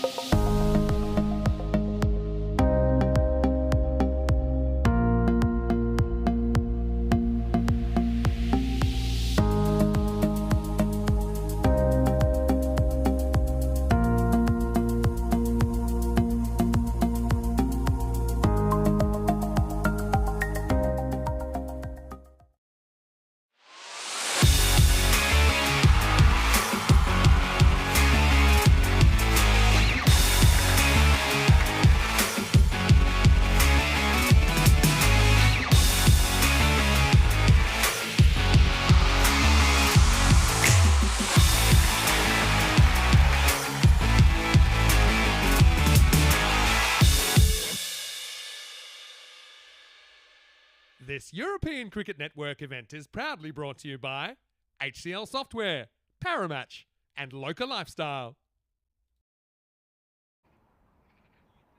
Hello and welcome back. Time for the second innings of this match. It's match number 63 in the European Cricket Series, Spain 2024.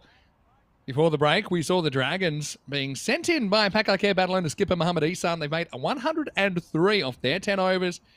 And what that means is Pakar have a bit of an opportunity, I think, if you look at the actual average run rates in this series, to actually chase it in 7 overs. If Pakar can do that, they'll take all 4 points away from the game. Obviously, there's also a chance for the Dragons. If they can rock and roll Pakar for 72 or less, they could take all the points. It does look like Govinda, who's out there making his return to ECS cricket. And Mohamed Ihsan, guy that is the first to breach the 4,000 run barrier. As Wakas Yunus looks like he's going to open things up. A great question from Jeff Mobbs asking about the apartments near the tennis court. Well, I can tell you, not quite sure which ones you mean. There are some, I think, near the tennis courts. I wouldn't call them high-rise apartments. There might be maybe a few stories high, maybe 5 or 6. But I do believe they were part of the Olympic Village. In fact, it's quite a sizable Olympic Village here in Barcelona. All right, shake, rattle, and roll. And it's going to start with a dot. Guinness goes upstairs.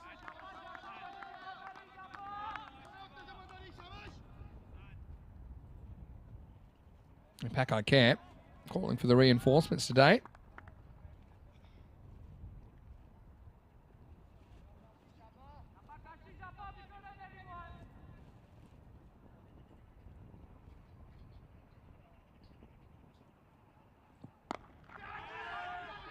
A bit short. Ihsan doesn't get it past the infield. They won't try and run.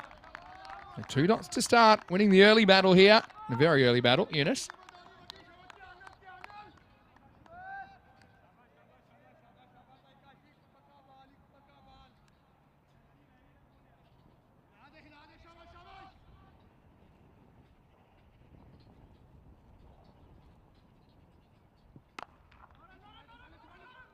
This one's punched through the offside. And Ihsan, third time. I mean, has he stopped this? At least he's got the wall to stop him. Oh, you know what? I reckon it's 4 on the way back. It's been given 4 now anyway. And let's have a look. I'm just curious about... Let's try and pause his first one, and then we'll come back to the second one. Yeah, I mean, that one I can't tell. But have a look when he comes back. Yeah, I mean, that's inconclusive. But when he comes back off the wall, actually, I think he actually had a foot over the line. I think that maybe we need to roll that to the very end, because I think when he comes back, he's actually still got a foot outside the line. So don't worry about this first one. We'll roll past it. That's the first one. And when he comes back, just watch when he touches the ball. Bang. It's like WWE style. Hits the ropes. Comes back. And we didn't quite get the critical. I don't know. I've gone for that. And then they gave it 4 at the time. I think it was 4, personally.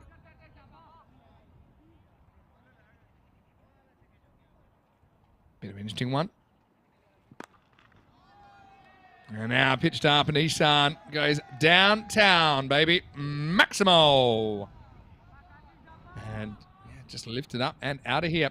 Nilkesh Patel, by the way, could see him out there on the field doing a bit of umpiring.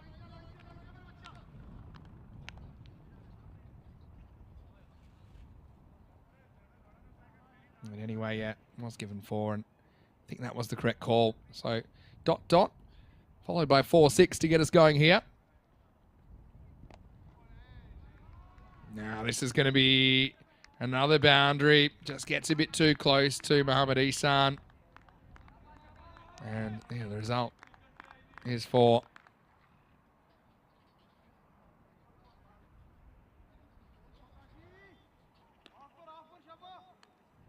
So it's a pretty bright start in the end for Pakar, despite the start of those 2 dot balls at the start.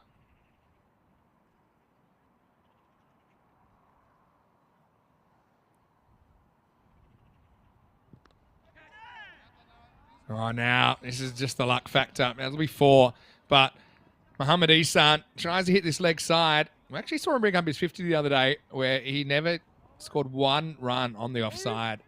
This one's attempted leg side, but ends up disappearing over the kind of third region, and that will be 4. So it'll be 18 off the first over. 21 matches since the golden ball. It was last Thursday, and I was tuning in because they didn't want to miss Rico and Georgie's first game together. In the end, what a finish. It was Ranjot Singh for Magic who basically turned down a run, which made it so that he had to hit a 6 to tie off last ball. He did that, but then when he only needed 2, it was Murad Ali that slipped one past him. And clunked into his pad, and the ball never left the immediate area. They could never get the second. But yeah, I do believe that those apartments, Jeff, are part of the former Olympic Village. Ajawaka comes on, and let's see what Govinda's got with the bat now. We have seen it before.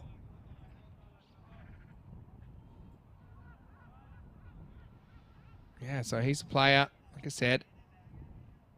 We saw him for Raval Sporting before. High score of 87 not out. Runs at this, and it won't get out of the infield. It's another dot ball.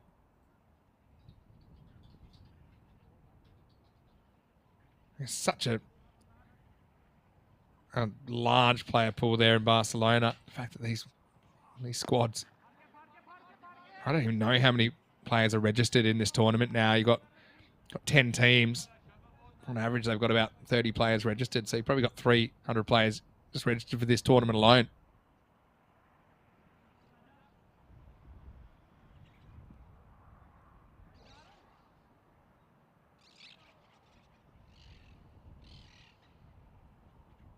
Good to see Govinda back in the ECN ecosystem. Oh, this one's just a pretty handsome-looking drive from Isan. He's going to get 4, and he just times this. Had to make sure it didn't hit the stumps. It's a very nice shot. Controlled sort of shot, wasn't it, from Mohamed Isan. Nilkesh did well to get out of the way there.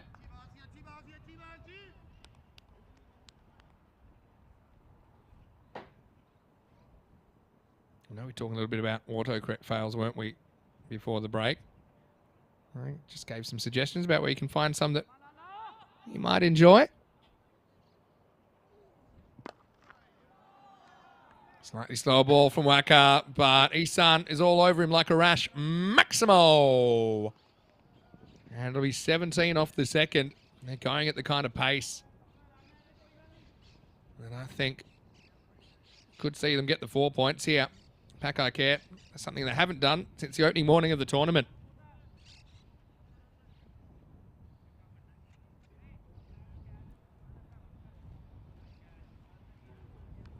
So, I was checking on this over. In fact, there's still a ball to go. So that's actually not so bad. It's 11 off the over with the ball to go.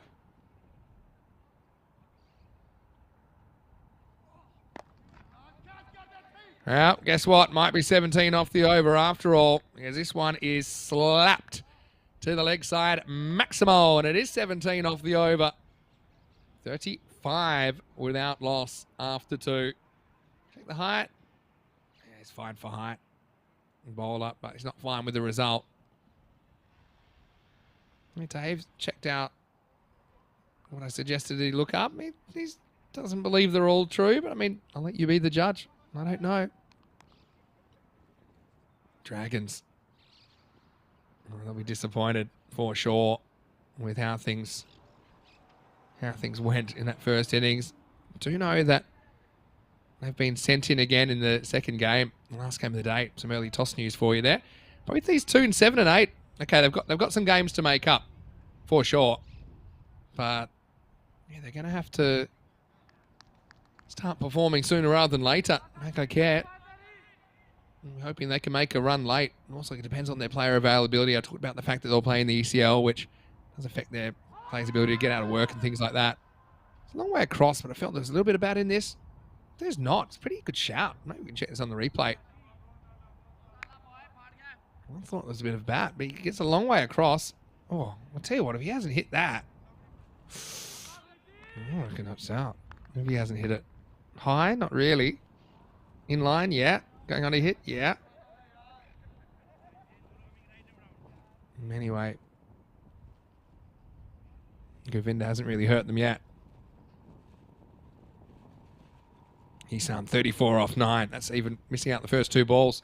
Oh, no. That's going to be another no ball. That's going to be 4 as well. Prince Demand's filling in behind the stumps. So he's a bit of an emergency choice there. They normally like having him in the field.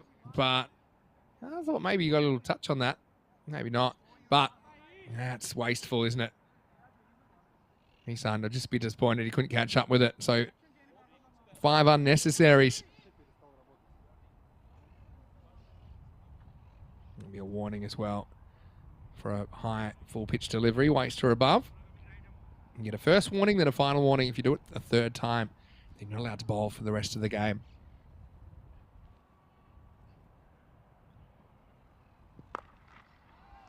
So free hit coming up. Isan, he likes that. He had the immunity cloak on, and Isan is one guy that plays that shot very, very well. It was launched up the fence. And he's a guy who won't just be representing his country in the next couple of months. He'll also be representing a whole continent when he plays for Team Europe in the Western Shield.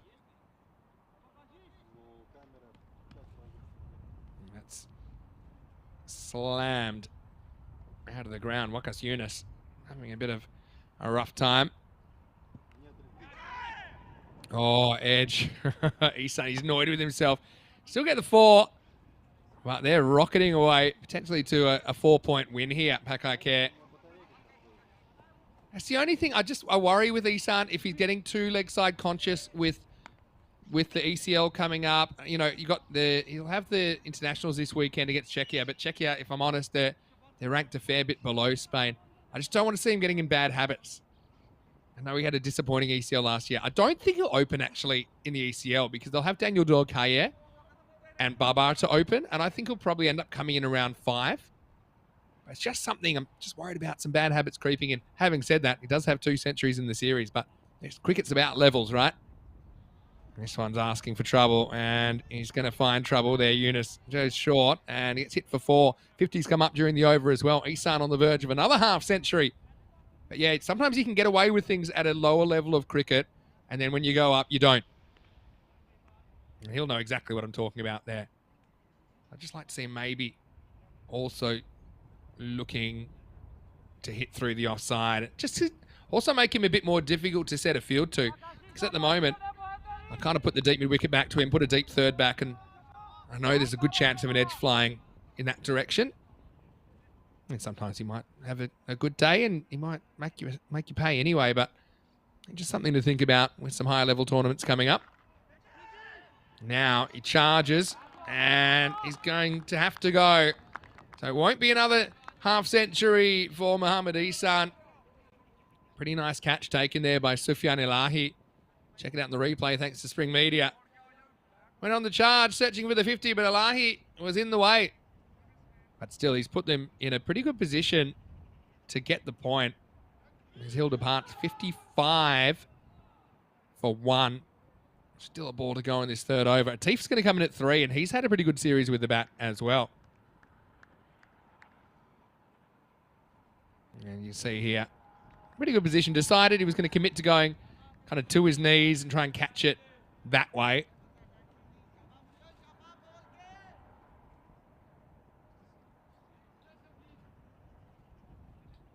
Just working out the run rate to get the point here.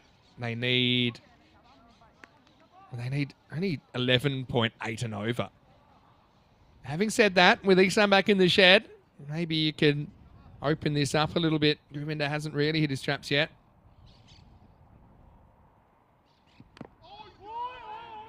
Yunus finally has something to show for his work, and thick inside edge, mishandled, but they won't take a run in the end. End of the power play, and the score 55 for 1.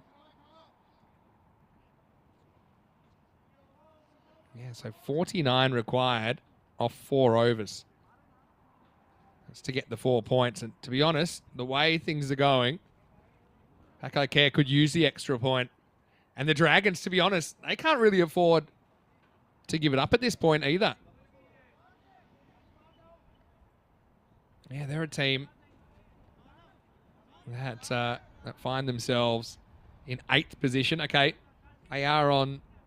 They've only played 8 games compared to the teams around them. This is a big week for the Dragons. But yeah, even... Okay, this hasn't gone to plan at all. But 3-1, or 1-3 loss, if you like, is a lot better than a 0-4 loss.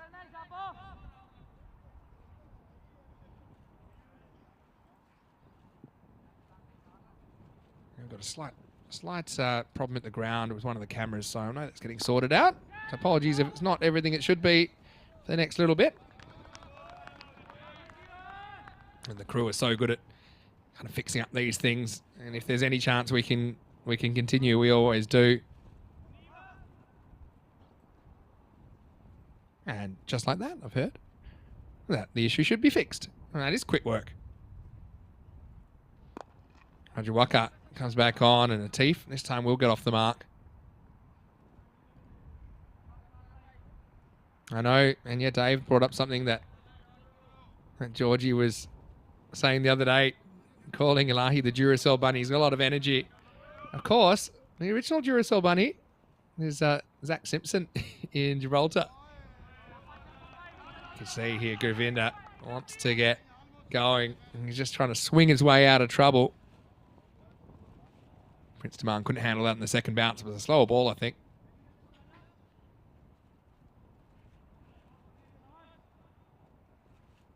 Eventually, Jabbar cleaned up. Waka bowling out.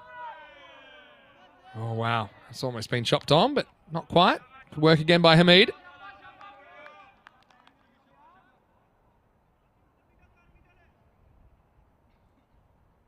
Prince Taman, nice in keeping in the helmet even though he's back. That's probably the sensible precaution if you're comfortable. People say, well, that's a bit crazy. The next ball squeezed out. But I actually think, there's a lot of times when you're receiving throws where, it might hit the batter, might hit the edge of the pitch and bounce up, where the helmet's pretty useful. Oh, they've stopped, haven't they, at the moment? And to be honest, this is good, really good for the Dragons as far as just at least getting this game up to an 8th over. Both these two combine their scores. They're 3 off 10.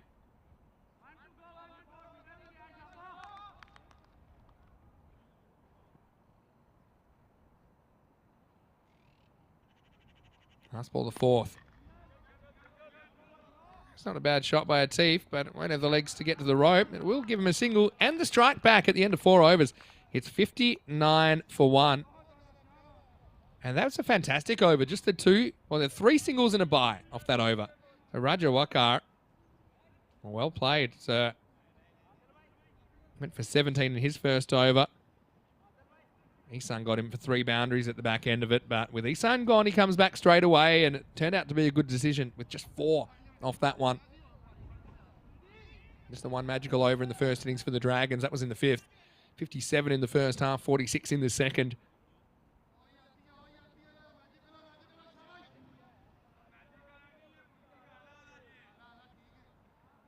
So Atif shoots a little smile to Prince Taman behind the stumps. Atif's had more batting responsibility this series, given their issues with getting their best players on the park.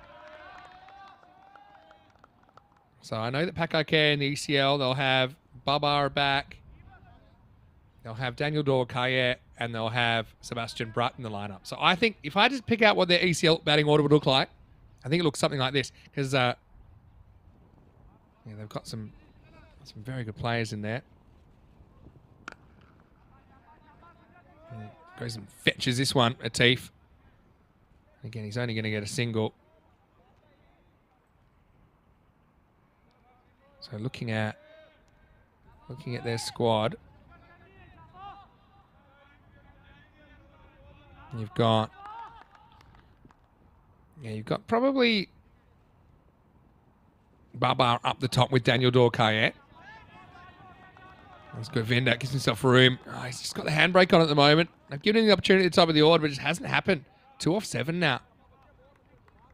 So let me scan through this order. I think you probably have Baba opening with Daniel Dorkaye. And then probably at 3, you're going maybe even like a Sebastian Bratt. And then let's say Isan at 4, or something like that. Maybe Isan at 3. But then you've also got players in there and they fancy as well. They can hit well. Mochim has been tried a bit up the order. Hasn't really clicked for him lately. Mochim's one of the unluckiest not to have an ECN 50. He's got like a 49 not out and a 47 not out or something like that. We saw them bring in Saqib Ali last time as well. He's in their ECL squad. He looked pretty good while he was out there. All right, Atif goes after this and he gets it. Maximo. Right on time. If there's any chance at this point, well, the bonus point was slipping away for Pakai Care. Keeps him in the hunt. With 36 off 15 to do it.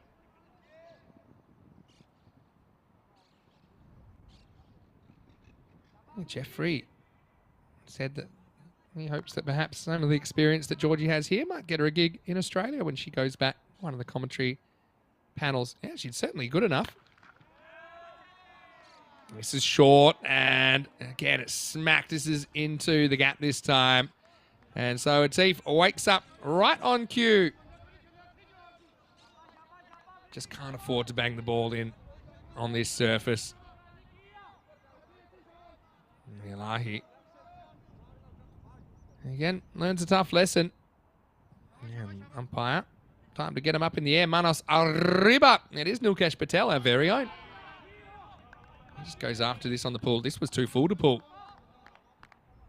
It will be the end of the over. 74 for 1 after 5. Let's have a look at some of the events we've got coming up. And it won't be long until we'll have even more countries under that. Super excited. I'll give you 3 there. France we've never been to. In fact, all 4 at the bottom we weren't at last year. So France is the first time. Brescia, we were there 2 years ago last time. Estonia, we were there in 2020. And Greece, we were there in 2021. So it's great that we're able to get to a few kind of different locations that we haven't seen for a while. For more, you can go to EuropeanCricket.com, including the full schedule of the European Cricket League, and all the squads are up there as well right now.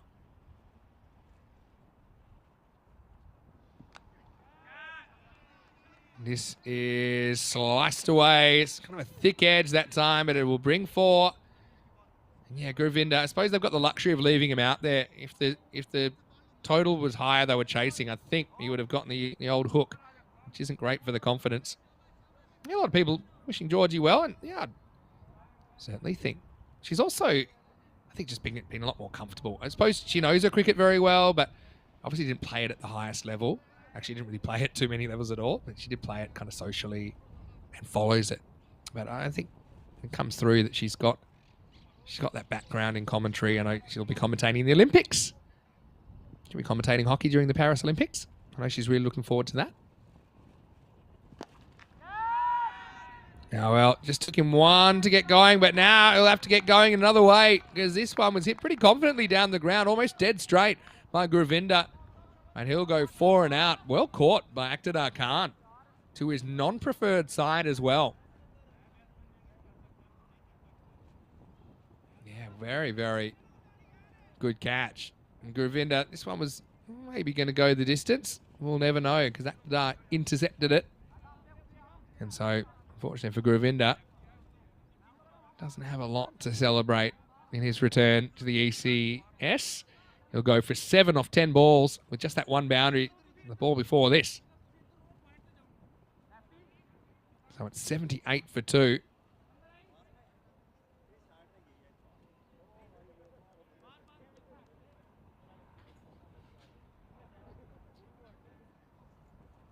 New batter comes to the crease. Oh, Goreng Movan, she gets a hit. Okay. Giving him a shot at number 4. And Goreng's batting's been improving all the time as he's kind of put on a bit of size. When you first saw him, he was very teenagey. But yeah, nice to see he's getting a shot. It was listed at 11, to be honest. That's where I thought they'd bat him. But he comes in at 4. Did score 31 in one game last year against the Jags. Well, there we go. He's into it straight away. And, well, take that. Little Maestro. Maybe not so little anymore. Let's see if they picked up this. It's close if it's 4 or 6. I want to have a look at it. Nice shot first up. He's ready for it. Punched it. Well, you be the judge. Gorang would love it if it is 6. He's only hit 4 career maximos. You can see where it ends up. I guess, yeah. Maybe one more. Oh, we're tracking it. Maybe we need to reverse it because you can see where it ends up. It's always tough that's that time of the day as well, looking into the sun. So, yeah, he does get it. Maximo Gorang. Well, it's got to be the first time he's hit his first ball for 6. Hit 3 of them last year. Hit 1 back in 2022. Oh, no, it's a tough one for Prince. They've pretty much got the backstop up. Probably worth it. So remember, time's running out for them to get that bonus point, Hakai Care. I'll have to do it in 7 overs. So they've got 9 balls now.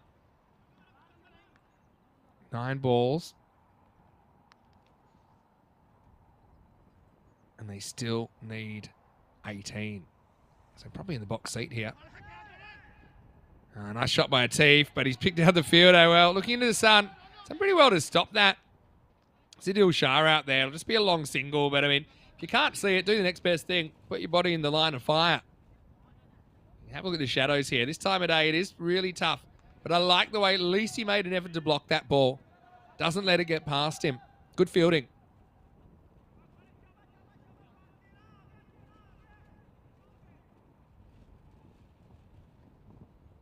So, decide to change the angle here. Does Unib Shah. One of the better beards going round as well, Unib. He knows that. Beats the bat this time. Yeah, just going back to Georgie. Yeah, she does do a fair bit of television back in Australia. Has her own kind of weekly show. I mean, she did also play Australian football at the highest level. So she's a dual sport elite player. You just don't get too many of those. I think I mentioned this yesterday, but if you weren't tuned in, we said, well, why don't you play cricket? You must be pretty good. She's like, well, yeah. And she said, Gorang needs to scamper back into the 6th over. So we've got a contest on for the point. They'll need 17 because it's 87 for 2 after 6. Yeah, but going back to Georgie, she said, I can't start because if I start, I want to play cricket for Australia. So we said, okay, come on, why don't you? She's just like, I don't have the time. I've retired now. I'm in a different phase of my life. She takes her media work pretty seriously, as you probably gather. And she does a very good job. We've really enjoyed having her as a part of the Blue Crew as well. Everyone's absolutely adored having her as part of the team. And that's kind of what we want as well when we introduce someone new. And look, I don't think you'll hear from Georgie on ECN for a while, but we are hopeful that we can get her back at the very end of this season. I think she'd be great for the ECCW. And I also know that she'll be keeping an eye on us. Here's Elahi. So 17 required off the last over. Well, the bonus points in play. Well, you better make that 11 because that's Maximo. Paco Care trying to get their first 4-pointer since opening morning. Just gets it completely wrong there, Elahi. But yeah, we'll definitely pass that on. I think she just enjoys what she does, so she should. Get a gig at the cricket if it's something she'd like to add to her bow.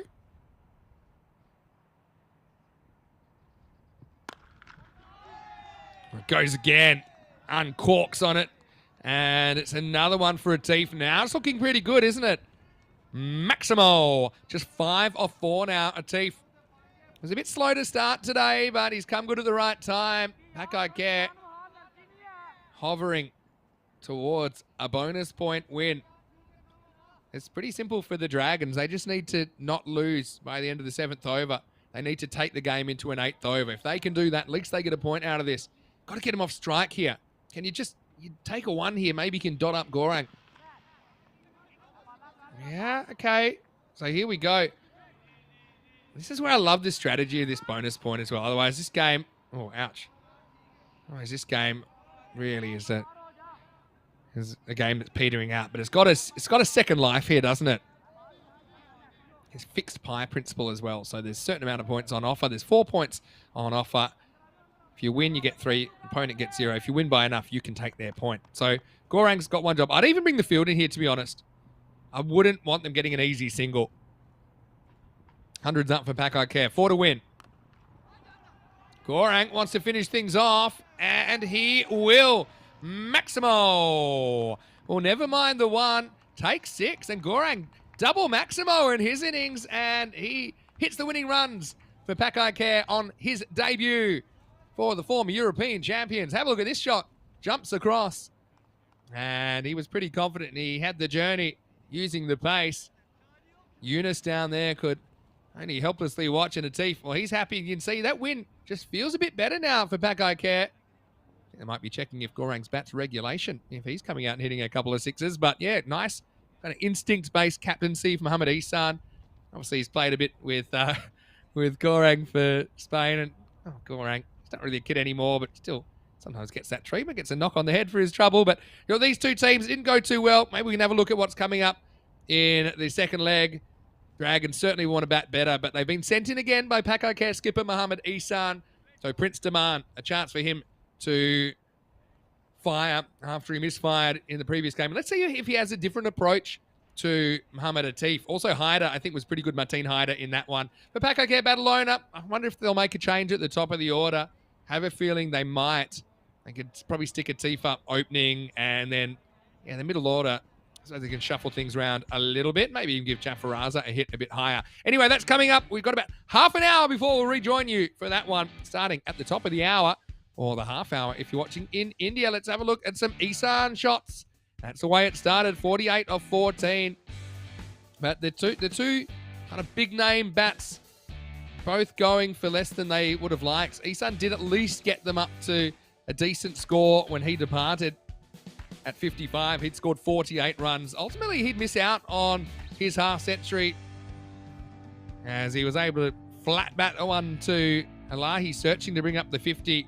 He was on the charge, but had to go. Atif came out at number 3, and he made a pretty slow start as well, but was able to catch up later. He'd ended on 29. Gurvinder on his return after almost a 4-year absence from ECS cricket. He never really fired. 7 off 10 with one streaky boundary in there. Mayavanchi with a couple of bombs late in the piece, and they get there with 2 balls to spare for the bonus point, 20 balls to spare in the match.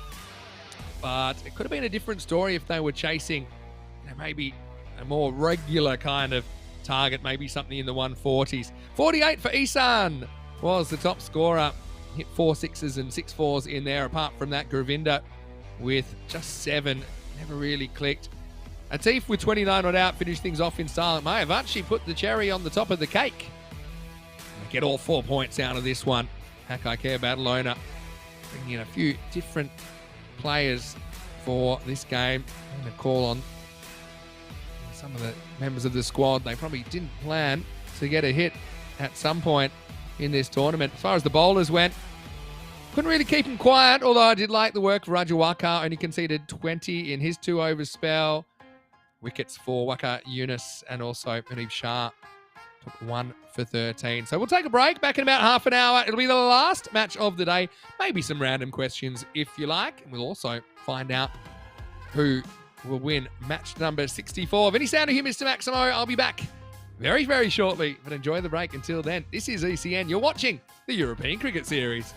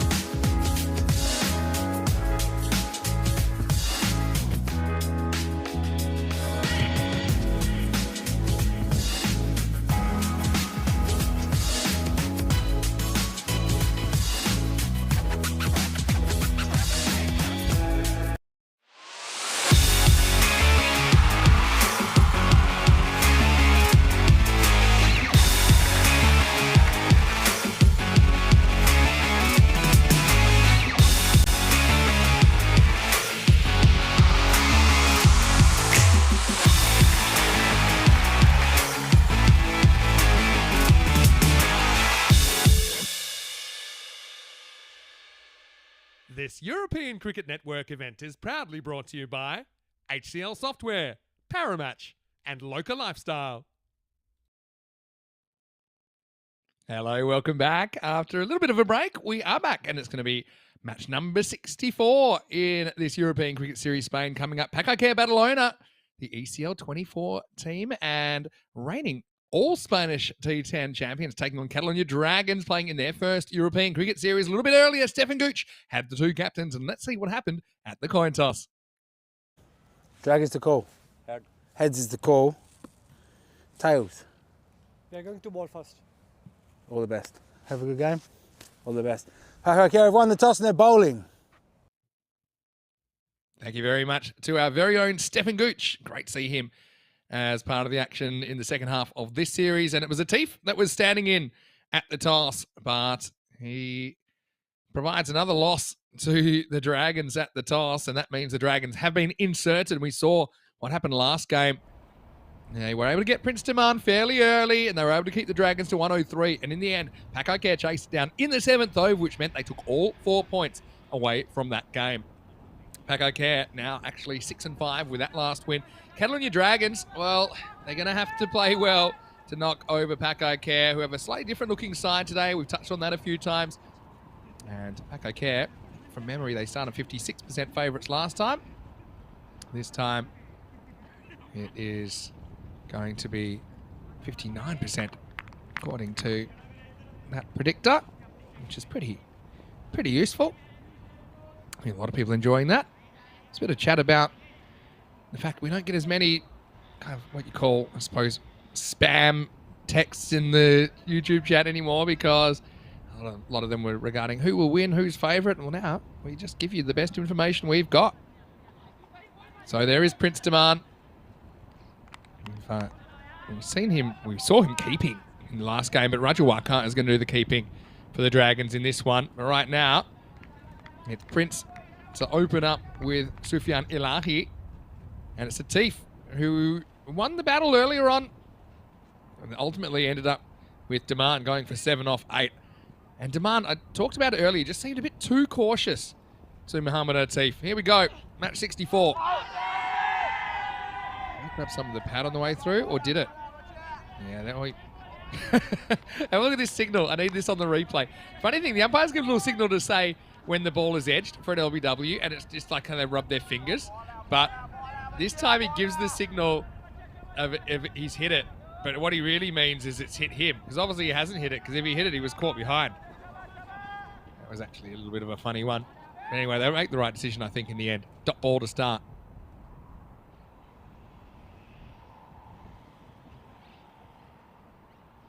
Been a lucky one for Atif, though. And Prince just has not wanted to get out to Atif today. It's pretty clear.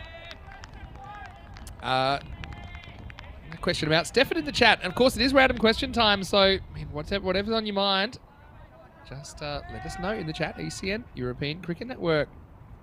And Stefan is going well, I hear. Had some serious knee surgery late last year. Angle does Prince Demand this time.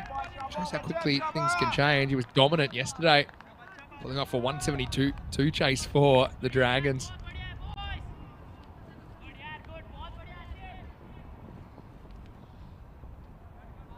No real foot movement there from the Prince. Never know with Atif. Is it going to come back at me, or is it just going to continue on that trajectory? That looks like the cutter, and Prince is after him. So he gets the early points here. Maximal. And we're away in the last match of the day.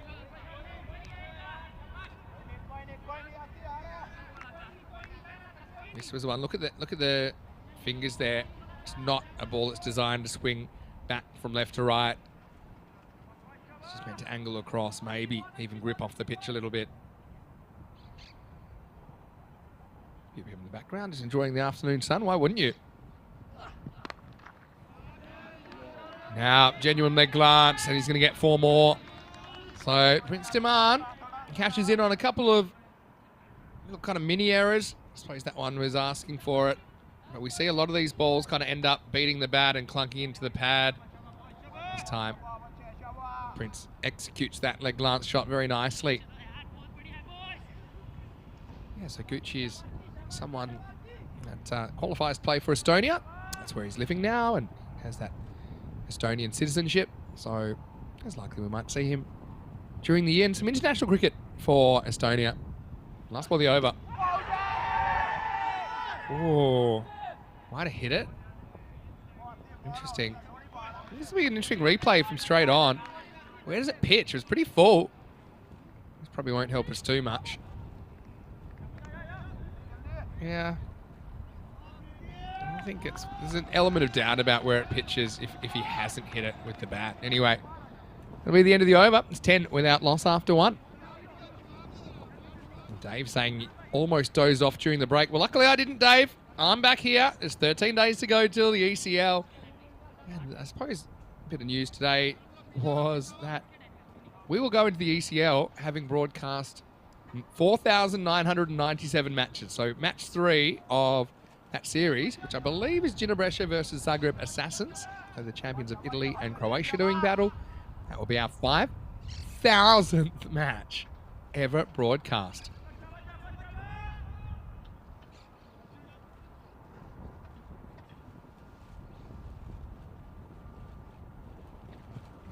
Okay, Jaffa shares the new ball. Almost carries. Tell you what, I'm going to do a bit of an experiment now myself. I'm going to try and add up how many IPL matches there's ever been. Require a bit of multitasking, but I'll try.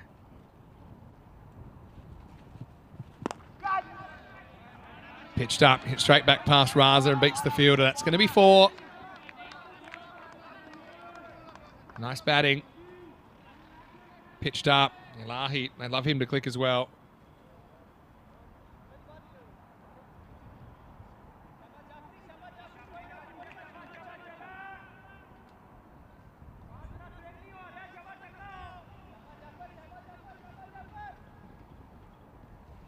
I'm silent because I'm adding something up. Down the leg side. Well, I've got this. I think there's been just over 1,000 IPL matches ever. 1,032. That's my count. So we're now in kind of 4,900 territory. Almost 5,000. So that's absolutely crazy. Even if you want to say, okay, these games are half as long. Even if you cut it in half and say 2,500 matches. That is a crazy amount of cricket that we've been providing on the European Cricket Network. This is pitched up and just knocked back to Raza.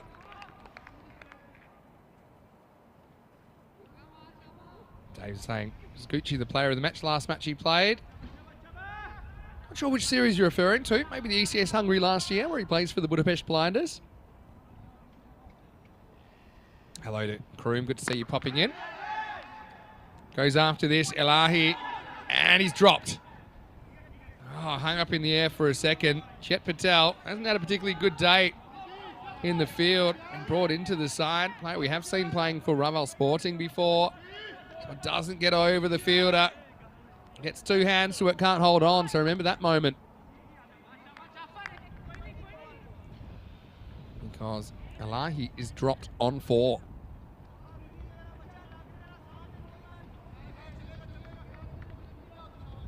Raza can't take a trick when he's bowling today. Although, to be fair, he dropped a catch early in the last game.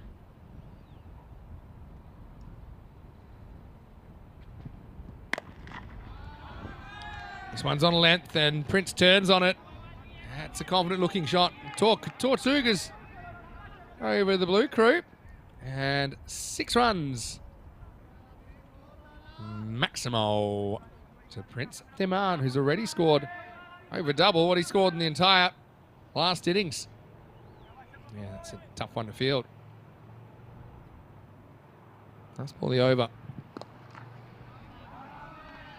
Turned away nicely, and Prince, he's got that touch at the moment. There's 4 to finish, so Raza's over goes for 16. And it's 26 without loss after 2.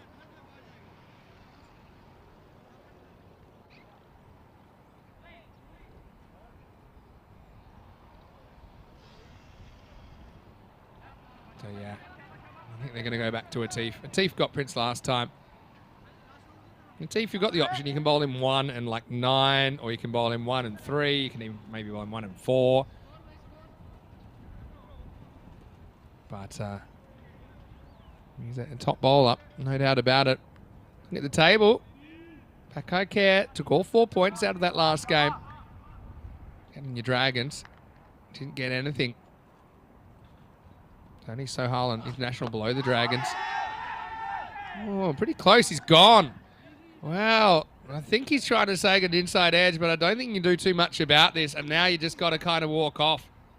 And Elahi, remember he got dropped, had a slice of luck a moment ago. This will be an interesting replay. Have to slow it down as much as we can.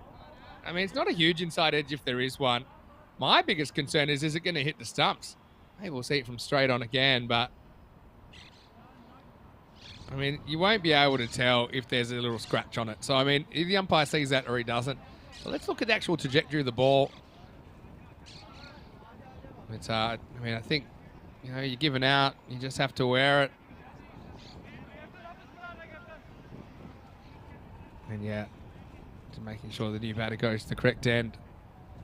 Hey, what's going on here? I mean, are they saying this is a significant error? I don't know if you can really overturn one. Let's have a look at it here, slow as we can. This is what the umpire sees. I mean, he might have hit it, but I mean, I just don't think we could really opening a can of worms if you start trying to overrule LBWs without little edges.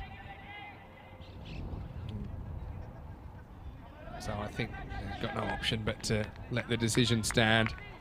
Again, one day when we're all swimming in money, like the Indian Premier League, and maybe we'll have the ability to do those kind of things, have the ball tracking. So it's 26 for 1 in the third.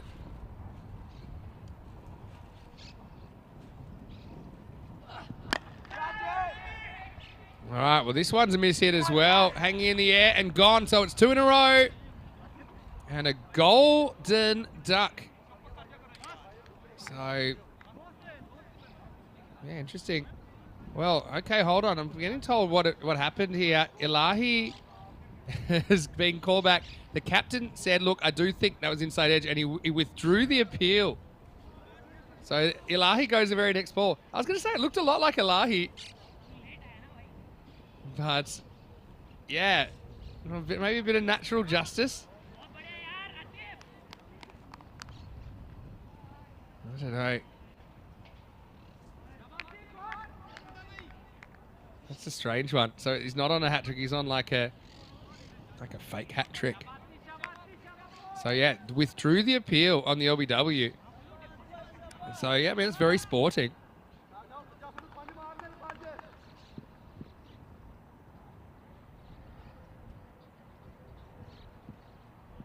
And Hisan said, no, okay, look, I saw the edge. I'm going to withdraw the appeal. Oh, strange one. I don't think I've seen that one before.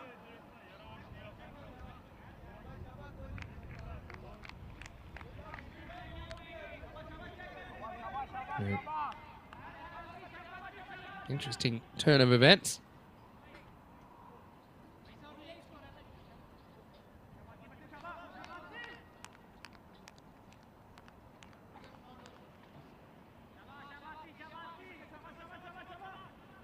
Anyway, keep your random questions coming in. Atif, we're hoping he can make the breakthrough here.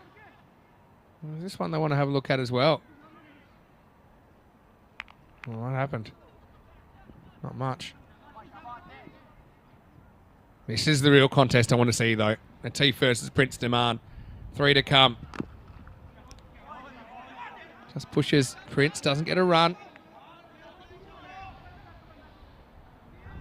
Yeah, so just to be clear, there's only 1 wicket there because Isan withdrew the appeal. He said, okay, look, I heard the edge. We don't want to get a wicket that way. We can come out bat again, but next ball, he hit straight to Harjot. Long way behind at the moment, really, Dragons, with that run rate.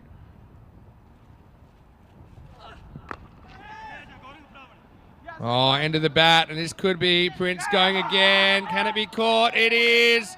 Big moment in the game. Atif gets him twice on a Tuesday afternoon in sunny Barcelona.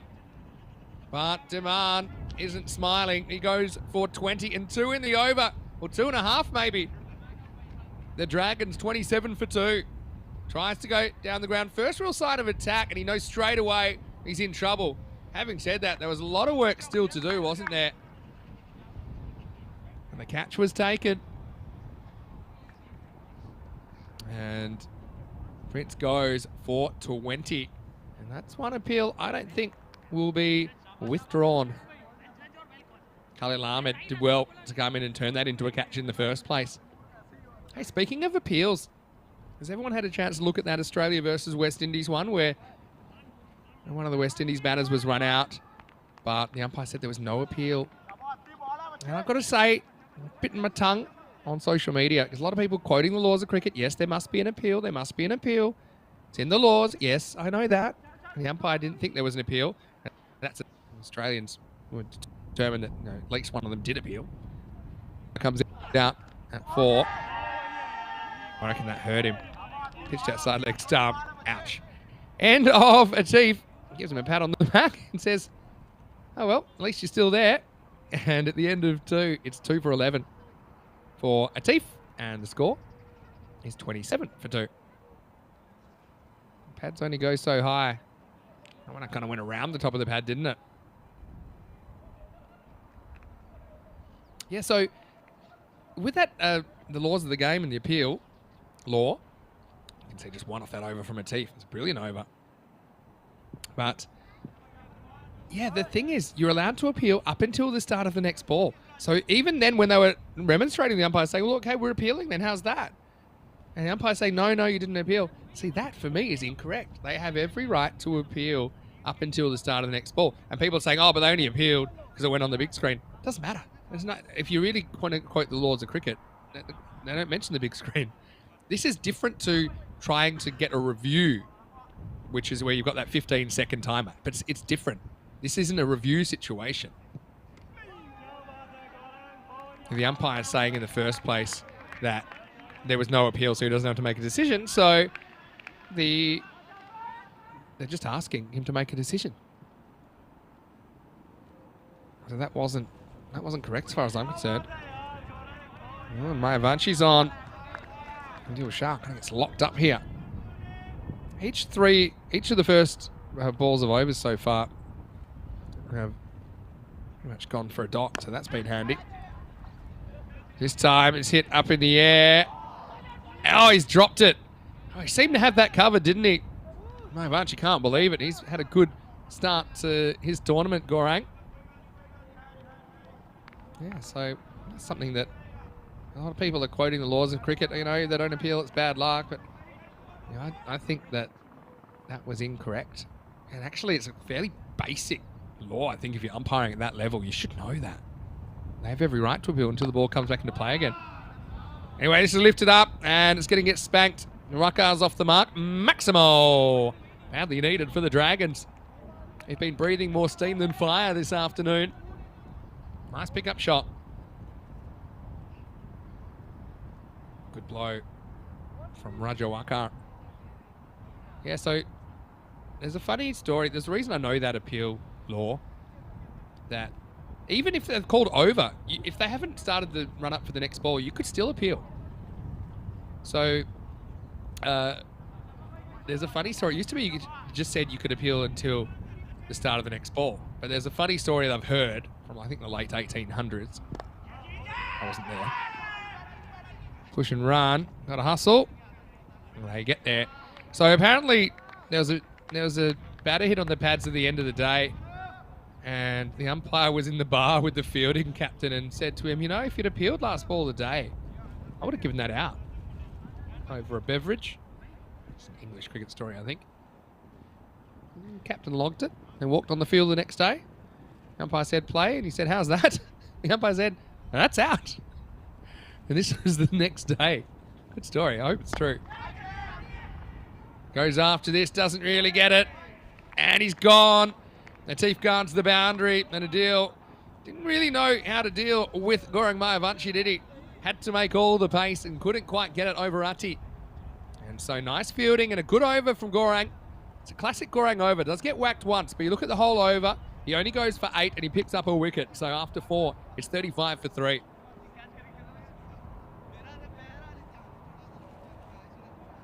And yeah, so then they've changed the law now that if you call over, it doesn't mean that you can't accept an appeal as long as the next ball hasn't started. But the call of time, which is what the umpire calls at the end of the day, that means you can't appeal. A call of time means you cannot appeal after that.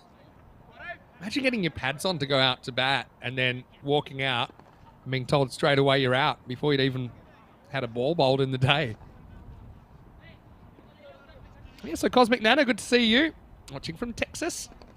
Saying, yeah, she remembers when she started watching 5 or so years ago. I mean, yeah, you're probably close. If you saw the first ECN tournament, it's 4.5 years ago, almost 5. It was July 2019. It was only 3 days of ECN cricket in 2019. And we started up again only for a week at the start of March 2020. And that was meant to be pretty much continuous, but because of the pandemic, things were halted for about 2.5 months. So we did one series in March 2020, the first ever ECS, and then resumed in June. And then we've been going pretty much continuously ever since. Zain Ali gets a bowl and gets a dot.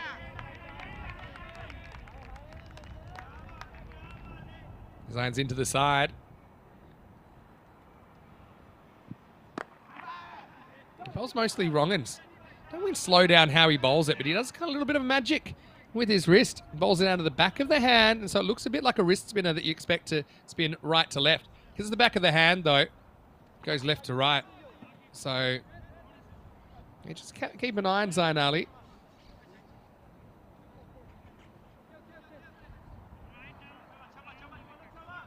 Left-hander on strike. Aktadar Khan gets the nod at number 5. That was too short, though, from Zain. Aktadar, annoyed he only gets 1 for that. Yeah, good to see Cosmic Nana saying, yeah, she was just learning about the game, was hungry for live matches. Well, I bet you're not hungry anymore, Cosmic Nana. I know you took a little bit of a break from the chat, but I'm always excited to see you back. Anyway, it's going to be another ball from Zain Ali. This is a good area. But yeah, so it's hard. You've got to trust your brain, not your eyes, because when you look at Zain Ali, expect it's going to spin away from you as a right-hander. A little bit short as well. This time Waka loads up and sends it over the fence. Maximo. Well, that's Nawaz down there lurking. Is he lurking? We saw someone on the phone making a private call, almost getting taken out by a grizzly. That's genuine half-tracker from Zain Ali.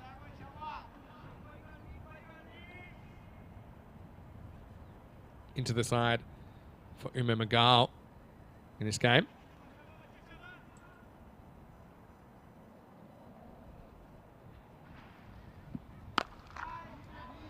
Another wrong-un, but again too short, and it's adios, back-to-back Maximals for Rajawaka. And that'll be the end of the over as well. So again, he was travelling okay. Zain Ali went dot, 1 dot. So just 2 off the first 4 balls, but the last 2 disappear, abracadabra. And that over goes for 14 in the end. 49 for 3 after 5. Now, I haven't done this for a while, but I might pick a team. I'm going to roll a dice. Ready? Sorry, it takes me a little time to roll the dice. I wasn't prepared. Okay, so it's telling me, let's go and have a look at Group F, Team 1. Well, that's Pakai Care. I think that's the second time that's happened. Well, Pakai Care, you're looking at them, so that's helpful. They do have 2 wildcards. Every team gets 2 wildcards, actually. Mayavanshi continues. It makes the batter make the pace. That'll just be a single. You're allowed to pick 2 teams that haven't played for your club in the last 12 months. And that's because, I mean, obviously you want to encourage people that have got the teams there to play, but it's mainly, there's 2 reasons really. One is, it depends on, some countries have visa issues. York's himself this time, I can't. So, you know, countries that are outside the EU, like Turkey, like Cyprus, for example, and most others are in now. But they sometimes have trouble getting visas for their players, or players have work commitments, and you might not be able to field everyone that did get you there. So Yeah, we just kind of make a blanket rule. Teams are allowed two extra players. Anyway, this is hit, and it's hit over the top. Maximo Jafaraza in the area formerly occupied by Muhammad Atif. He's not able to pull this one back down into play. Nice shot back to that card. Little mini skip. Couldn't miss it because Esam was waiting behind the stumps.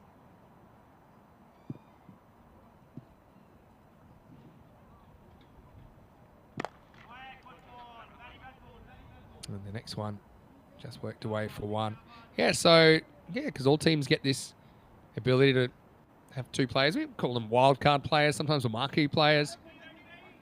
Pakai Care have gone for Dengildor Kayet, who plays for the Spanish national team, and Sebastian Bratt, who captains the Netherlands 11. So they've said, yes, we'd love to play for Pakai Care. Okay, hit high and gone. So Harjot Singh, he's caught well today, and Gorang's got two now. You can see what makes him so dangerous. Just has brilliant control, the young left-arm spinner. And just tosses it up and says, all right, take it on if you think you can. Raja has to walk for 20, and the score is 58 for 4 now. So, yeah, two pretty good wild cards for Pakai Care. I think their biggest threats in that group, it's actually hard to say. Either Donnerstadt or Independent CC. Talon Stallions have some match winners in their side, but I just wonder if they'll have the depth. And Crosby are a complete unknown quantity. Some good players there like Chris Langford that we saw in the last ECC playing for Isle of Man. But yeah, I think it'll be a tough group. I think with those two wild cards, they make a big difference to Pakai Care, who we know have struggled a bit for depth in this series. Obviously, a couple of players missing. It's been a really good spell from Maya Vanchi here. He finishes it with just a single. So 59 for 4 after 6. And you can kind of see that expected score is, it was 108. We know that Pakai Care made light work of 107 chase last time. So 4 overs remaining.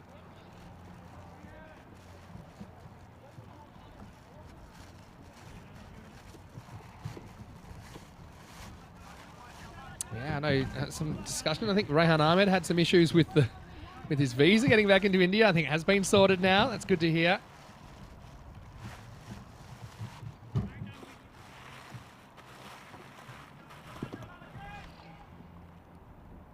Okay, here we go. And it's going to be up and over the top. And Maximo to get the 7th over started.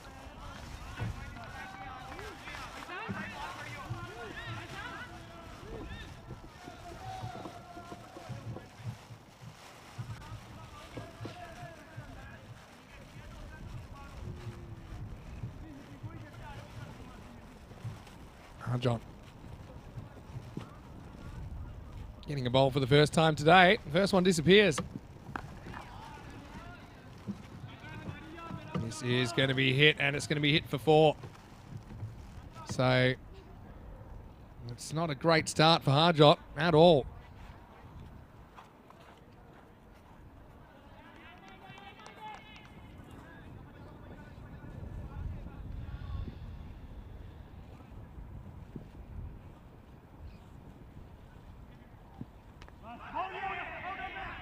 Oh, Nissan likes it. I'll have to see this from side on. Nissan's very confident here. It's a great bit of work if it is. Taking down the leg side. Has he crossed his feet over? Battle looks a bit guilty. He's annoyed. He's already punching himself. This won't tell us too much. Oh, yeah, that looks out to me. We'll have to see it from side on. We'll try and show you the moment. Oh, yeah, we'll have to do a better job of just identifying the moment the stumps are broken. But, yeah, I don't think that foot's down yet. Here it is. And, yep, he's not back. It's a brilliant piece of work from Isan.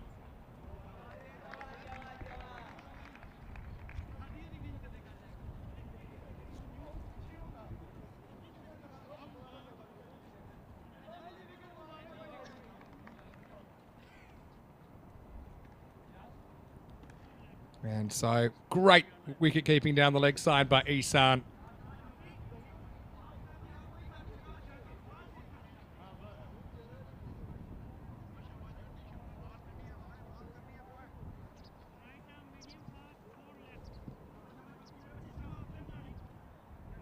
All right. Yunus comes out. And Harjot, maybe one of the luckier players to get a wicket in this series. It hasn't been the greatest over so far, but Isan just brilliant with the gloves. Lance is watching. He's watching from Crosby. Oh, it's a place for Crosby. Tell me this, Lance. I've got a random question for you. Crosby, is that named after an area in Isle of Man? I'm not too familiar with the geography. I think he's fine there with that stop. Trip the light, fantastic.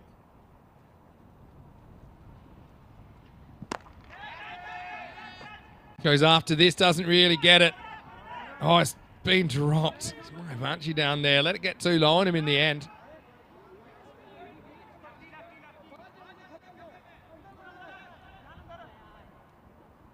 Lift it up. Yeah, went to his knees. Kind of did most things right there. Gorang. He already starts pretty low to the ground, but couldn't turn that into a catch. Missed opportunity. Now, Harjot gets pulled away. And just be a single.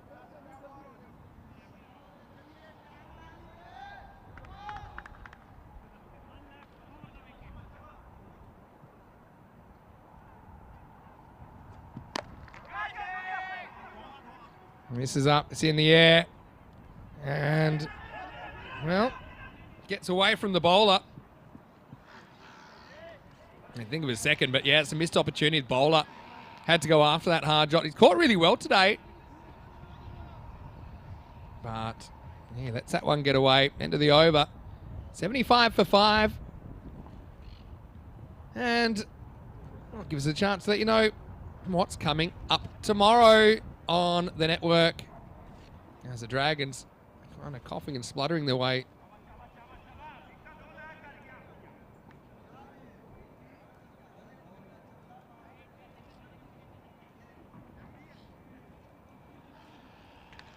So this is what's coming up. And Barcelona International taking on the Royals in the morning. That's a tough one. Pakakare Badalona versus the Dragons coming up.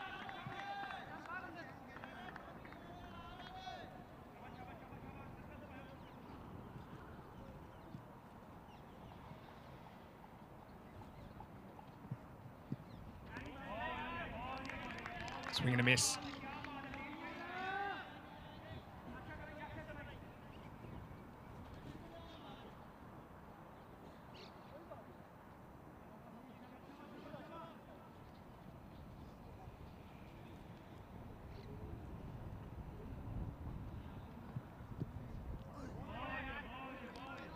Swing and a miss again. Isan throws. Khalil Ahmed coming on in over number 8. It's been kind of the sort of innings that's never gotten out of second gear against the same old story for Dragons. Prince goes for less than enough. And then no one else has really been able to do it for an extended period. So Rajawaka get 21 off 10.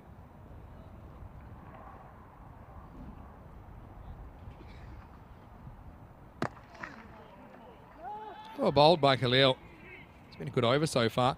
Yeah, so thanks, Lance. I saw that you are from a place called Crosby. Just a question, which thanks. I'm glad that you answered it. Isle of Man, no, it's not the biggest place. What's the population of Isle of Man? Around, I'm going to guess it's like, is it like 30 or 40,000? I suppose this is where the internet comes in handy. 80,000. Underestimated you a little bit. This one slides into the pads. Oh, this will be a leg bye.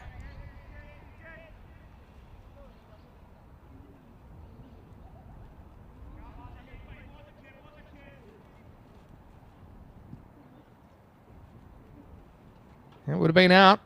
No doubt about it. Eunice survives to fight another day and another ball. Love this over from Khalil, even though not sure if this will go to boundary or not. Ends up in the dirt. Just settled for one. But it's a really good length he's bowling, and he's getting the results because of that. This one ends up almost going for 4.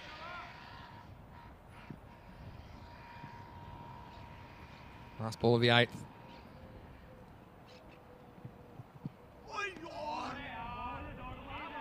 And so, at the end of 8 overs, the score is 78 for 5. The expected score might even take a dive towards 100 now. 103, as it says on the screen right now. Normally catches up after 10 to 15 seconds.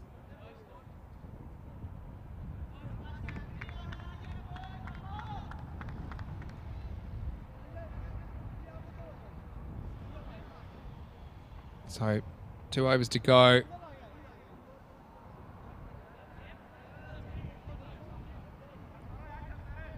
And we say it all happens in the night. It'll have to for the Dragons. Well, the risk of going for an octopus today. Zain Ali comes back. This is skied. And it's going to be skied. Oh, it's a bench topper. Maximo. Well, that's hit 2 types of chairs, and that's not something you see very often. Check this one out. Hits the bench and then ends up on one of the other chairs back towards the fence. I feel like that should be extra points. There's one chair. That's a ball that really wants to sit down. Eunice goes Maximo.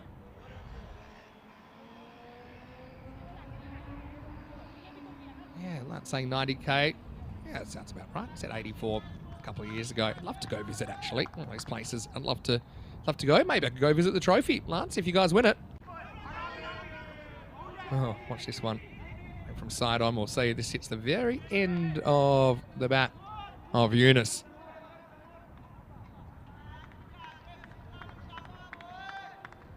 This is a funny one. But Zain, like I said, he's an unusual bowler.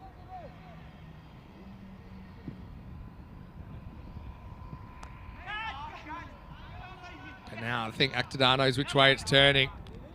Bit more of an up and under job, this one. And he's going to have to go. So, Zain Ali has something to show for his work. It's kind of ball that Akhtar thought he could put over the fence, but instead went pretty much straight up in the air. Well caught there by Gurvinder Singh. So 85 for 6 now. Akhtar fought hard, did hit one Maximo, but he won't hit any more.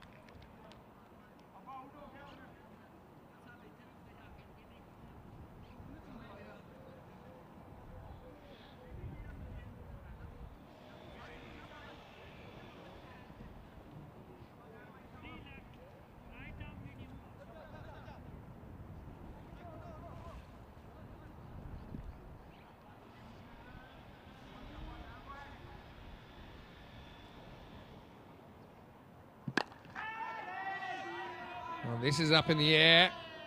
And, well, what a start by Uneeb Sharp. Maximo just comes out and drills it and says, okay, I've been watching enough of you, Zain. I reckon I can pick you straight away. Launches up and under. What a way to start his innings. Yeah, away with the birds, that one. Not quite as high as an aeroplane. 91 for 6, trying to drag themselves up over that 100. That's asking for trouble as well. And Uneeb is going to miss out. Well, that one is. He's got the birds flying as well. Mo Marzi's left Barcelona now. He was the one feeding the birds in the first place. Zain Ali feeding Shah with a half tracker, and he gobbles it up. Well, that helps. 97 now. All happens in the 9th. We've had 3 sixes, a wicket and a single in this over.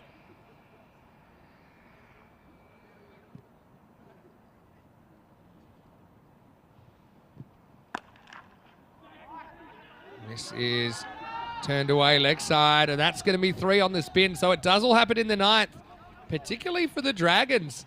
And what a way for Uneeb to come out. He hits 3 sixes in the 3 balls he faced. There's 25 off the over. It goes magical, and Zain just couldn't get his length right there. needs to try and draw the batter forward. Did once, went for 6 anyway. And the score, 103 for 6 after 9.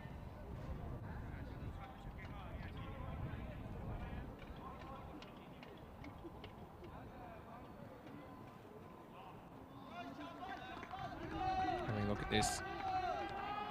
Zainali ends up pretty expensive. 2 wickets apiece to Atif and Mayavanshi. Who do they bring back here? Khalil, I suppose. Only went for 2 last time. But he's going to get hit up in the air here. And it's not the right length to bowl. It's almost there, but Maximo, 6 runs.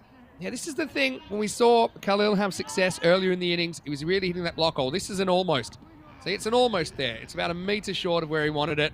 And they're willing it over. The Dragons rallying in the last few overs of this innings. Hit away, and this one is going to disappear. Well, what about this counter-attack we're seeing at the moment? Yunus goes large again, and 115 now. And we've had 5 sixes in a row. We saw 3 off the bat of Uneeb Shah, and then at the change of over, 2 off the bat of Yunus. Smashes it out of here. Yeah, they're running hot right now. This is where, okay, he needs a bit of help. Just getting some grip back in the gloves, but when you're hot, you're hot. You want to keep the momentum going.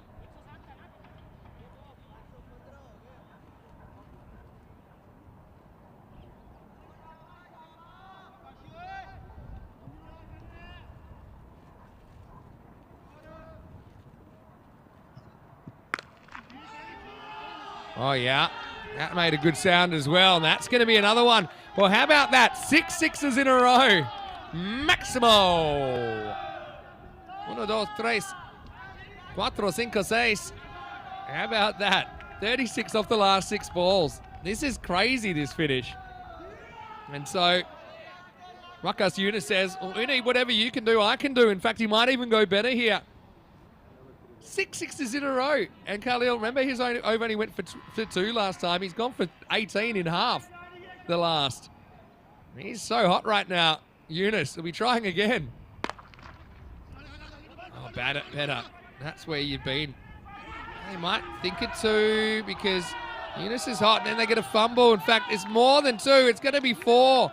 Oh, that's just such a momentum buster at the moment. He should have stopped that on the boundary. Great length.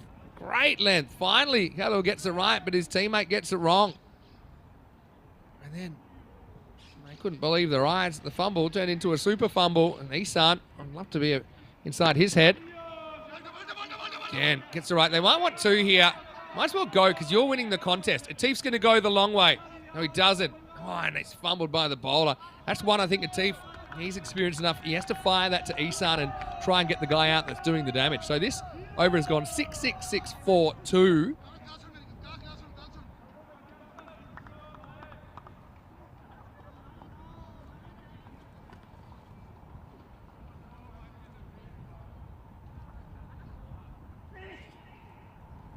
Yeah. It was a pretty good throw to the bowler. I just wonder about the option. Okay, they'll be hitting the ground running here. They've really turned this from what looked to be 103 to like 130, perhaps. Here we go, last ball. All right, doesn't quite get this, but it'll go anyway. Coming around, dropped, and 4. Well, he had a couple of goes at that, Jafar Raza. And so it's an all-out disaster in the last couple. They're still running. They probably run 4. And look at this at the end. He's pointing to the umpire unit saying, look, we don't have to run. He's signaling 4. Yeah, no credit to Uneeb, who he doesn't care where the ball is. He's just continuing to run. Look, he has 1 go here, misses it, bounces. Then he has another go at bringing it back in here, swings and misses. And then has a 3rd go and even a 4th go. But he couldn't bring it back in. 28 off the last over. And they take 46 off the last over and a half. That's remarkable, really. And so that's quite an incredible partnership. That is their partnership, remember. Their partnership is 46 off 9. And that just gives the Dragons a bit of a boost going into this innings break. As We'll look back at some of the highlights of this one. Cue the music. And yeah, once again, we got to see Atif versus Prince Demand. And again, pretty entertaining so far. This was a really close one. I didn't think it was pitching in line. I think that's why he gives it not out.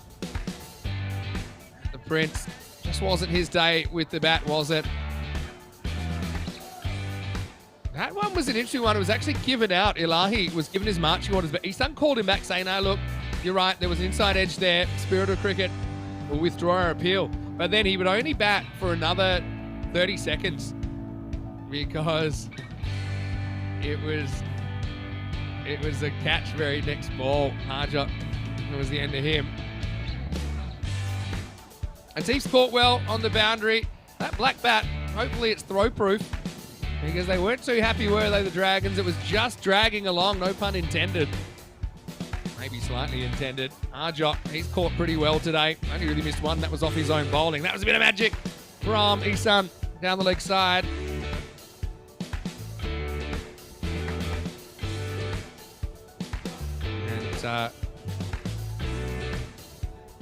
And in the end, they needed something, didn't they? Nothing was really going right for them.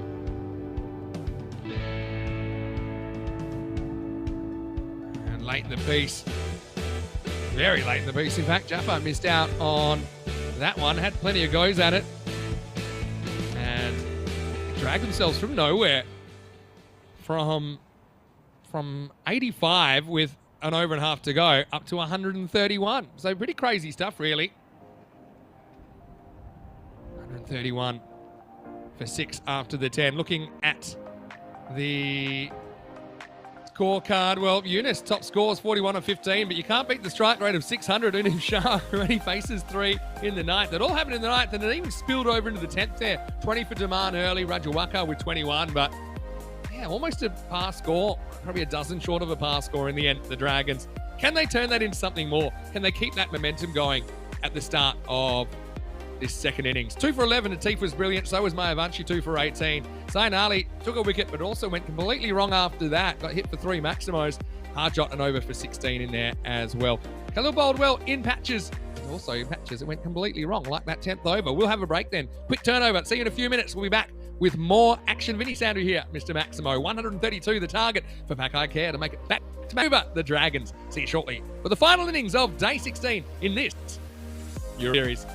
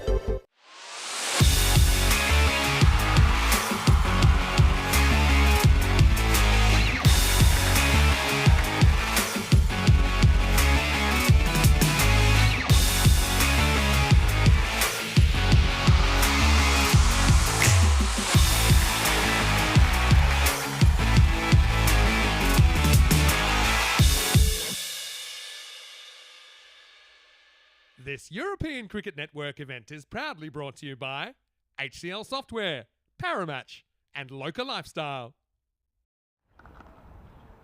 Hello, welcome back, and this is the equation. It is 131, which has been scored in the first inning. Pakai Care chasing 132 for victory.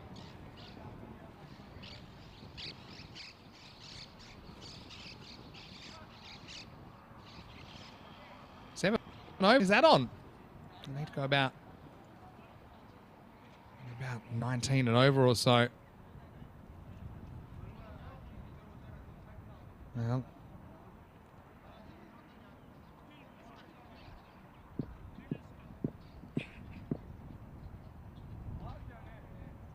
looking at Mohamed Ihsan coming out.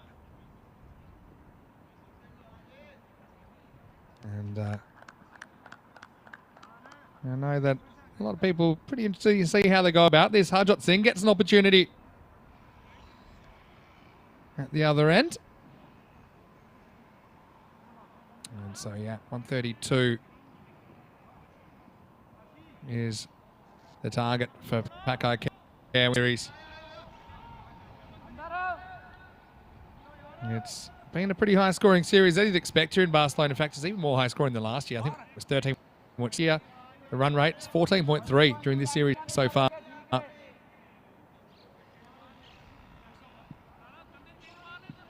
And it looks like it'll be Yunus. Well, he was on a heater at the end of the first innings. Crazy finish, wasn't it? Got 46 off the last over and a half,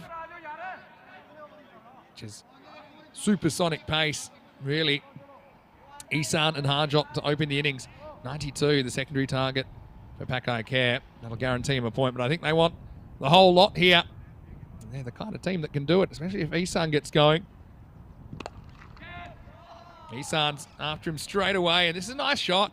And I talked about earlier, I don't think he's been looking for that offside enough. Ihsan, even though he's been getting away with it, but I think he's the kind of guy, things are going to get up a notch. He'll be playing for Spain on the weekend. He'll be playing for Pakai Care in the ECL, in the Champions League, and then he's going to be playing for Team Europe. So you don't want to be too predictable.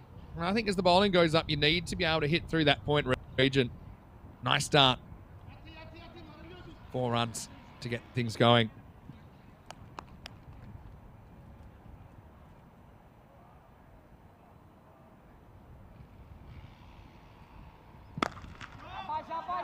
Pretty hard as well, but picks out. Don't want the single here. So it is the last innings of the day. We'll bring the action today. I'll be on tomorrow as well for Rico and Georgie. We'll be back on Thursday and Friday, and then leading into the internationals on the weekend. A little noise there, but I don't think there's any bad.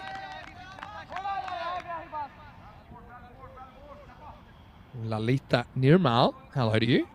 A question in the chat. Who will win this match? Well, that's why we've got the win predictor for you. What's it saying at the moment? 70-30, okay. Well, Pakai Care, they haven't necessarily been flying in this series. Probably about right.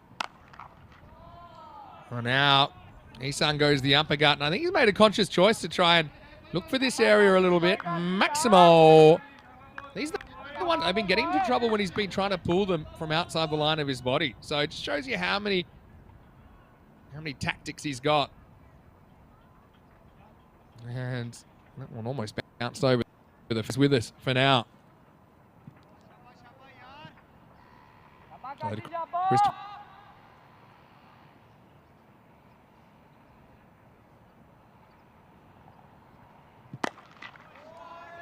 This is lifted up as well, and Ihsan is on a rampage. Maximo.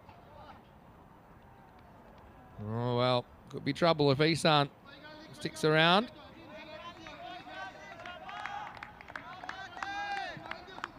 Remember, they can do this in 7 overs or less. They'll get all 4 points, and they'll get all 8 out of the afternoon. Dragons finding it tough going. Last ball of the over. Oh, that's big. That is really big from Ihsan. Maximo. That was an upper decker if the fence wasn't in the way. And so Isan takes 22 off the first over. So we've had 2.5 overs of madness here. Count the end of the first inning, start of the second. 22 without loss after 1. 22 matches since the golden ball. That's exactly how many runs came off the first over. And that golden ball was only 5 days ago. So that is the beauty of ECN. You can just keep churning out the matches.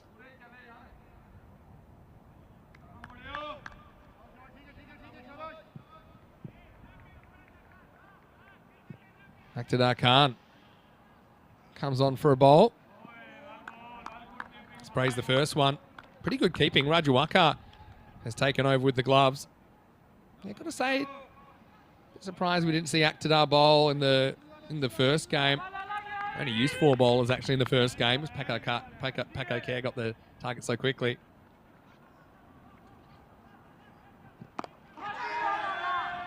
Wow, in the air, popped up. Oh, well, that's so frustrating. They had the field back for Isan. I suppose you can understand. You get 2 outfielders, but you would have loved to have someone prowling in the infield there because I think this is catchable. It's Harjon, actually. The red helmet's confusing me.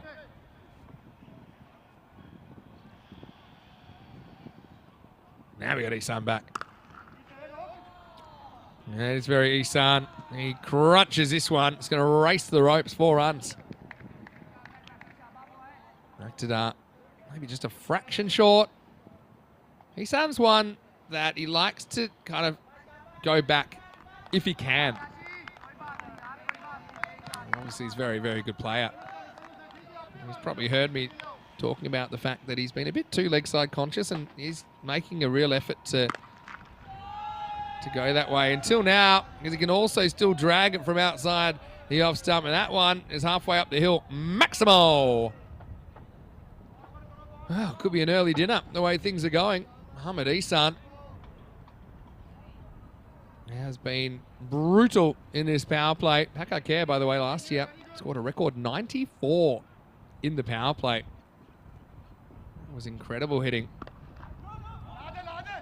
Now just times it, but straight to the fielder. 94 in the power play, so that's over 31 and over. It's also the largest scoring 3-over period we've ever had.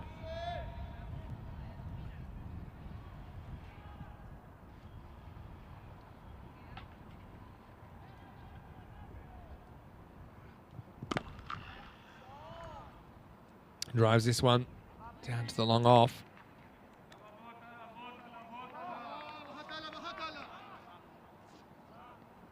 Yeah, but that 94 power play will take some beating.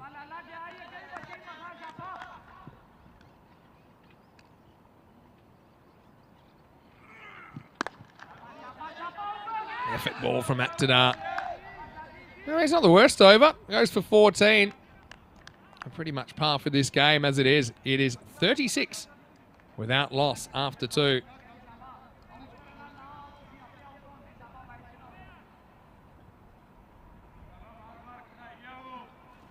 Yeah, so 94 in the power play. That was on the 3rd of December against Spartans Hospitalet.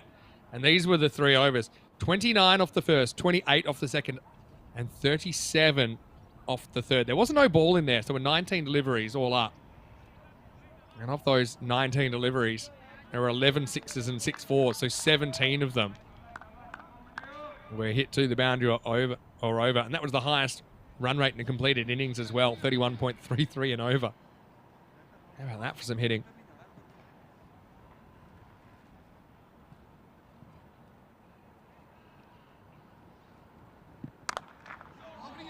Start of a new over. Eunice carved away.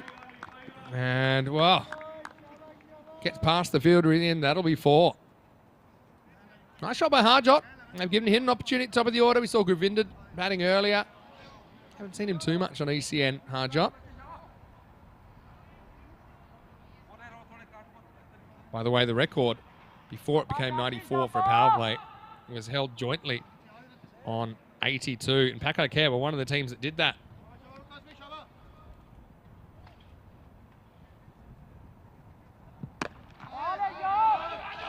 It ties him up. Isan wants it. It's not there. Oh, he had to pick it up and throw it. I think we could have had a chance.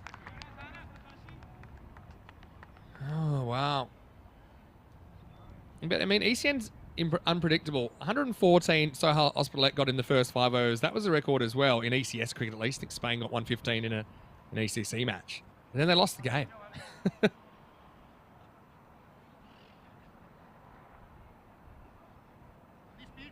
Yeah, so 82 was achieved by Pakai Kera in the power play also. Drew did it against Tunbridge Wells in an ECL match in 22. Match we used to call 13 minutes of madness.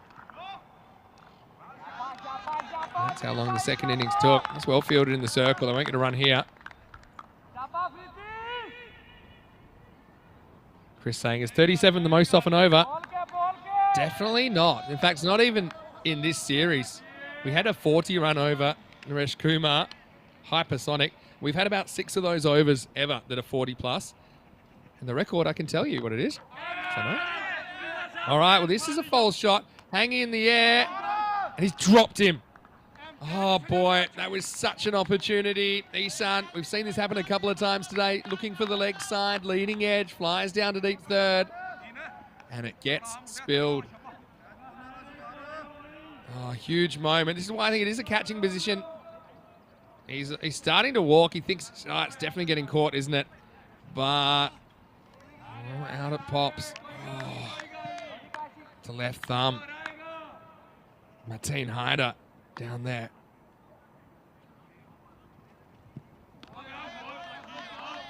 Good finish from Yunus, but the big fish jumped back out of the boat.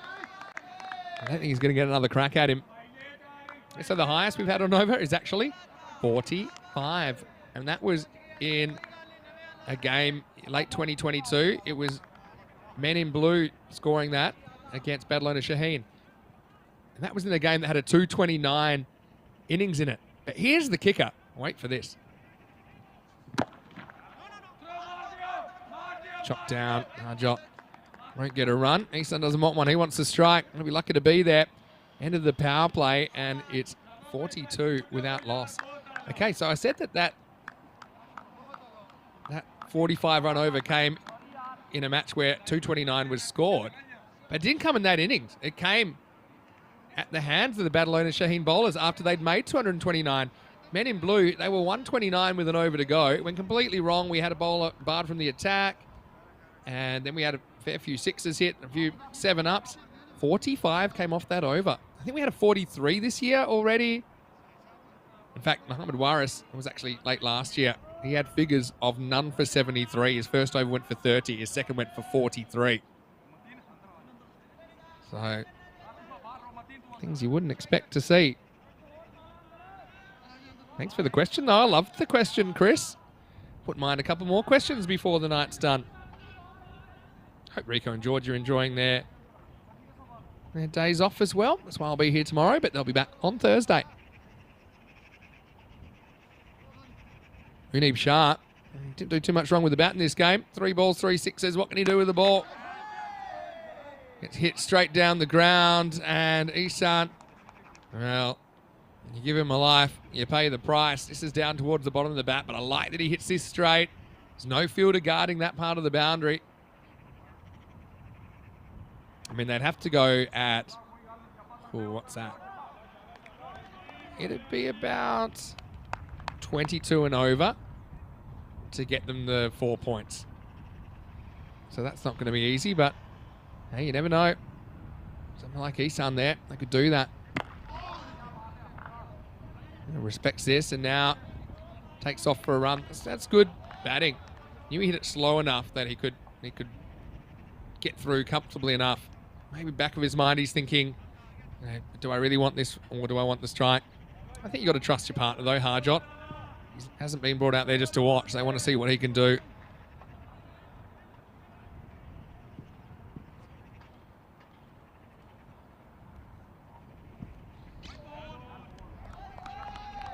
I called correctly.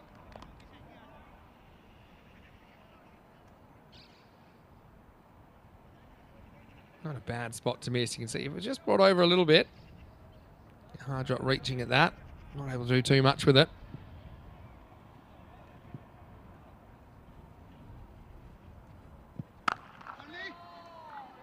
This is a nice shot, top of the bounce from Harjot. Punches it out to the sweeper. Just a single. 50's come up now for Packard Care Badalona and the 50 partnership. So second consecutive game that they have scored a 50 partnership. Isan fell on 55 last time.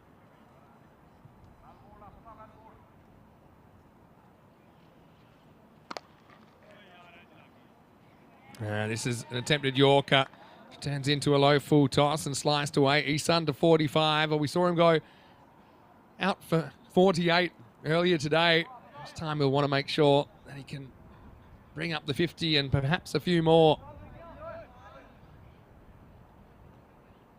So Chris Ward, I assume you've worked out now the most expensive 2 overs from a bowler, Muhammad Waris. 73 off his 2 overs. And yes, that is more than 6 a ball.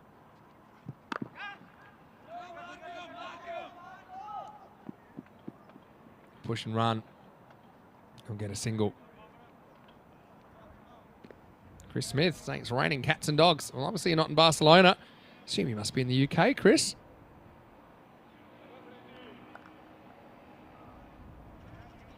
But Packard Care cruise control at the moment. Harjot can attack this delivery, I think. Last ball of the 4th. He tries. Again, slices it out. And that will be the end of the over. So Harjot will retain the strike. Eventually the ball gets thrown back in very slowly. 57 without loss after 4.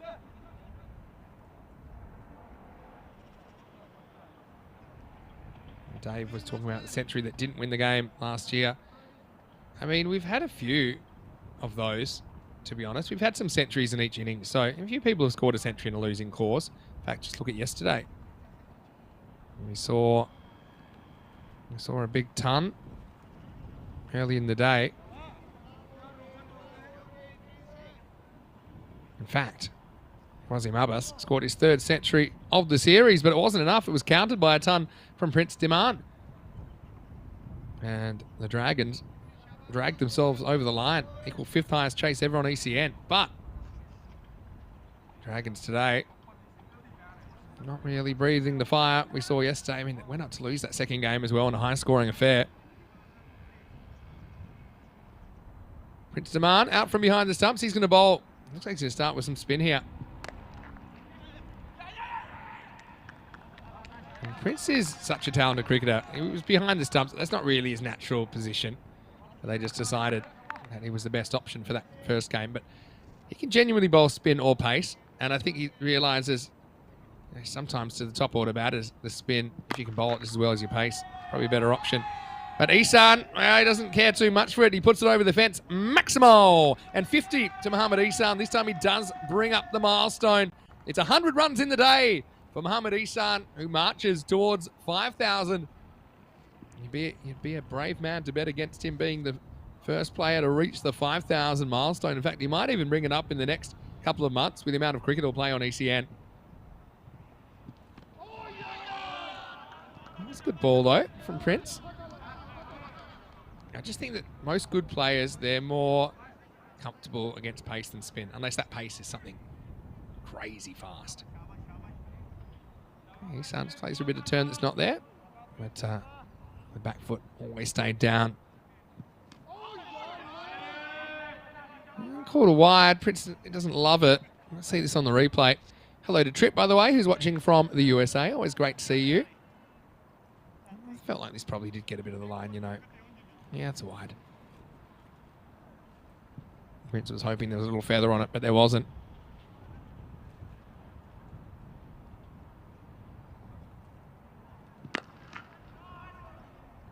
Pitched up, and Isan's after him. He puts him a long way back. Maximo! 71 now. Let me just do some quick arithmetic. Let's say they hit 2 more 6s here. Best case scenario, so 83. Still 50 to get in 2 overs. Can't really see it happening, but never say never. Who saw the 46 in an over and a half coming? Isan once again, he launches this one, swings himself into the 60s. Maximo says carreras más. 6 more to Pakai Care. Isan clicking. Prince, even though he had that moral victory, 3rd ball of the over, since then, been whacked for 2 more 6s. Almost takes out the umpire.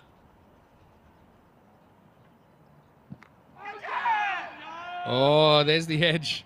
But it was a thick edge. Oh, no, he's almost thrown himself out. Wow. Watch this one.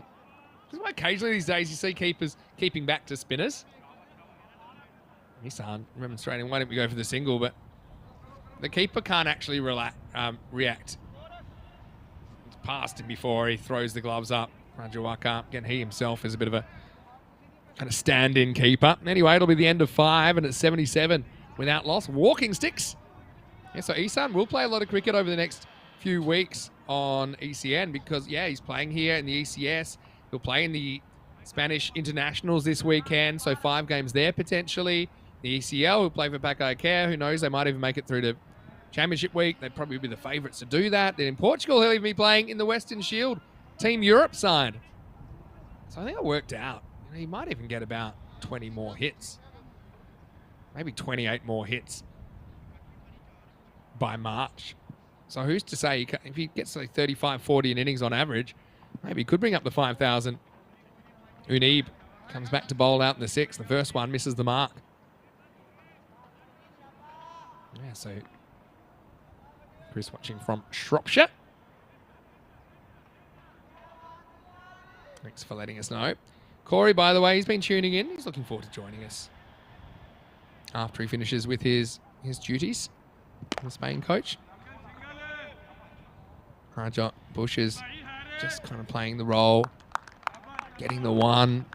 That's all he's really concerned about at the moment.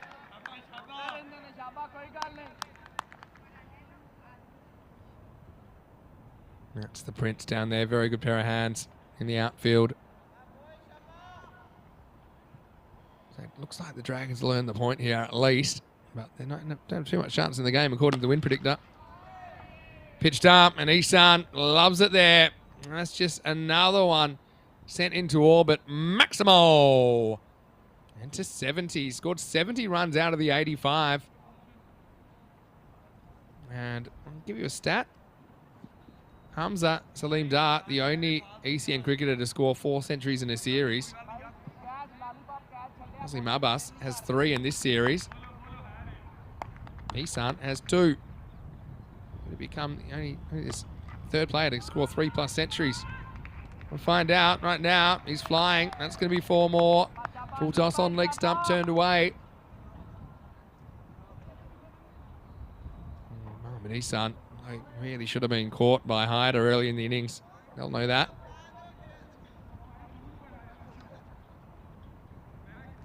But yeah, no turning point in sight just yet for the Catalonia Dragons.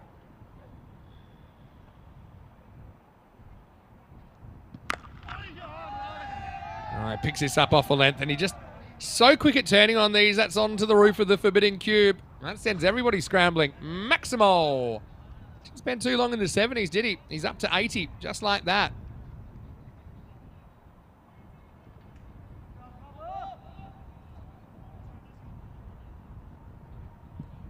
Mohamed Isan just doing Mohamed Isan things at the moment. Oh, gets lucky here. Isan, slight fumble in the circle. This could have gone anywhere. Almost gets chopped onto the stumps.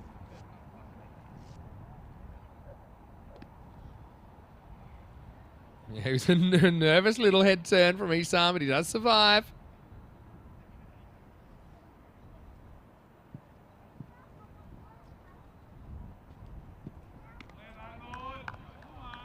Good finish to the over from Munib. Gets a bit of tap, but he has 1 or 2 good deliveries in there. Without him, this game might have already been over. So he'll have to go for 34. 96 without loss after 6. When I think about it, that last partnership in the first innings, it probably is going to be the reason that the Dragons get a point out of this game. We tend to think about it in the second innings, but you just got to think, if they hadn't have done that, remember they were 85 with 6 wickets out with 3 balls to go in the ninth. And then there you're going, are they even going to make 100 here? Let's say they did squeeze to 100. Pakai Care getting the extra point. They're definitely getting the 4-0 win here. Akhtar comes back and Isan launches this up and out of here. Maximo hits the external prison fence on the full. And 6 more. Well, we're going to look at the list of people that have scored centuries in season 2024. The century comes up for Pakai Care with that shot.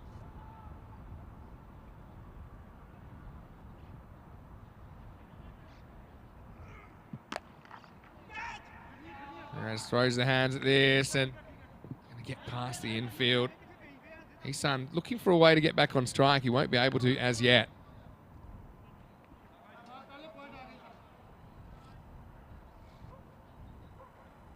It was kind of uppish, and Akhtar was wishing it was straight out of field, or it wasn't. Not in the infield anyway.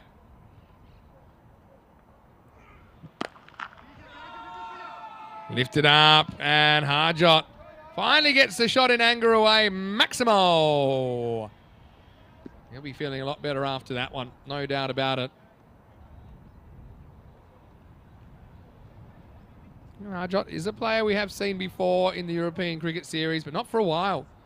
Played for Hira Sabadell back in 2020 and 2021, so we're talking kind of 3 years ago since we last saw him. It's a high score of 33 not out on the network.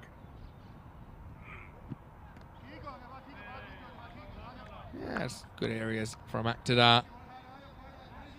So we know after this ball, the Dragons at least have a point to show for their efforts. Here we match 64.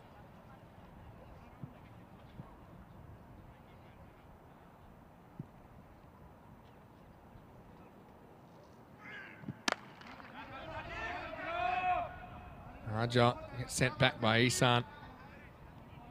Well, Isan's 2 sixes away from his century. I think he'll be saying to Harjot, if they want to have a chat, look, just go for this. I wonder if you just turn down the single as well. Harjot's had a bit of the strike that over. Probably what I'd be saying.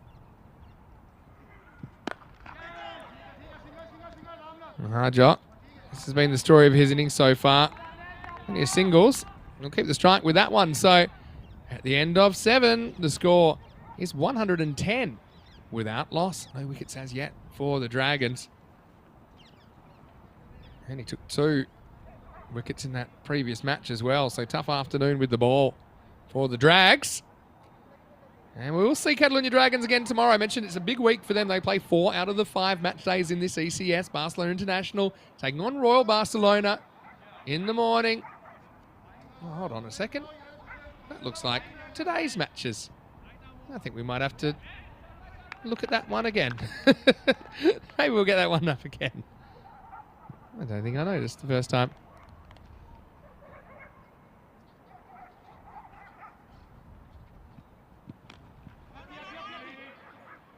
Well, this one's going nowhere.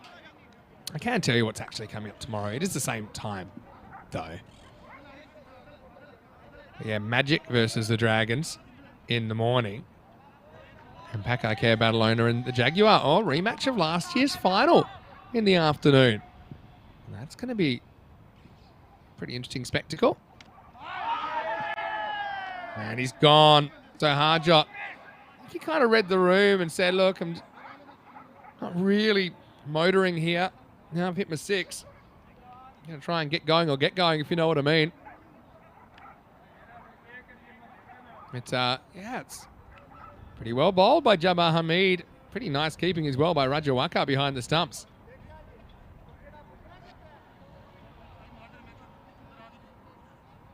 Yeah, no doubt about it. Harjot never made a serious attempt to get back.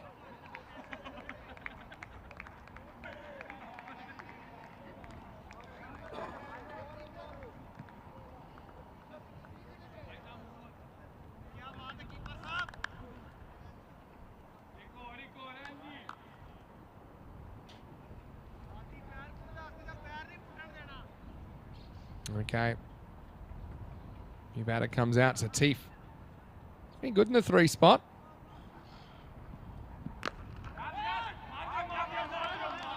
He just plays his first one out. I'm pretty happy. Neeb's able to keep it to none. Keeping by Rajawaka. Seen a couple of good stumpings in this game, haven't we? There we go. Knew they wouldn't miss out for long. You're living in the past, man. Magic versus the Dragons in the morning. We'll probably have another look at the afternoon, but yeah, I think it's the rematch of last year's final. Pakakare Badalona versus the Cataluna Jaguar. So you got the Drags in the morning, the Jags in the afternoon. That's what you got tomorrow.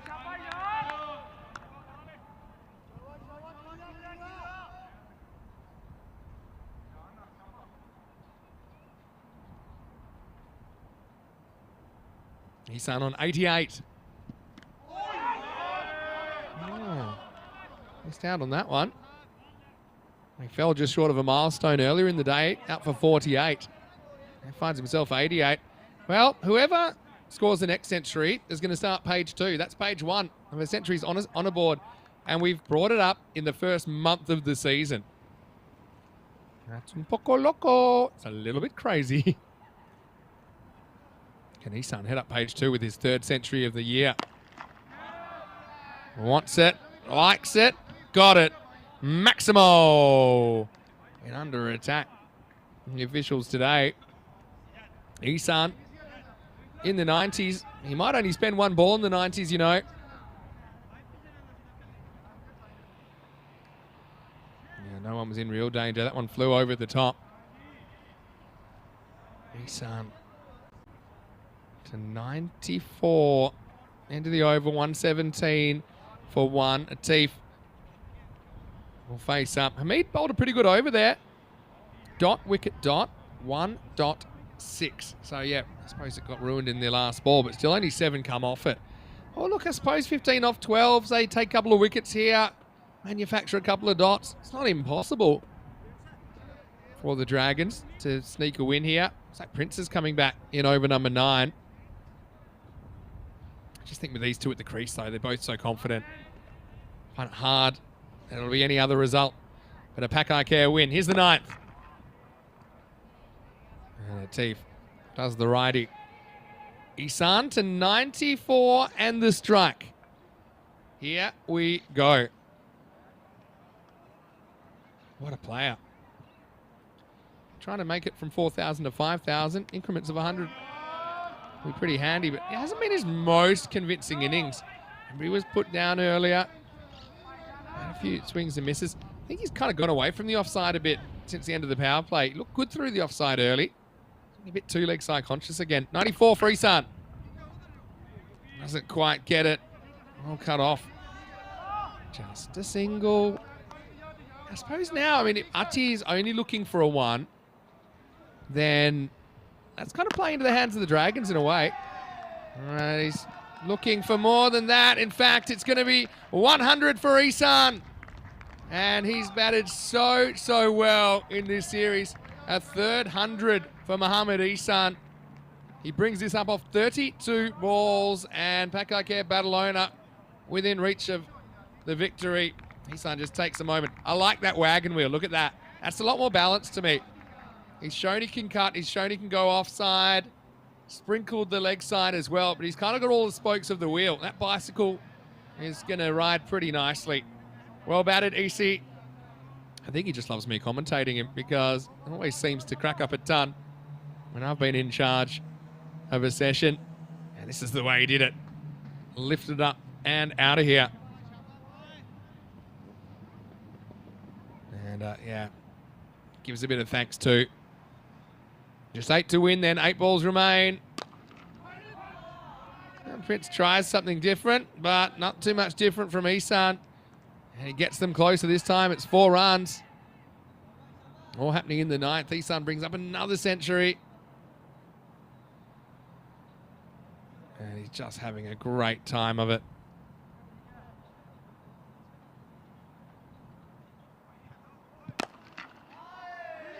And this should be game, set, Maximo. Players walk off, and it's all over. Mohamed Isan, he'll finish on 110 off 34 balls. What a great knock. Undefeated, of course. And the players will shake hands in the end. Two fairly comfortable wins. Pakakare over the Dragons. It's our 16th century of the year. And we didn't have to wait too long, didn't we? So I think I make that now. That's 15 centuries for the series, which is just quite a crazy pace that we've got going at the moment. Well batted to Mohamed Isan. Atif did pretty well towards the end as well. Big thank you to all of you as well for tuning in. Stay around for a little bit. We've got some highlights of the day coming up. It's always pretty interesting if you want to see what we've gotten up to today, including some of the highlights from the earlier games. Can't tell you what's coming up tomorrow, though. Pakakare will be back, and so will the Dragons tomorrow on day number 17. And we'll show you that pretty shortly. Right now, let's have a look at the highlights of the last game of the day. And once again, just struggling to get early wickets. And it was a case of just a decent target, but really not enough to challenge Pakakare in the end. We saw this was a critical moment, really critical moment, as Mateen Haider put down the dangerous Mohamed Isan. That was a good bit of keeping by Raja. He's a part-timer at best. Isan passed the 50 this time. Didn't look back.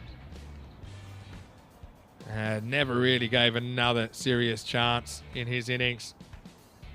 And that was when he brought up the 100. And before then, after that, wasn't too long until they were done. His 5th ECN 100, his 3rd in this series. Mohamed Isan take a bow. Dragons, they fought hard. They had their moments. I mean, they made a game out of that with their last over and a half, really. But in the end, just wasn't really enough to get them over the line. They do take a single point out of the afternoon session. That doesn't help them that much in this series, but it helps them a little bit because it does put them into clear 8th now. 15 points in the series. Still a little bit off the next highest, which I think after this would be between Pakakare and Catalonia Red, that kind of zone. 110 to Mohamed Isan in the end. 14 Maximos, 5 4s in his knot. 18 for Harjot. And a pretty routine run chase in the end. Harjot just kind of looked like he hadn't had a lot of cricket.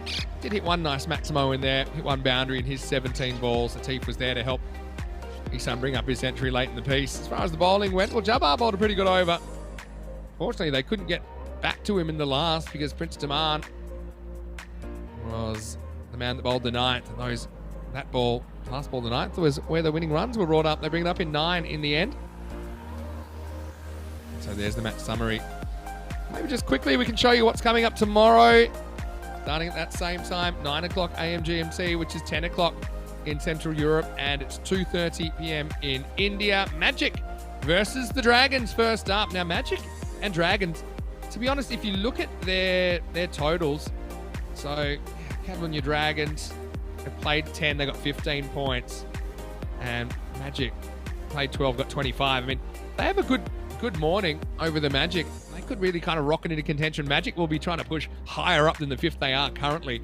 In the afternoon, well, you want to settle in for that. That'll be a good one. Pakakare Badalona versus Catalonia Jaguar. It is a rematch of last year's final. Having said that, the two teams, they have very different looking sides on the park at the moment. Let's see what they bring tomorrow afternoon. Well, before we go, I just want to say a big thank you to all of you wherever you've been around the world. It's been great to have your company. And there's still plenty more action. Don't forget, by the end of the week, we'll have the internationals as well, both the men's and the women's internationals. And we now know that it's under 2 weeks to the start of the ECL, where ECM will broadcast its 5,000th match on opening day. Thanks to Dave in the chat, to Cosmic Nana as well, to Chris Ward, to Chris Smith as well. Anyone of mine, Mr. Kroom, of course. Always great to have you. Certainly have appreciated your interaction today. Quick reminder, if you haven't already, please thumbs up this video. and subscribe to the channel if you haven't already. We're creeping towards 400,000 subscribers there. There is the table. So Pack Care, just creep up over Catalunya Red with a couple of games in hand. So making a run for the top 4, I think. Pack Care, still 6 games in hand. So bit of a gap between them and the Jags. But remember, those two are playing tomorrow. Don't forget our social media at European Cricket. There's some great bits going up there all the time, including some of the highlights from previous ECL Classics. So check those out. Maybe leave a comment and tell us what you think. Finally, our website, EuropeanCricket.com, is the home of European Cricket. It would be great to have you there. And right now, I think that we're going to have the end-of-day highlights. Thanks to our fantastic crew at Spring Productions. And thanks also to our blue crew on the ground there, all the players, officials, and all of you out there for making it such a special day. Vinny Sandu here, Mr. Maximo, signing off. I'll be back tomorrow before we hand it back to Rico and Georgie for the rest of the week. But for now, from everyone here at European Cricket and the European Cricket family, have a happy and safe evening. We'll see you tomorrow for some more European Cricket series. Hasta mañana.